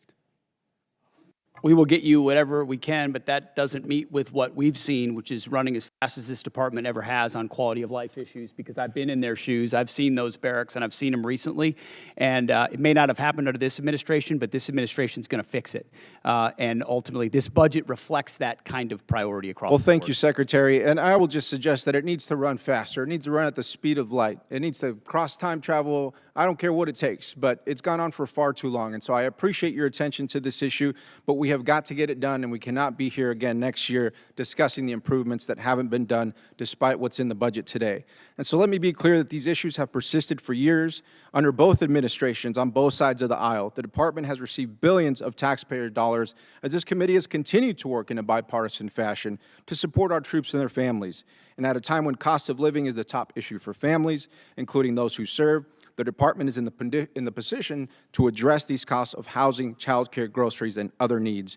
I hope the department chooses to do that. Thank you, Chairman. I yield back. Gentleman yields back. Chair now recognizes the gentleman from Texas, Mr. Gooden. Thank you, Mr. Chairman, and thank you, Secretary, for being here and the work you're doing. Over the past decade, Bitcoin has evolved from a fringe asset into a matter of national security. Iran has demanded Bitcoin as a toll for transit through the Strait of Hormuz. North Korean cyber actors have leveraged it in ransomware campaigns, and China is believed to be stockpiling substantial holdings as part of a strategic reserve. Just last week, Indo-PACOM Commander Admiral Paparo stated that Bitcoin has direct implications for power projection, and he noted that Indo-PACOM is operating a node on the Bitcoin network in furtherance of that mission. Secretary, do you share the opinion that Bitcoin is a tool to project power, and are there any department-wide initiatives to ensure the U.S. secures a strategic advantage in Bitcoin and combats China's digital authoritarianism? I guess my short answer would be yes and yes. Long an enthusiast of Bitcoin and crypto potential, and a lot of the things we're doing enabling it or defeating it are classified efforts that are ongoing inside our department, which do provide us a lot of leverage in a lot of different scenarios. I appreciate that, and I share your views. I thank you for that. I also wanted an update with our operations in Qatar. How are those going since the Iran war, and how have Qatar been as a partner to work with over these last few months? I think it's fair to say that the Gulf states, to include Qatar, have done a nice job integrating on air defenses specifically, and then providing access, basing, and overflight. Qatar being one of them, UAE, Saudi, Kuwait, Bahrain. They've lived the threat of Iran. There's some complicated aspects with Qatar, but ultimately they've provided support to what we need in the theater. I appreciate that. I also appreciate the job that our men and women are doing there at that base. I realize they're going through a lot. We really appreciate the work you do, and I'll yield back to you, Mr. Chairman. Chair, now we're going to recognize a gentlelady from New Hampshire, Ms. Goodlander. I want to thank our witnesses for being here today, and I want to begin by getting right to it, since my time is limited, on this $1.5 trillion budget request. Mr. Hegseth, you testified last year and you testified again today that you will be accountable for every American taxpayer dollar that comes to the department, where it goes and why. That's really important since, as it's been pointed out, the department has failed 8 audits. The department remains on GAO's high-risk list. The Inspector General just last year alone identified billions of dollars that could have been put to better use, and in questioned costs, that is spending that raised red flags. So this is a crisis right now in accountability of where the dollars of the American taxpayers who are in the middle of a cost crisis, where this money is going. I want to ask about your war in Iran. And Mr. Hurst, you testified earlier today that $25 billion has been spent to date. I just want to clarify that that is money, that taxpayer dollars that have been spent already in this war. $25 reflects the costs of the war, right? So we've already spent the dollars on munitions and things like that. So we're factoring in cost of munitions expended in that total. So how much of that has gone towards munitions? Does that include the munitions that have been spent to date? Yeah, that reflects the munitions that have been spent to date and other operational costs. Can you give us a breakdown of what those costs are? We'll work to get you guys a product that has a detailed breakdown of those costs. Yeah, my concern here is, Mr. Hegseth, you've testified repeatedly that you're going to be accountable for each and every American taxpayer dollar that you spend, that you're going to be accountable for the rationale. Here we are 60 days in to your war of choice in Iran, and you can't give us an answer on a breakdown of the basic breakdown of American taxpayer dollars that have been spent in your war of choice? That's a question for Mr. Hurst. Right now, as you sit here now, you We're cannot... happy to give you a breakdown. We'll provide you a product after this hearing. Well, I would love for you to give us this breakdown now and explain to us, was this unbudgeted costs, or was this something the department planned for in advance, since you were appropriated $1 trillion last year? The department deals with contingency operations all the time within its normal budget. So this was not budgeted for. My point here is, you know, and General Caine, you've testified to this. We all understand, for you to do your jobs, you need Congress to pass budgets. For us to do our jobs, we need you to give us the details and to be accountable to American taxpayers. And so I got to say, it's an extraordinary dereliction that as you sit here, you cannot account for billions of dollars that have already been spent. You're in this briefed war. on munitions every week. You and your entire staff have every, asking just so you- the American public know, it's not Mr. as if you Hegseth, don't have you- munitions levels. Mr. You do Hegseth. from us every single week, so Mr. you know Hegseth, exactly the numbers you're Mr. talking Hegseth, about. you have testified that American taxpayers need to know where their dollars are going. And as you sit here today, you can't provide us with a basic answer to the most simple question that you should be able to answer to each and every American You're taxpayer. asking a question to an answer with an answer you already have. No, I'm asking you for a breakdown where you said you will be accountable for every taxpayer dollar. You cannot tell us where any of the $25 billion in taxpayer funds that have gone to fund your war of choice in Iran. And I look forward to getting details from our witnesses after this hearing, because the American taxpayers need to know. Mr. Hegseth, can I ask you, do you know what the average cost of a gallon of gas was in this country on February 28th? Well, it depends on where you live. If you live in California, it's $8. $2.83. Do you know what the average cost of a gallon of gas is today? Much higher in California. $4.23. I gotta say, Mr. Hegseth, you said you've got a crack economic team that's looking at the impacts of this war on the American taxpayer, and you can't answer this basic question. That should shock the conscience of every American. General Caine, I want to come back to something, a really important principle, and my time is limited. you testified to an important and bedrock principle of American law, that our service members follow lawful orders and lawful orders only. Is that right? Do you agree with the statement, quote, "The military won't follow unlawful orders"? I do. Mr. Hegseth, do you agree with that statement? I do, but understand what you're insinuating at a partisan point. I'm not. I'm actually quoting you directly, Mr. Hegseth, from April 12th, 2016. And I appreciate that on the record, you've clarified this important principle of American law. Gentlelady's time's expired. Chair, and I recognize the gentleman from North Carolina, Mr. Harrigan. Well, thank you, Mr. Chairman, and thank you, Mr. Secretary and Chairman Caine. It's always a pleasure to have you here. I'm going to fall in line with the chairman's earlier statements that we can do whatever we want with our 5 minutes, and I'm going to give you all a break from the conflict here, and I'm going to tell you a story, and it's a story that's important to me. And I'm going to start with a proposed citation. And it's a rare point of personal privilege for me to do this, but I have an ask of you. But I'm going to start with a proposed citation for a Medal of Honor award upgrade from a Silver Star. Sergeant First Class Thomas J. Grasso distinguished himself by acts of gallantry and intrepidity above and beyond the call of duty between September 29th, 2015 and October 4th, 2015, while serving as a senior communications sergeant, Operational Detachment Alpha 3133, Advanced Operations Base North, Special Operations Task Force Afghanistan, in support of Operation Resolute Support. Sergeant First Class Grasso was part of a small Special Forces element that seized Kunduz, a provincial capital of over 300,000 civilians, from the Taliban. Outnumbered 60-1, the U.S. Special Forces element faced an overwhelming enemy force of 2,000 confirmed Taliban fighters. On September 29th, facing a Taliban advance on Kunduz airfield, Sergeant First Class Grasso established a sniper overwatch position in the air traffic control tower. With enemy fire converging from 3 directions, Sergeant First Class Grasso risked his life to engage a hostile anti-aircraft team, successfully clearing the way for air support.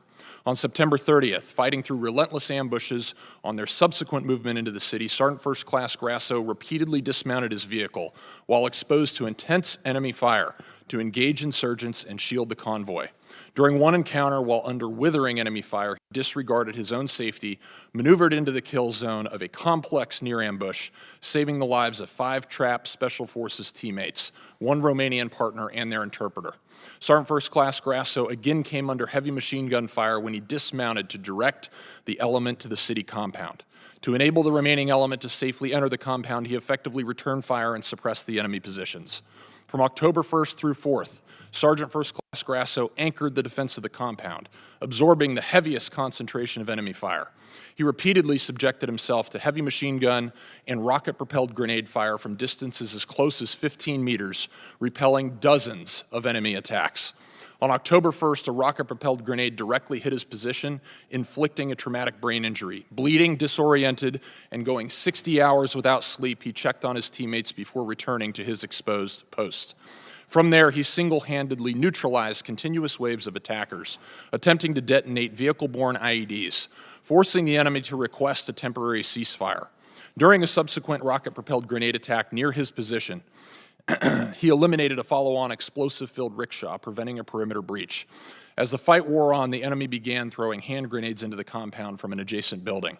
Sergeant First Class Grasso ran through the blast to hurl grenades back, then established a clear line of sight from an exposed staircase to enable his command to call in a danger-close F-16 strafing run, bullets hitting 15 meters from his position.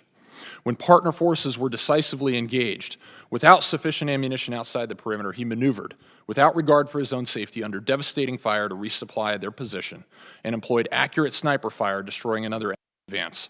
On October 4th, he unhesitatingly stepped into the enemy's line of sight to destroy the fighter preparing to fire a rocket-propelled grenade at 2 trapped teammates.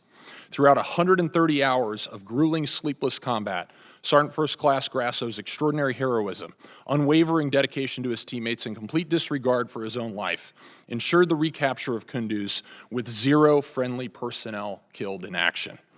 As these severe conditions took a toll on the element, his ability to fight through a traumatic brain injury with indomitable will and lethal precision inspired those around him. Sergeant First Class Thomas J. Grasso's heroism and selflessness are in keeping with the highest traditions of military service and reflect great credit upon himself, his unit, and the United States Army. I'm asking you to direct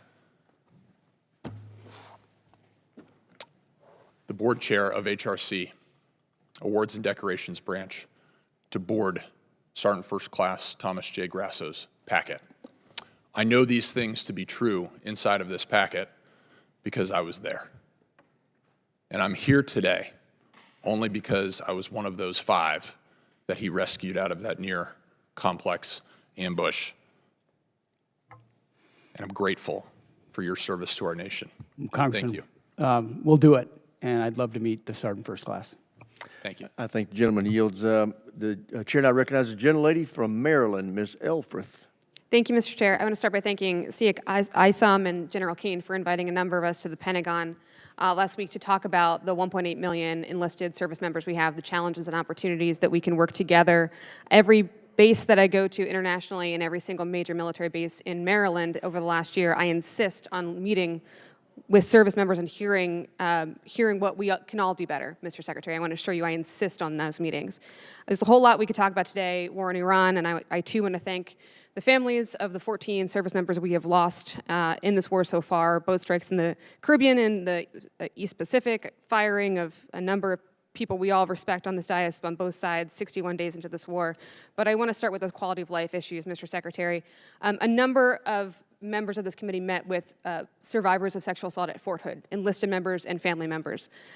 You sat here last year and you said, quote, "I applaud Congress for the efforts that have been ongoing to address sexual assaults, which we do need to drive down to zero. That funding has not been reduced." I appreciate that, but the budget we have before us is level funded from last year, which you would agree is a realized cut year over year. So I want to give you the opportunity to talk about how you're still going to drive those sexual assault numbers down to zero via flat funding.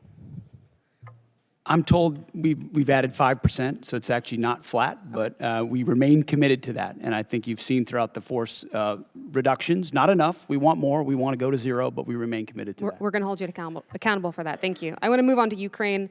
I don't normally agree with Mitch McConnell, but as you know, the department is withholding approximately $400 million in appropriated security assistance to Ukraine. Despite some public belittling, Ukraine has stepped up perhaps more than any other ally for us in the Middle East. They're harnessing the superiority that they have generated from a hard-fought war with Russia. They are intercepting Iranian drones that threaten U.S. and partner forces in the Middle East. But Mr. Secretary, I'm very concerned about that $400 million. Can you please let this committee know, folks watching at home, the Ukrainian people, when they can expect that $400 million in Ukraine support passed by Congress bipartisanly last year to be released and put on contract for its congressionally intended purpose, the defense of Ukraine? So the department recognizes that $400 million was allocated for European capacity building, and as of yesterday, it has been released. As it released, an under contract released as of yesterday. How would you describe it, Jay? Not under contract, but released to be put under contract. Let me ask you a different way, Mr. Hurst. When will it actually be on the ground in Ukraine? That depends on what they buy with the money. And Okay. we're going to take the advice of the EUCOM commander as we employ those funds for best use. Okay, we're gonna keep on that because it's incredibly important, as we heard from everybody, including the King of England yesterday. I'm gonna stay on our allies here. It's clear that the president didn't account for the Strait of Hormuz being closed, global market, oil market disruption, gas prices skyrocketing. Mr. Secretary, gas in my district, Maryland, not California, $4.11. The president did not notify allies abroad or Congress before he went to war. He has repeatedly berated and belittled our NATO allies, and I am not interested in Twitter diplomacy. I'm interested in our actual exit strategy from this war. So I'm actually going to pose it to General Caine, if I could. Well, the president did understand the risks and had the courage to undertake the endeavor nonetheless, which the American people voted for, that kind of courage in taking on that Iranian nuclear threat. General Caine, have you or what have you formally and specifically requested of our NATO allies and European partners for operations in the Strait? Can you tell me escort duties, air defense, peace enforcement, specific requests of our NATO allies? Both us and state have reached out through a variety of mechanisms to pulse our international partners, not just in Europe, but in the Pacific as well, to see what capabilities could be brought to bear down there, as this is largely this is largely a we don't move much trade through there. I'll defer to Energy, Commerce, and Treasury to But we've been comment on. specific with our allies about what we need. We have. Okay. Can I ask you for specificity on another issue that's been brought up today? From a military perspective, not a policy perspective, what will it require of our service members to actually eradicate any Iranian nuclear threat? Can you help us understand that? There's such a wide range, ma'am, of options in there, all of which are classified. It would be out of my swim lane, but we always deliver the full range of options, the associated risks, and the advice to go do the things that we would be asked to do. There's many. I can't speak for everybody on this committee, but I know we would The like more gentlewoman's details. time has expired. The chair now recognizes Mr. Mesmer from Indiana for 5 minutes. Thank you, Chairman, and thank you, Secretary Hegseth, General Caine, and Comptroller Hurst for being here today. Congratulations to all of you for rolling out the $1.5 trillion defense budget. I'd like to offer special thanks to Mr. Hurst and his Comptroller team for the work that it takes to put this budget together. It's a monumental task and important for our nation and our well-being. Secretary Hegseth, as you know, the theme of this year's NDAA is expanding the defense industrial base, and one of the key bottlenecks to that expansion is our workforce size. We are not producing enough skilled young workers, and too many regions with strong manufacturing potential remain underutilized.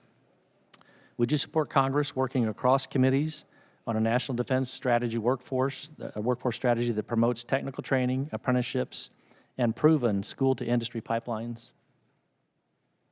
Absolutely. I think you'll find our budget fully aligned with the theme of the NDAA. And when it comes to skilled workers, whether it's DOEA schools, whether it's the Patriot Pipeline or any form of trades, we're investing in that because we need those folks invested in our industrial base. Excellent. I'd look forward to working with my team to ensure those efforts align with the Department of Defense and the industrial workforce priorities. So my office will be reaching out. Also, Secretary Hegseth, we are in a shipbuilding crisis as the department implements President Trump's vision for a larger fleet. Should the Navy leverage a model of distributed modular shipbuilding that taps industrial strength outside of traditional shipyards, such as in the Midwest, in the Great Lakes, and Ohio and Mississippi Valley regions, to help expand capacity, to ease pressure on overburdened shipyards, and cut down on maintenance backlogs? In short, yes, and including international options where we can work with partners who have specific capabilities that would speed up the timeline on shipyards that are behind in our own country. But you'll find $65 billion in this budget on shipbuilding, a lot of which builds on those types of capabilities. Excellent. Would you also agree that platforms like unmanned surface vessels, tenders, and other support ships seem well suited for production outside traditional shipyards? Absolutely. And in fact, some of those facilities were precisely the ones we visited on the Arsenal of Freedom tour, USVs, UUVs, where you don't need the same capabilities you would in a traditional shipyard, or you can invest in a new type of shipyard, specifically tailored to those more bespoke capabilities that can be scaled for the fight of the future, for sure. Perfect. Thank you. Secretary Hegseth and General Caine, many from the department have reiterated support for the nuclear sea-launched cruise missile, and I believe President Trump needs more support options in the form of expanded theater nuclear capability. From your perspective, what specific deterrence problem does SLCM solve that current capabilities do not, and what risk do we assume if that capability is not fielded? Take it first. SLCM provides, it's part of the multiple layers of nuclear deterrent that any president has to have at their disposal that creates dilemmas for enemies who are either nuclear capable or not, and ensures the kind of leverage required and defense required, deterrence required, that the nation that sort of underwrites everything we do. So more options on that the adversary can't account for is only good for us. Only thing I'll add is, as we mentioned a little bit earlier, sir, we continue to modernize the full range of the triad. This is another tool in that regional normally, so it's something I support. Thank you. As we look beyond the current program, should the department be thinking about a future sea-launched nuclear system with greater survivability, maneuverability, and potential hypersonic capability? Yes, and I know we are. Okay. Thank you. Secretary Hegseth and General Caine, one of the major bottlenecks in expanding the defense industrial base is test range access. Companies are waiting too long for range time, and that slows fielding at speed modern conflict demands. What is the department doing to expand and modernize the testing architecture? $5.2 billion worth of investment, but I'll tell you, when we sit with industry, and I simply ask the question, what can we do for you? How do we empower you? Test ranges come up almost every single time, and the limits and the timeline limits they create. So we're trying to blow that open and create a lot more options for them. Okay. Thank you. Secretary Hegseth and General Caine, I'd like to extend an invitation for both of you to come and visit Naval Surface Warfare Center Caine and see what a great work is being done in Southwest Indiana to support the warfighter and ensure our military edge. And with that, I'll close and surrender the rest of my time. The chair now recognizes Mr. Whitesides from California for 5 minutes. Thank you, Chairwoman. Secretary Hegseth, General Caine, Mr. Hearst, thank you for testifying today and for your service to the nation. Over the past few weeks, military and civilian leaders of many of the DoD components have testified about their FY27 posture. We appreciate their professionalism and their service to the country and the time that they've spent to testify before us. I want to start with Mr. Hearst. Mr. Hearst, you testified at the beginning of this that you said that the estimated cost of the war is about $25 billion. In March, you stated that the first week of the war cost $11 billion. So is it right to say that the following 7 weeks have cost about $14 billion total, or $2 billion per week? Yeah, the most intense phase of the conflict was obviously the beginning. That's when most munitions were used. Okay. And that's the basic expense from the war. Right. So that you also said just now that the $25 billion includes the cost of the munitions deployed. Is that right? This question is for the CFO, sir. Yeah? That's correct. Okay, so I guess I'm confused then. It makes sense that if that's the cost, then the cost to refill those stocks would be no more than $25 billion. Am I right about that? When we estimate cost of the conflict, we're using current replacement cost for these weapon systems. Right, you're using current replacement costs. So it's frankly pretty surprising that the estimate for the supplemental would be $200 billion. You don't, if you'd like to explain that, you can, but. But that's not accurate. We don't have an estimate for the cost of the Okay, that's what's publicly reported. So it's good to hear that it's going to be less. Mr. Hearst, do you have Signal on your phone? I'm sorry, why is this relevant? Do you have Signal on your phone? What does this have to do with the budget? I'm going to take that as a yes. Mr. Caine, sorry, General Caine, do you have Signal on your phone? I do, sir, yes. Okay. So I want to talk about Signal. Last year, the Secretary and other administration officials discussed sensitive and almost certainly classified information about a strike in Yemen using the unclassified Signal app. Mr. Hearst, what's the current policy for Signal on official DoD devices? I'm the comptroller. I don't do CIO work. So therefore, it is allowed, is that your statement, that it is now allowed to have Signal on your device? Mr. Whiteside, my statement is I run the budget for DOD. Yeah. Okay, well, he's got it on his phone, so therefore it must be permitted. Sir, I got to go back and look if it's on my official phone. I was talking about my personal phone. I'm not exactly sure. I'll go back and look, though. Okay. Last month, FBI Director Kash Patel made a public announcement that Russian hackers are targeting Signal app users in the government, specifically stated that they were targeting individuals of high intelligence value, including current and former U.S. government officials. I hope that it is not official policy that you can have Signal on your official phones, and I would love to get a response from the department on that. We have now asked this question about 5 separate times and have never gotten a straight answer. I want to close by talking about helicopters. Mr. Secretary, I want to ask about the Army Apache helicopter that flew over Kid Rock's property on March 28th. An investigation was launched by the 101st Combat Aviation Brigade Command Leadership, but before that review is completed on March 31st, you terminated it via social media post. Did you personally direct termination of that review? I did. Okay. Now, the president said they probably shouldn't have been doing it and that I'd take a look at it. So did you talk to the president before terminating that review? Well, I don't relay what I talk about with the president. I think unfortunately that means that you did talk to him, which in turn means that you've just confirmed that the president himself overruled the leadership of the 101st Airborne. Mr. Secretary, you yourself have affirmed repeatedly the need for higher standards and higher accountability at every level of your agency. Commanders rely on established processes to uphold these standards. How does canceling a command-initiated review by the 101st Airborne leadership support a culture of accountability? Actually, I think I'll ask that of the chairman. Sir, back to my earlier comments about the importance in my role of staying in the middle.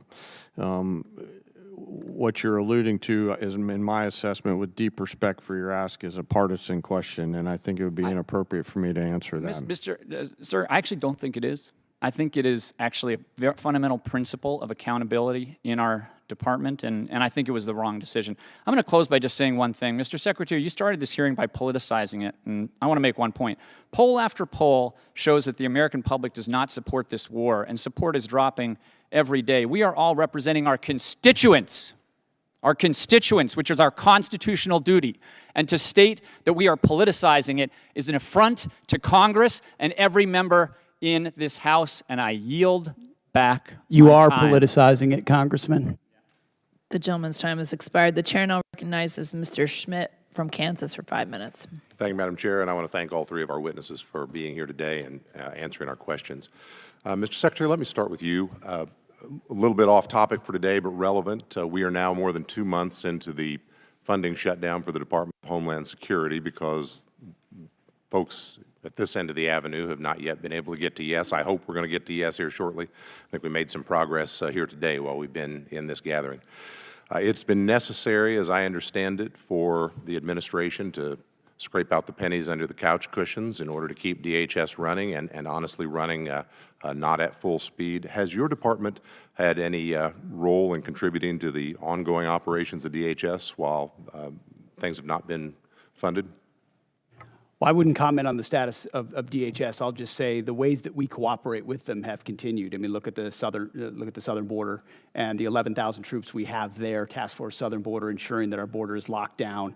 We've worked with law enforcement from day one on DHS to do that, just like we have with local law enforcement across the country. So obviously we welcome DHS funding, but in the meantime, we're going to protect the country, protect the homeland, and that's what we're doing with them. Do what is necessary.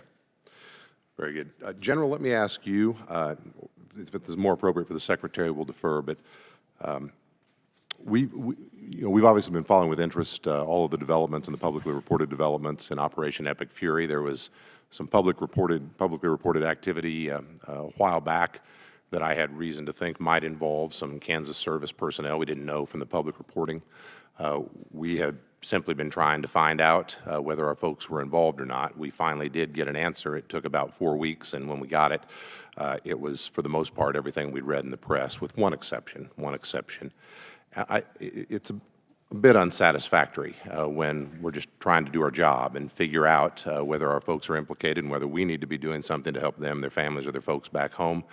I know you take seriously the importance of providing that information, but can you just offer some reassurance that you do take those inquiries seriously and that was perhaps not? We do, sir. I'm not exactly sure the situation you're talking about, but I'll get the teams together and figure out what broke down there and fix it.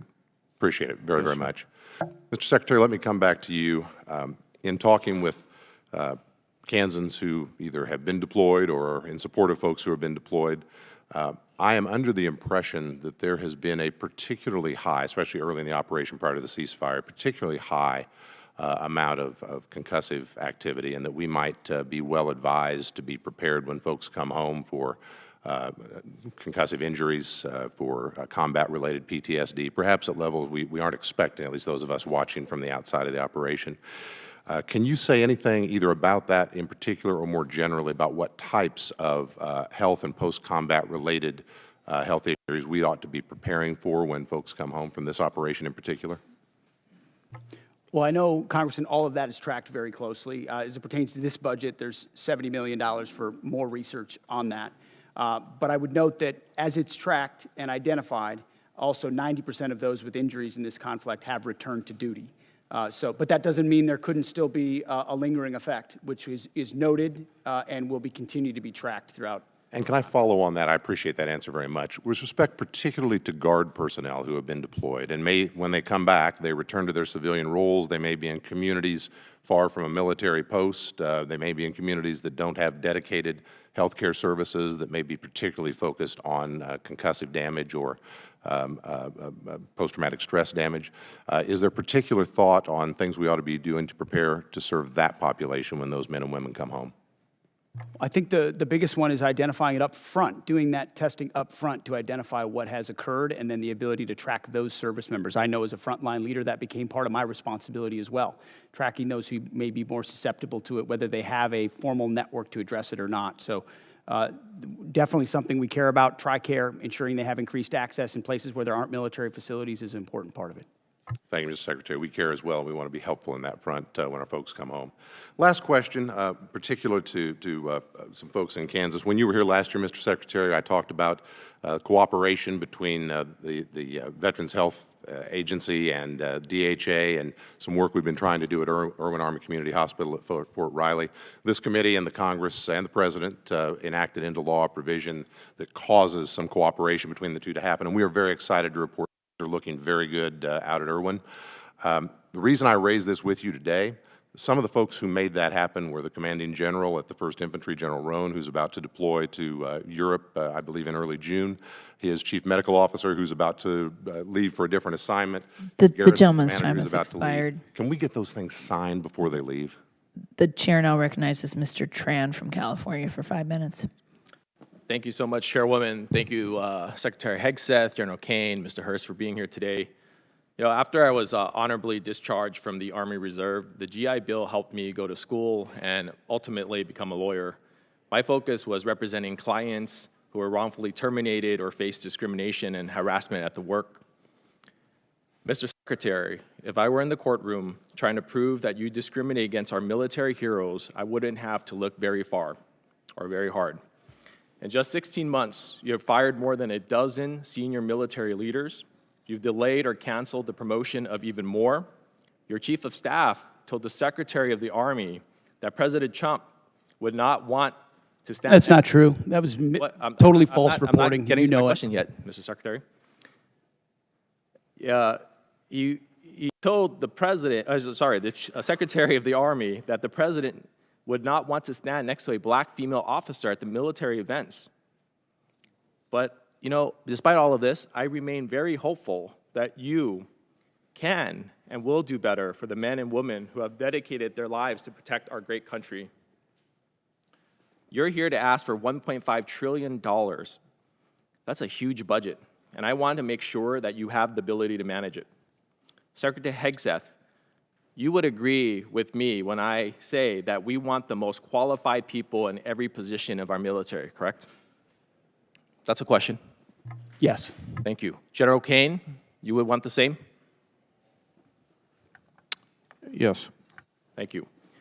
You know, I share the bipartisan concern about the firing of General George. And what I and the American people want to know from you is, did you ask the President for his permission before you fired General George, Secretary Hegseth? It is my responsibility to confer with the Commander-in-Chief on especially high-level personnel matters. And ultimately, I won't relay what was discussed, but he was aware of the action that would be taken. Okay, great. Thank you for that.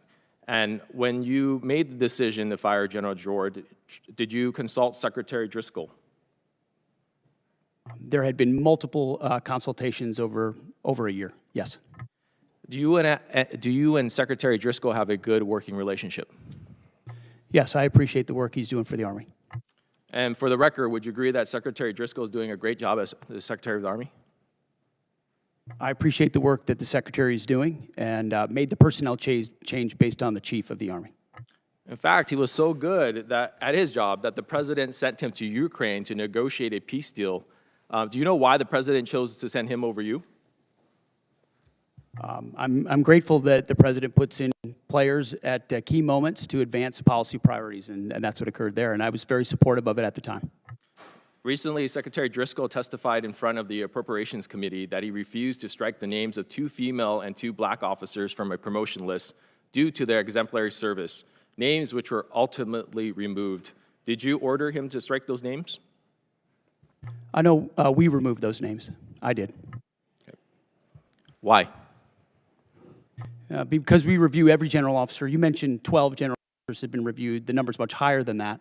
I would also note that under Barack Obama, 197 general officers were removed. So this is not something specific to this administration. every officer serves at the pleasure of the president, and when they need to be removed in order to ensure we have the right leadership in those services, I will make those calls regardless of what you might say from the dais. You know, about a year ago, the Army began their transformation initiative. I'm all for modernization, but this process seems to have been completely rushed in a way that compromises our readiness, including deactivating a medical evacuation Black Hawk unit at Joint Training Forces Base, Los Alamitos. I've heard recently from senior Army officials who support slowing down the Army Transformation Initiative, specifically as it relates to aviation. Secretary Hegseth, can you commit to slowing down ATI as it relates to aviation? There are multiple places inside ATI that we are reviewing to ensure that we do not create capability gaps inside today's Army based on the fights we have today and the fights of the future. And this budget reflects ensuring that we don't have any operational gaps in the Army or any of the services. Mr. Secretary, during your opening, you brought up this beautiful slide, and you talked about the Arsenal of Freedom. It's the Arsenal of Freedom slide, talking about private investment, you know, from the $1.5 billion. RTX was on there, Boeing, GE, L3 Harris, Lockheed. My question to you is, do you or your wife have any personal investment in those companies? No. Thank you. The gentleman's time has expired. The chair now recognizes Mr. Crank from Colorado for 5 minutes. Thank you, Madam Chair. Mr. Secretary, the Department's FY27 military construction request includes plans for a new $250 million Space Force operations facility at Schriever Space Force Base.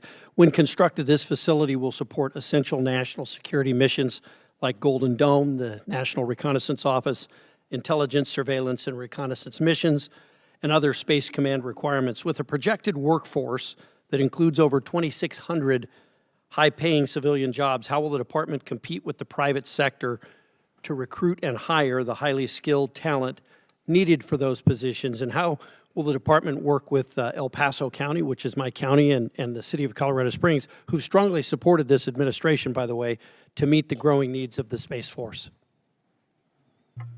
Well, first and foremost, and I mean this, I would welcome your input. That's usually what I say when I'm on the road and in the field with commanders is, okay, you asked me, we meet with battalion and brigade commanders all the time. They ask me a really detailed question, and the first thing I say is, what do you think?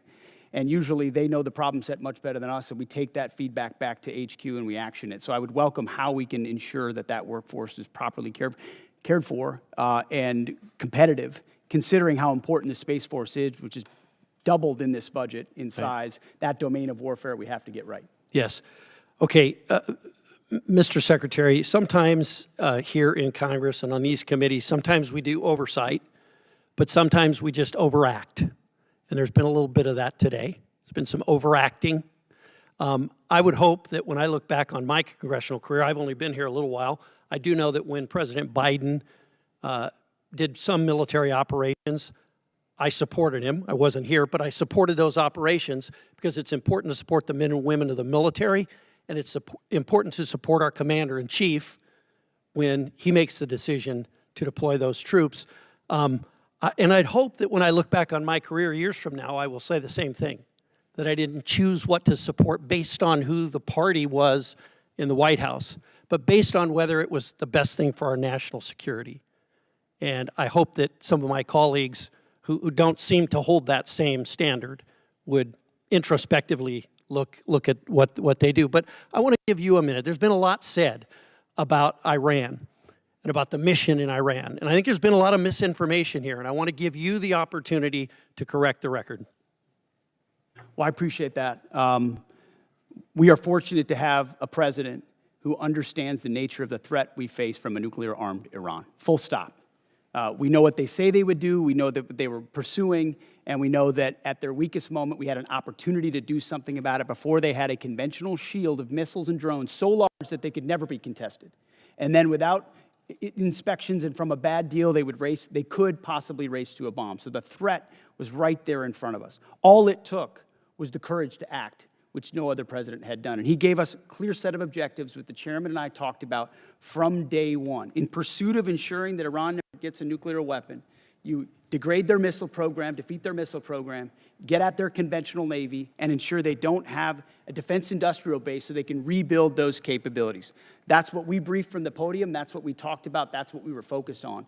And in service of that, had overwhelming military victories in pursuit of it. I mean, we've never seen an air campaign like what we did alongside the Israeli Air Force, not to mention the rescue of those 2 pilots and the professionalism of that joint force that went downtown twice, once in the day and once in the night, to leave no man behind. That is a call the commander-in-chief makes, and he had the guts to make it. And as a result, we're in a ceasefire, in the middle of negotiations, in a very strong place with a blockade that will ensure that when this is done, when a deal is set, it's a deal on the president's terms to ensure Iran never gets a nuclear weapon. That's a fight worth having. And if the American people remember 47 years, Americans remember 47 years of what the Iranians have done to us, targeting and killing Americans. If they had a nuclear weapon, they would use it. This president has unleashed his military to do something about it. We've had historic successes. And if we need to go at it again to ensure that success, we are prepared to. But we're hopeful over time that a deal will be compelled and compelled quickly. So this talk about endless wars or forever wars, the president points out rightfully what this town tolerated in Iraq and Afghanistan and Vietnam. That is not this. This is a discrete mission to pursue U.S. objectives, and we're doing it in a historic fashion. I support this president's operation right now in Iran. I supported President Obama when he said he opposed a nuclear Iran and would do what was necessary to do that. And I supported President Clinton when he did the same. It's time to act, and I'm glad that this president did. Thank you. The chair now recognizes Mr. Vindman from Virginia for 5 minutes. Thank you. Earlier, Secretary Hegseth, you talked about flexible realism. So let's see if we can figure out how much of it is realistic and how much of it is just flexible. Secretary Hegseth, last year I asked you some questions about Indo-PACOM and threats in Europe, and you had a hard time answering those questions. I'm sure you prepped better this year, and I'm hoping you can answer some of these basic questions since now we are at war. Do you know what the price of oil is today? I don't know where it's gone as this time of this hearing, but roughly $100 a barrel. It's actually closer to 120, 117. Well, it depends on the index you're looking at. I'm looking at Brent. Do you know what the price was the day before of Brent, the day before we went to war? It was certainly lower. You understand you're taking some economic risk. But I would note, a lot lower. The energy dominance this president has unleashed has put us in an incredible position. Thank you. So it's $72, and so now we have a 62% increase. By the way, the department obviously will be paying those extra fuel costs. That's going to be not insignificant, but so will the American people. Now, at its narrowest point, how wide is the Strait of Hormuz? I think it's about 12 miles, but I'd have to check. It's 24 miles, but 12 miles is actually the relevant number because that's the navigable channel. That's the international water navigable channel point. And do you know how many barrels of oil transited the Strait of Hormuz each day before the war started? I don't know the exact number, but you're looking at over 100 oil tankers usually transited a day, or 120 a day would transport the strait. Yeah, and so 20 million barrels a day, and right now they're at an 81% reduction. So it sounds like you've done your homework. You're tracking pretty well what the strategic situation is. So a couple of questions. Were you aware that if we struck Iran, that they would most likely close the Strait of Hormuz? Of course, our department was prepared and planning for every possible contingency, being front and center as something they may do in a desperate state to attempt to which is what they've done, some kind of control. And I appreciate that. And earlier you told Mr. Moulton that this department has looked at all aspects of the risk and that the president got every possible perspective. And then recently you just said that the president did understand the risks and had the courage to undertake the endeavor nonetheless, and that's leadership, or words to that effect, pretty close. And so I just want to kind of give you the state of play right now. It's been 2 months of war. We have hopes for a resolution, but the war continues, really. Iran has closed the strait, and we've now gone in and blockaded their ports. 1/5 of the world's oil is unable to transit the strait, and the American people and the department are paying significantly more. And you also said that this is what the American people actually voted for. But actually, the American people voted for a promise not to get into Middle Eastern wars. And they voted for lower prices. And this is the exact opposite of what they got. So let me ask you this. The president ordered the strike, is that correct? The president's been saying for over 30 years that Iran can never have a nuclear weapon. So he's been got it. very clear as a We're position. talking When about the American people voted for President Trump overwhelmingly, they voted for that I got position. that, but the president ordered the strike. Is that correct? Which strike are you referring to? The strike on Iran, the war that we're in. Oh, of course. I mean, Okay. he's the commander-in-chief. So He's it made sounds like the calls. It sounds like you're blaming Daddy for the mess we're in, and I don't think he's going to be particularly happy with you. I see what you're trying to do. There's no daylight in this administration on this Mr. Secretary, campaign, I'm asking and the I'm happy questions. You've been to admonished stand for this shoulder to shoulder before. with this administration. Reclaiming my time. So let's shift gears. Last time we were here, I asked you if you'd apologize to the mother of an F-18 pilot whose son you endangered for sharing classified information on a signal chat. You refused. On March 1st, 6 Army soldiers, including a constituent of mine, were killed by an Iranian drone strike. Do you take any responsibility for those deaths? I was there at Dover when they came back. Of course, I take So was I. responsibility for every aspect Well, of I this appreciate mission. that, because you also complained about the fact that tragic things happen. The news makes it front-page news. The press only wants to make the president look bad. Is it about the soldiers, or is it about the president looking bad? It's not just the president who wants, or the media that wants to make him look bad. It's you. It's actually about the soldiers, and it's frankly reprehensible that you would make that statement. And so, you know, Truman had a sign on his desk that said, "The buck stops here." And this The gentleman's time has it's expired. The about chair now passing the buck. recognizes Mr. Van Orden from Wisconsin for 5 minutes. Thank you, Madam Chair. Mr. Secretary, it's great to see you. General Caine, Honorable Mr. Hurst, of course, my dear friend of over 3 decades, Master Chief Isom. How are you doing? Hey, I have to be very clear here. I spent my entire adult life training for war, training others for war, or at war.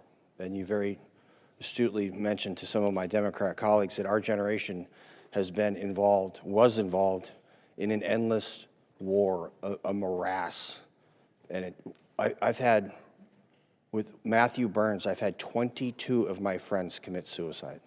And I know that you have recently instituted a specific office to help lower active duty and veterans suicide in conjunction with my great friend, Secretary Collins. So I want to thank you for that. 2 months does not a morass make. However, it could be the start of one.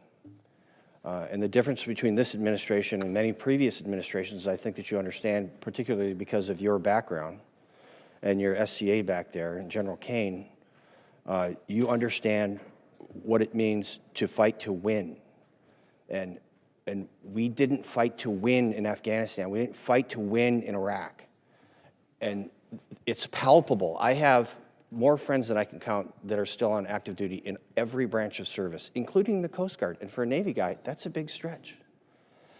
The morale of the men and women in the Department of War, and in their case, the Department of Transportation, is exponentially higher than I've ever seen it, ever. And that comes from leadership, starting with President Trump, going through you, to General Caine, and through your SCA.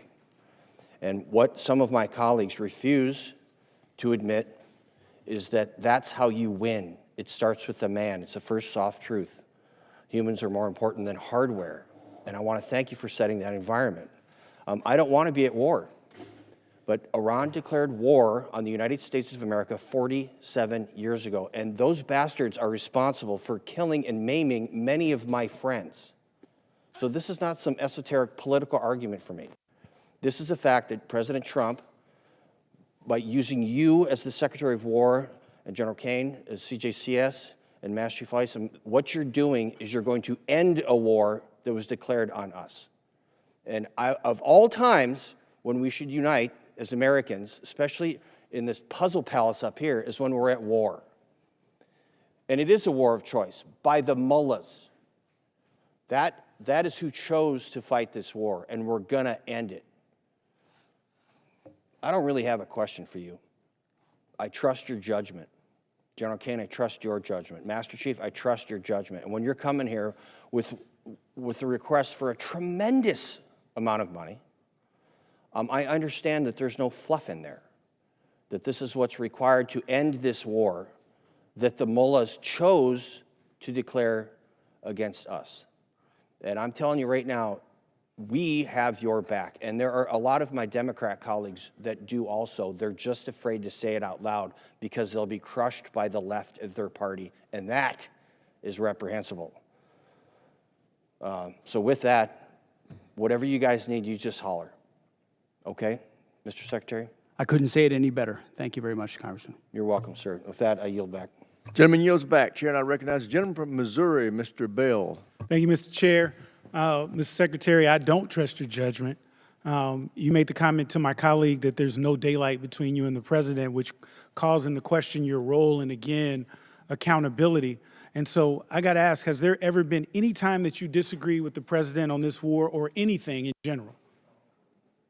I would never betray conversations that we've had. Okay, The commander-in-chief you can't even deserves acknowledge candid that discussion you've in ever even private. disagreed with the man, like his choice of tie, that dance, anything. You haven't disagreed on anything. I've never relayed the discussions I have with the commander-in-chief. Okay, because it seems to me that rather than being Trump's Secretary of Defense, that sounds like you're just being Trump's secretary. And we need someone who's going to be there that is actually advising, that is also pushing back when necessary and serving the country as opposed to the president. So you said you've never called him out privately or publicly, because we know that hasn't done. But have you ever said the words, and you don't have to tell me what it was about, have you ever said the words, Mr. President, I disagree with you? As I said, I don't relay the private conversations that a commander-in-chief You can't even acknowledge deserves. that, like if you've just said, Mr. President, you're wrong about this, or you're wrong about that. You can't even acknowledge, you can't even admit that, if that's happened. You can ask it again if you want, but I don't relay the private Okay, fair conversations enough. that a commander-in-chief The deserves. objectives of this war have constantly shifted and changed. You see that, though, right? Like, you can acknowledge that. Because 1 minute it was to dismantle the Iranian nuclear program.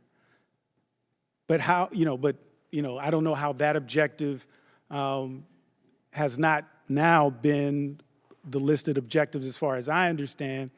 Then there was regime change. Trump even said when announcing the start of the war, the hour of your freedom is at hand.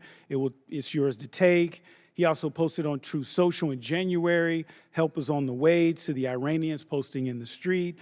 Do you still believe in this particular objective?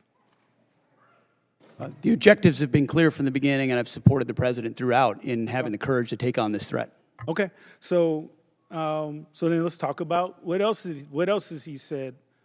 So let's talk about the Trump doctrine. So on November 6th, the president said he was all about ending wars, not starting new ones. Yet in the so-called doctrine, the conflict has not answered why we're in the war. The objectives have changed. We're not sure about the exit strategy. This, to me, is the definition of open-ended or forever war. And you cannot claim to end forever wars while engaging in one. And then here's the one that really gets me. So I don't know when it's over when I feel it in my bones. So, Mr. Secretary, war decisions should be based on defined military objectives. You agree with that statement, correct? It's the commander-in-chief makes the call on behalf of the American people when our objectives are completed. There should be clearly defined military objectives. That's safe to say?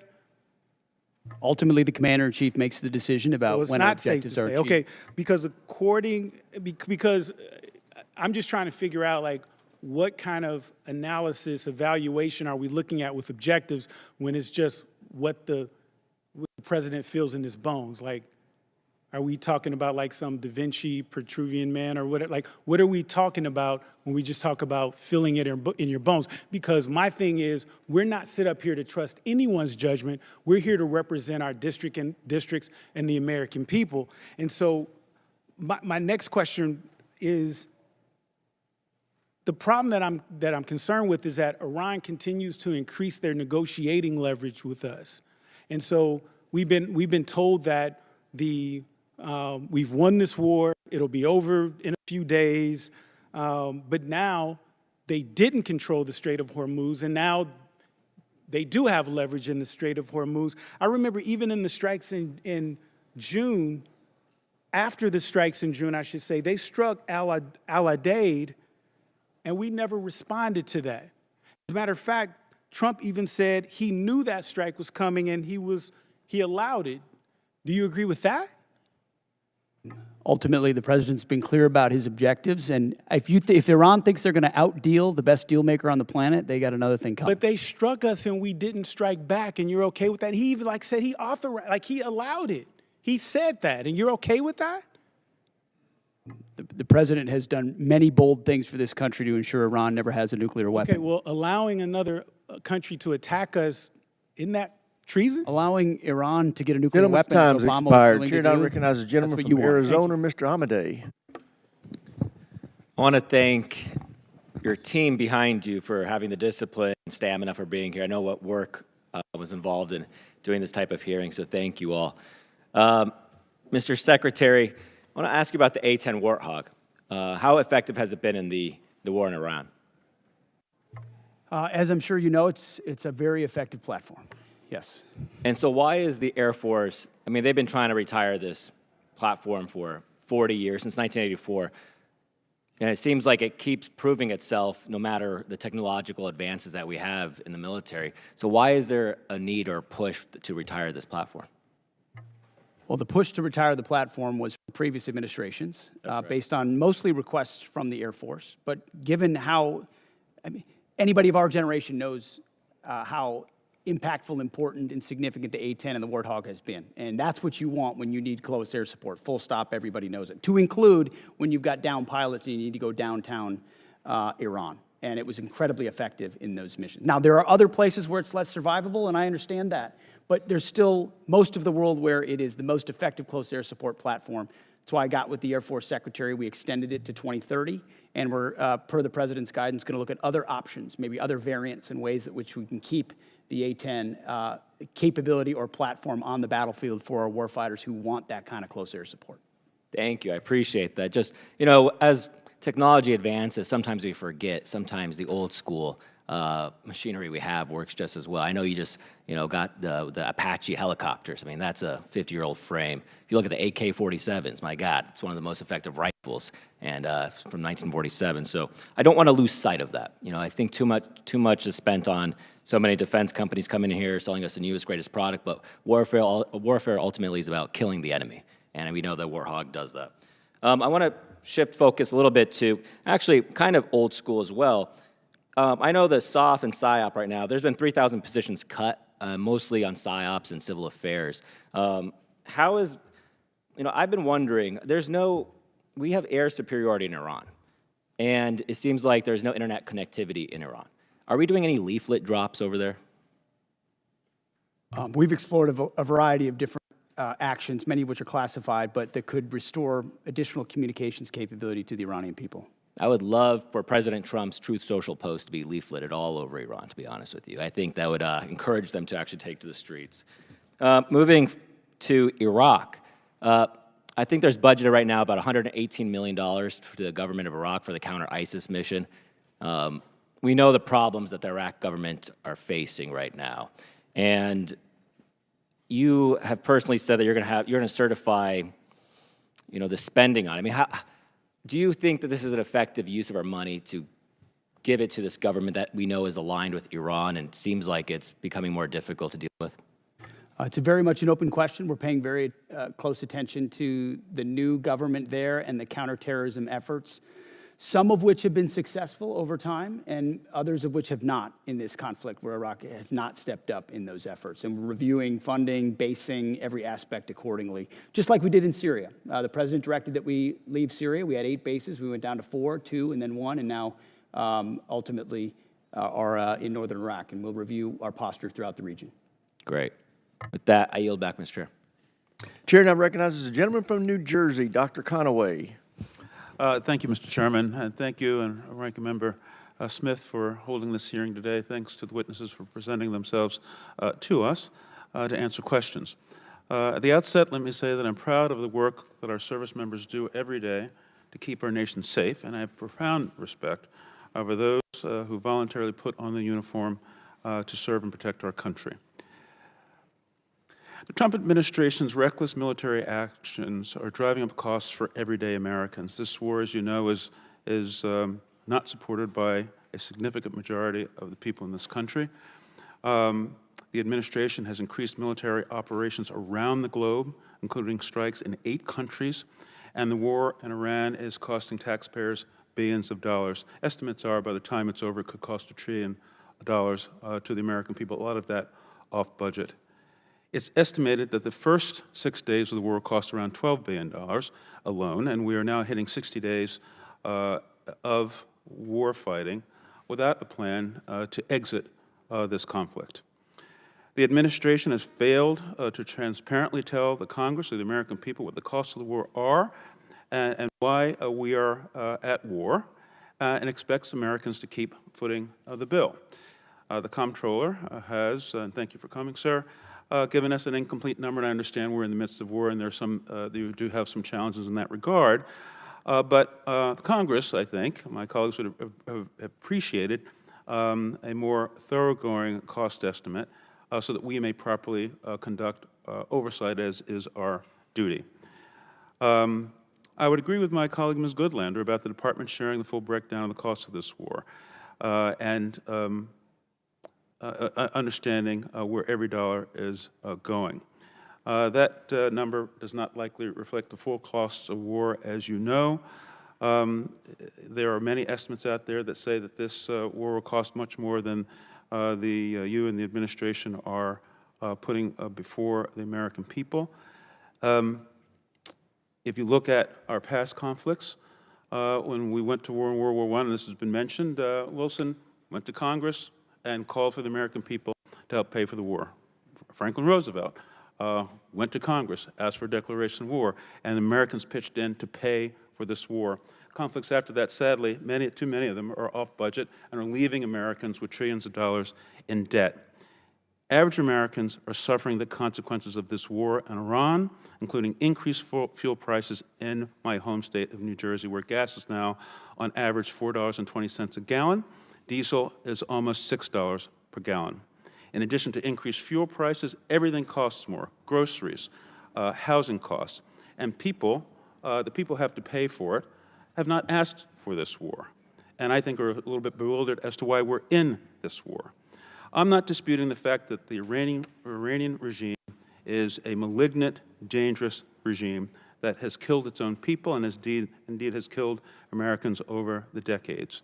I think where we disagree is what's the best way to get at Iran. Do we negotiate with them and control their access to nuclear weapons in a multilateral way that included even Russia in the deal and the agreement that President Obama brought forward, or do we go and try to engage in a costly war in order to get at those nuclear weapons? I think that's where the principal conflict lies.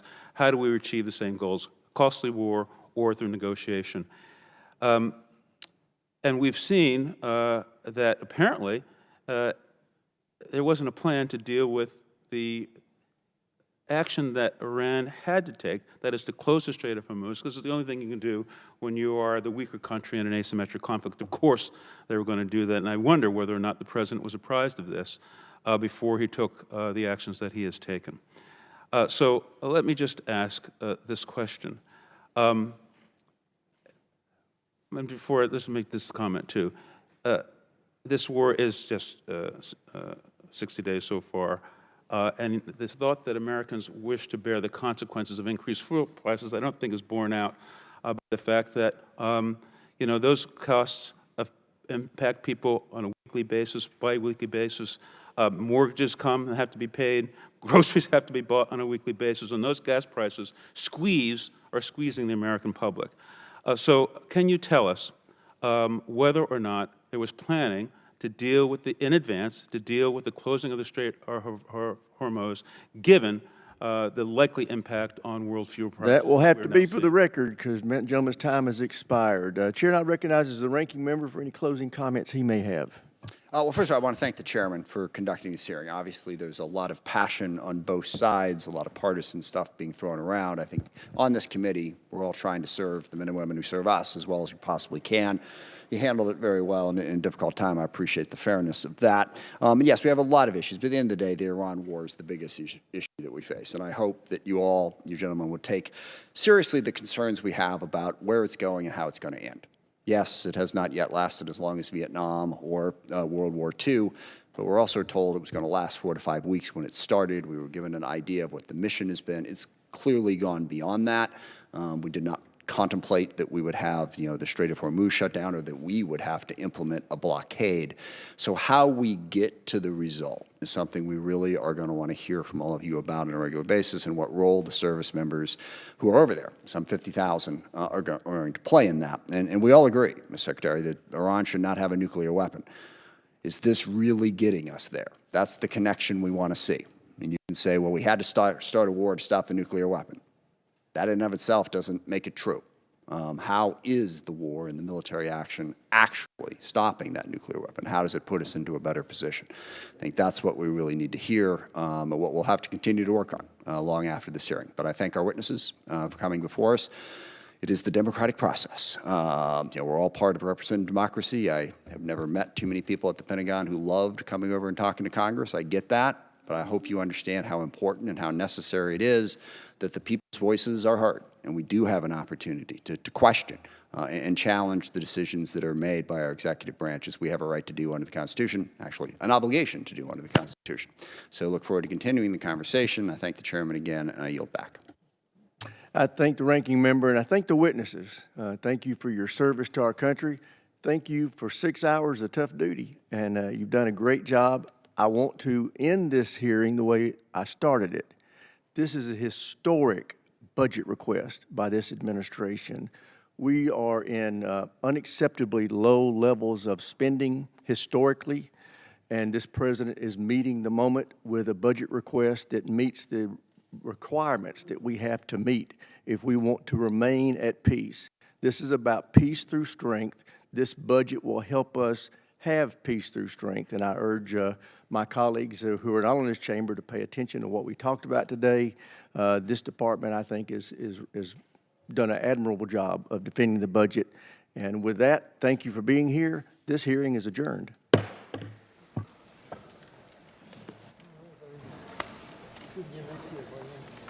Next year.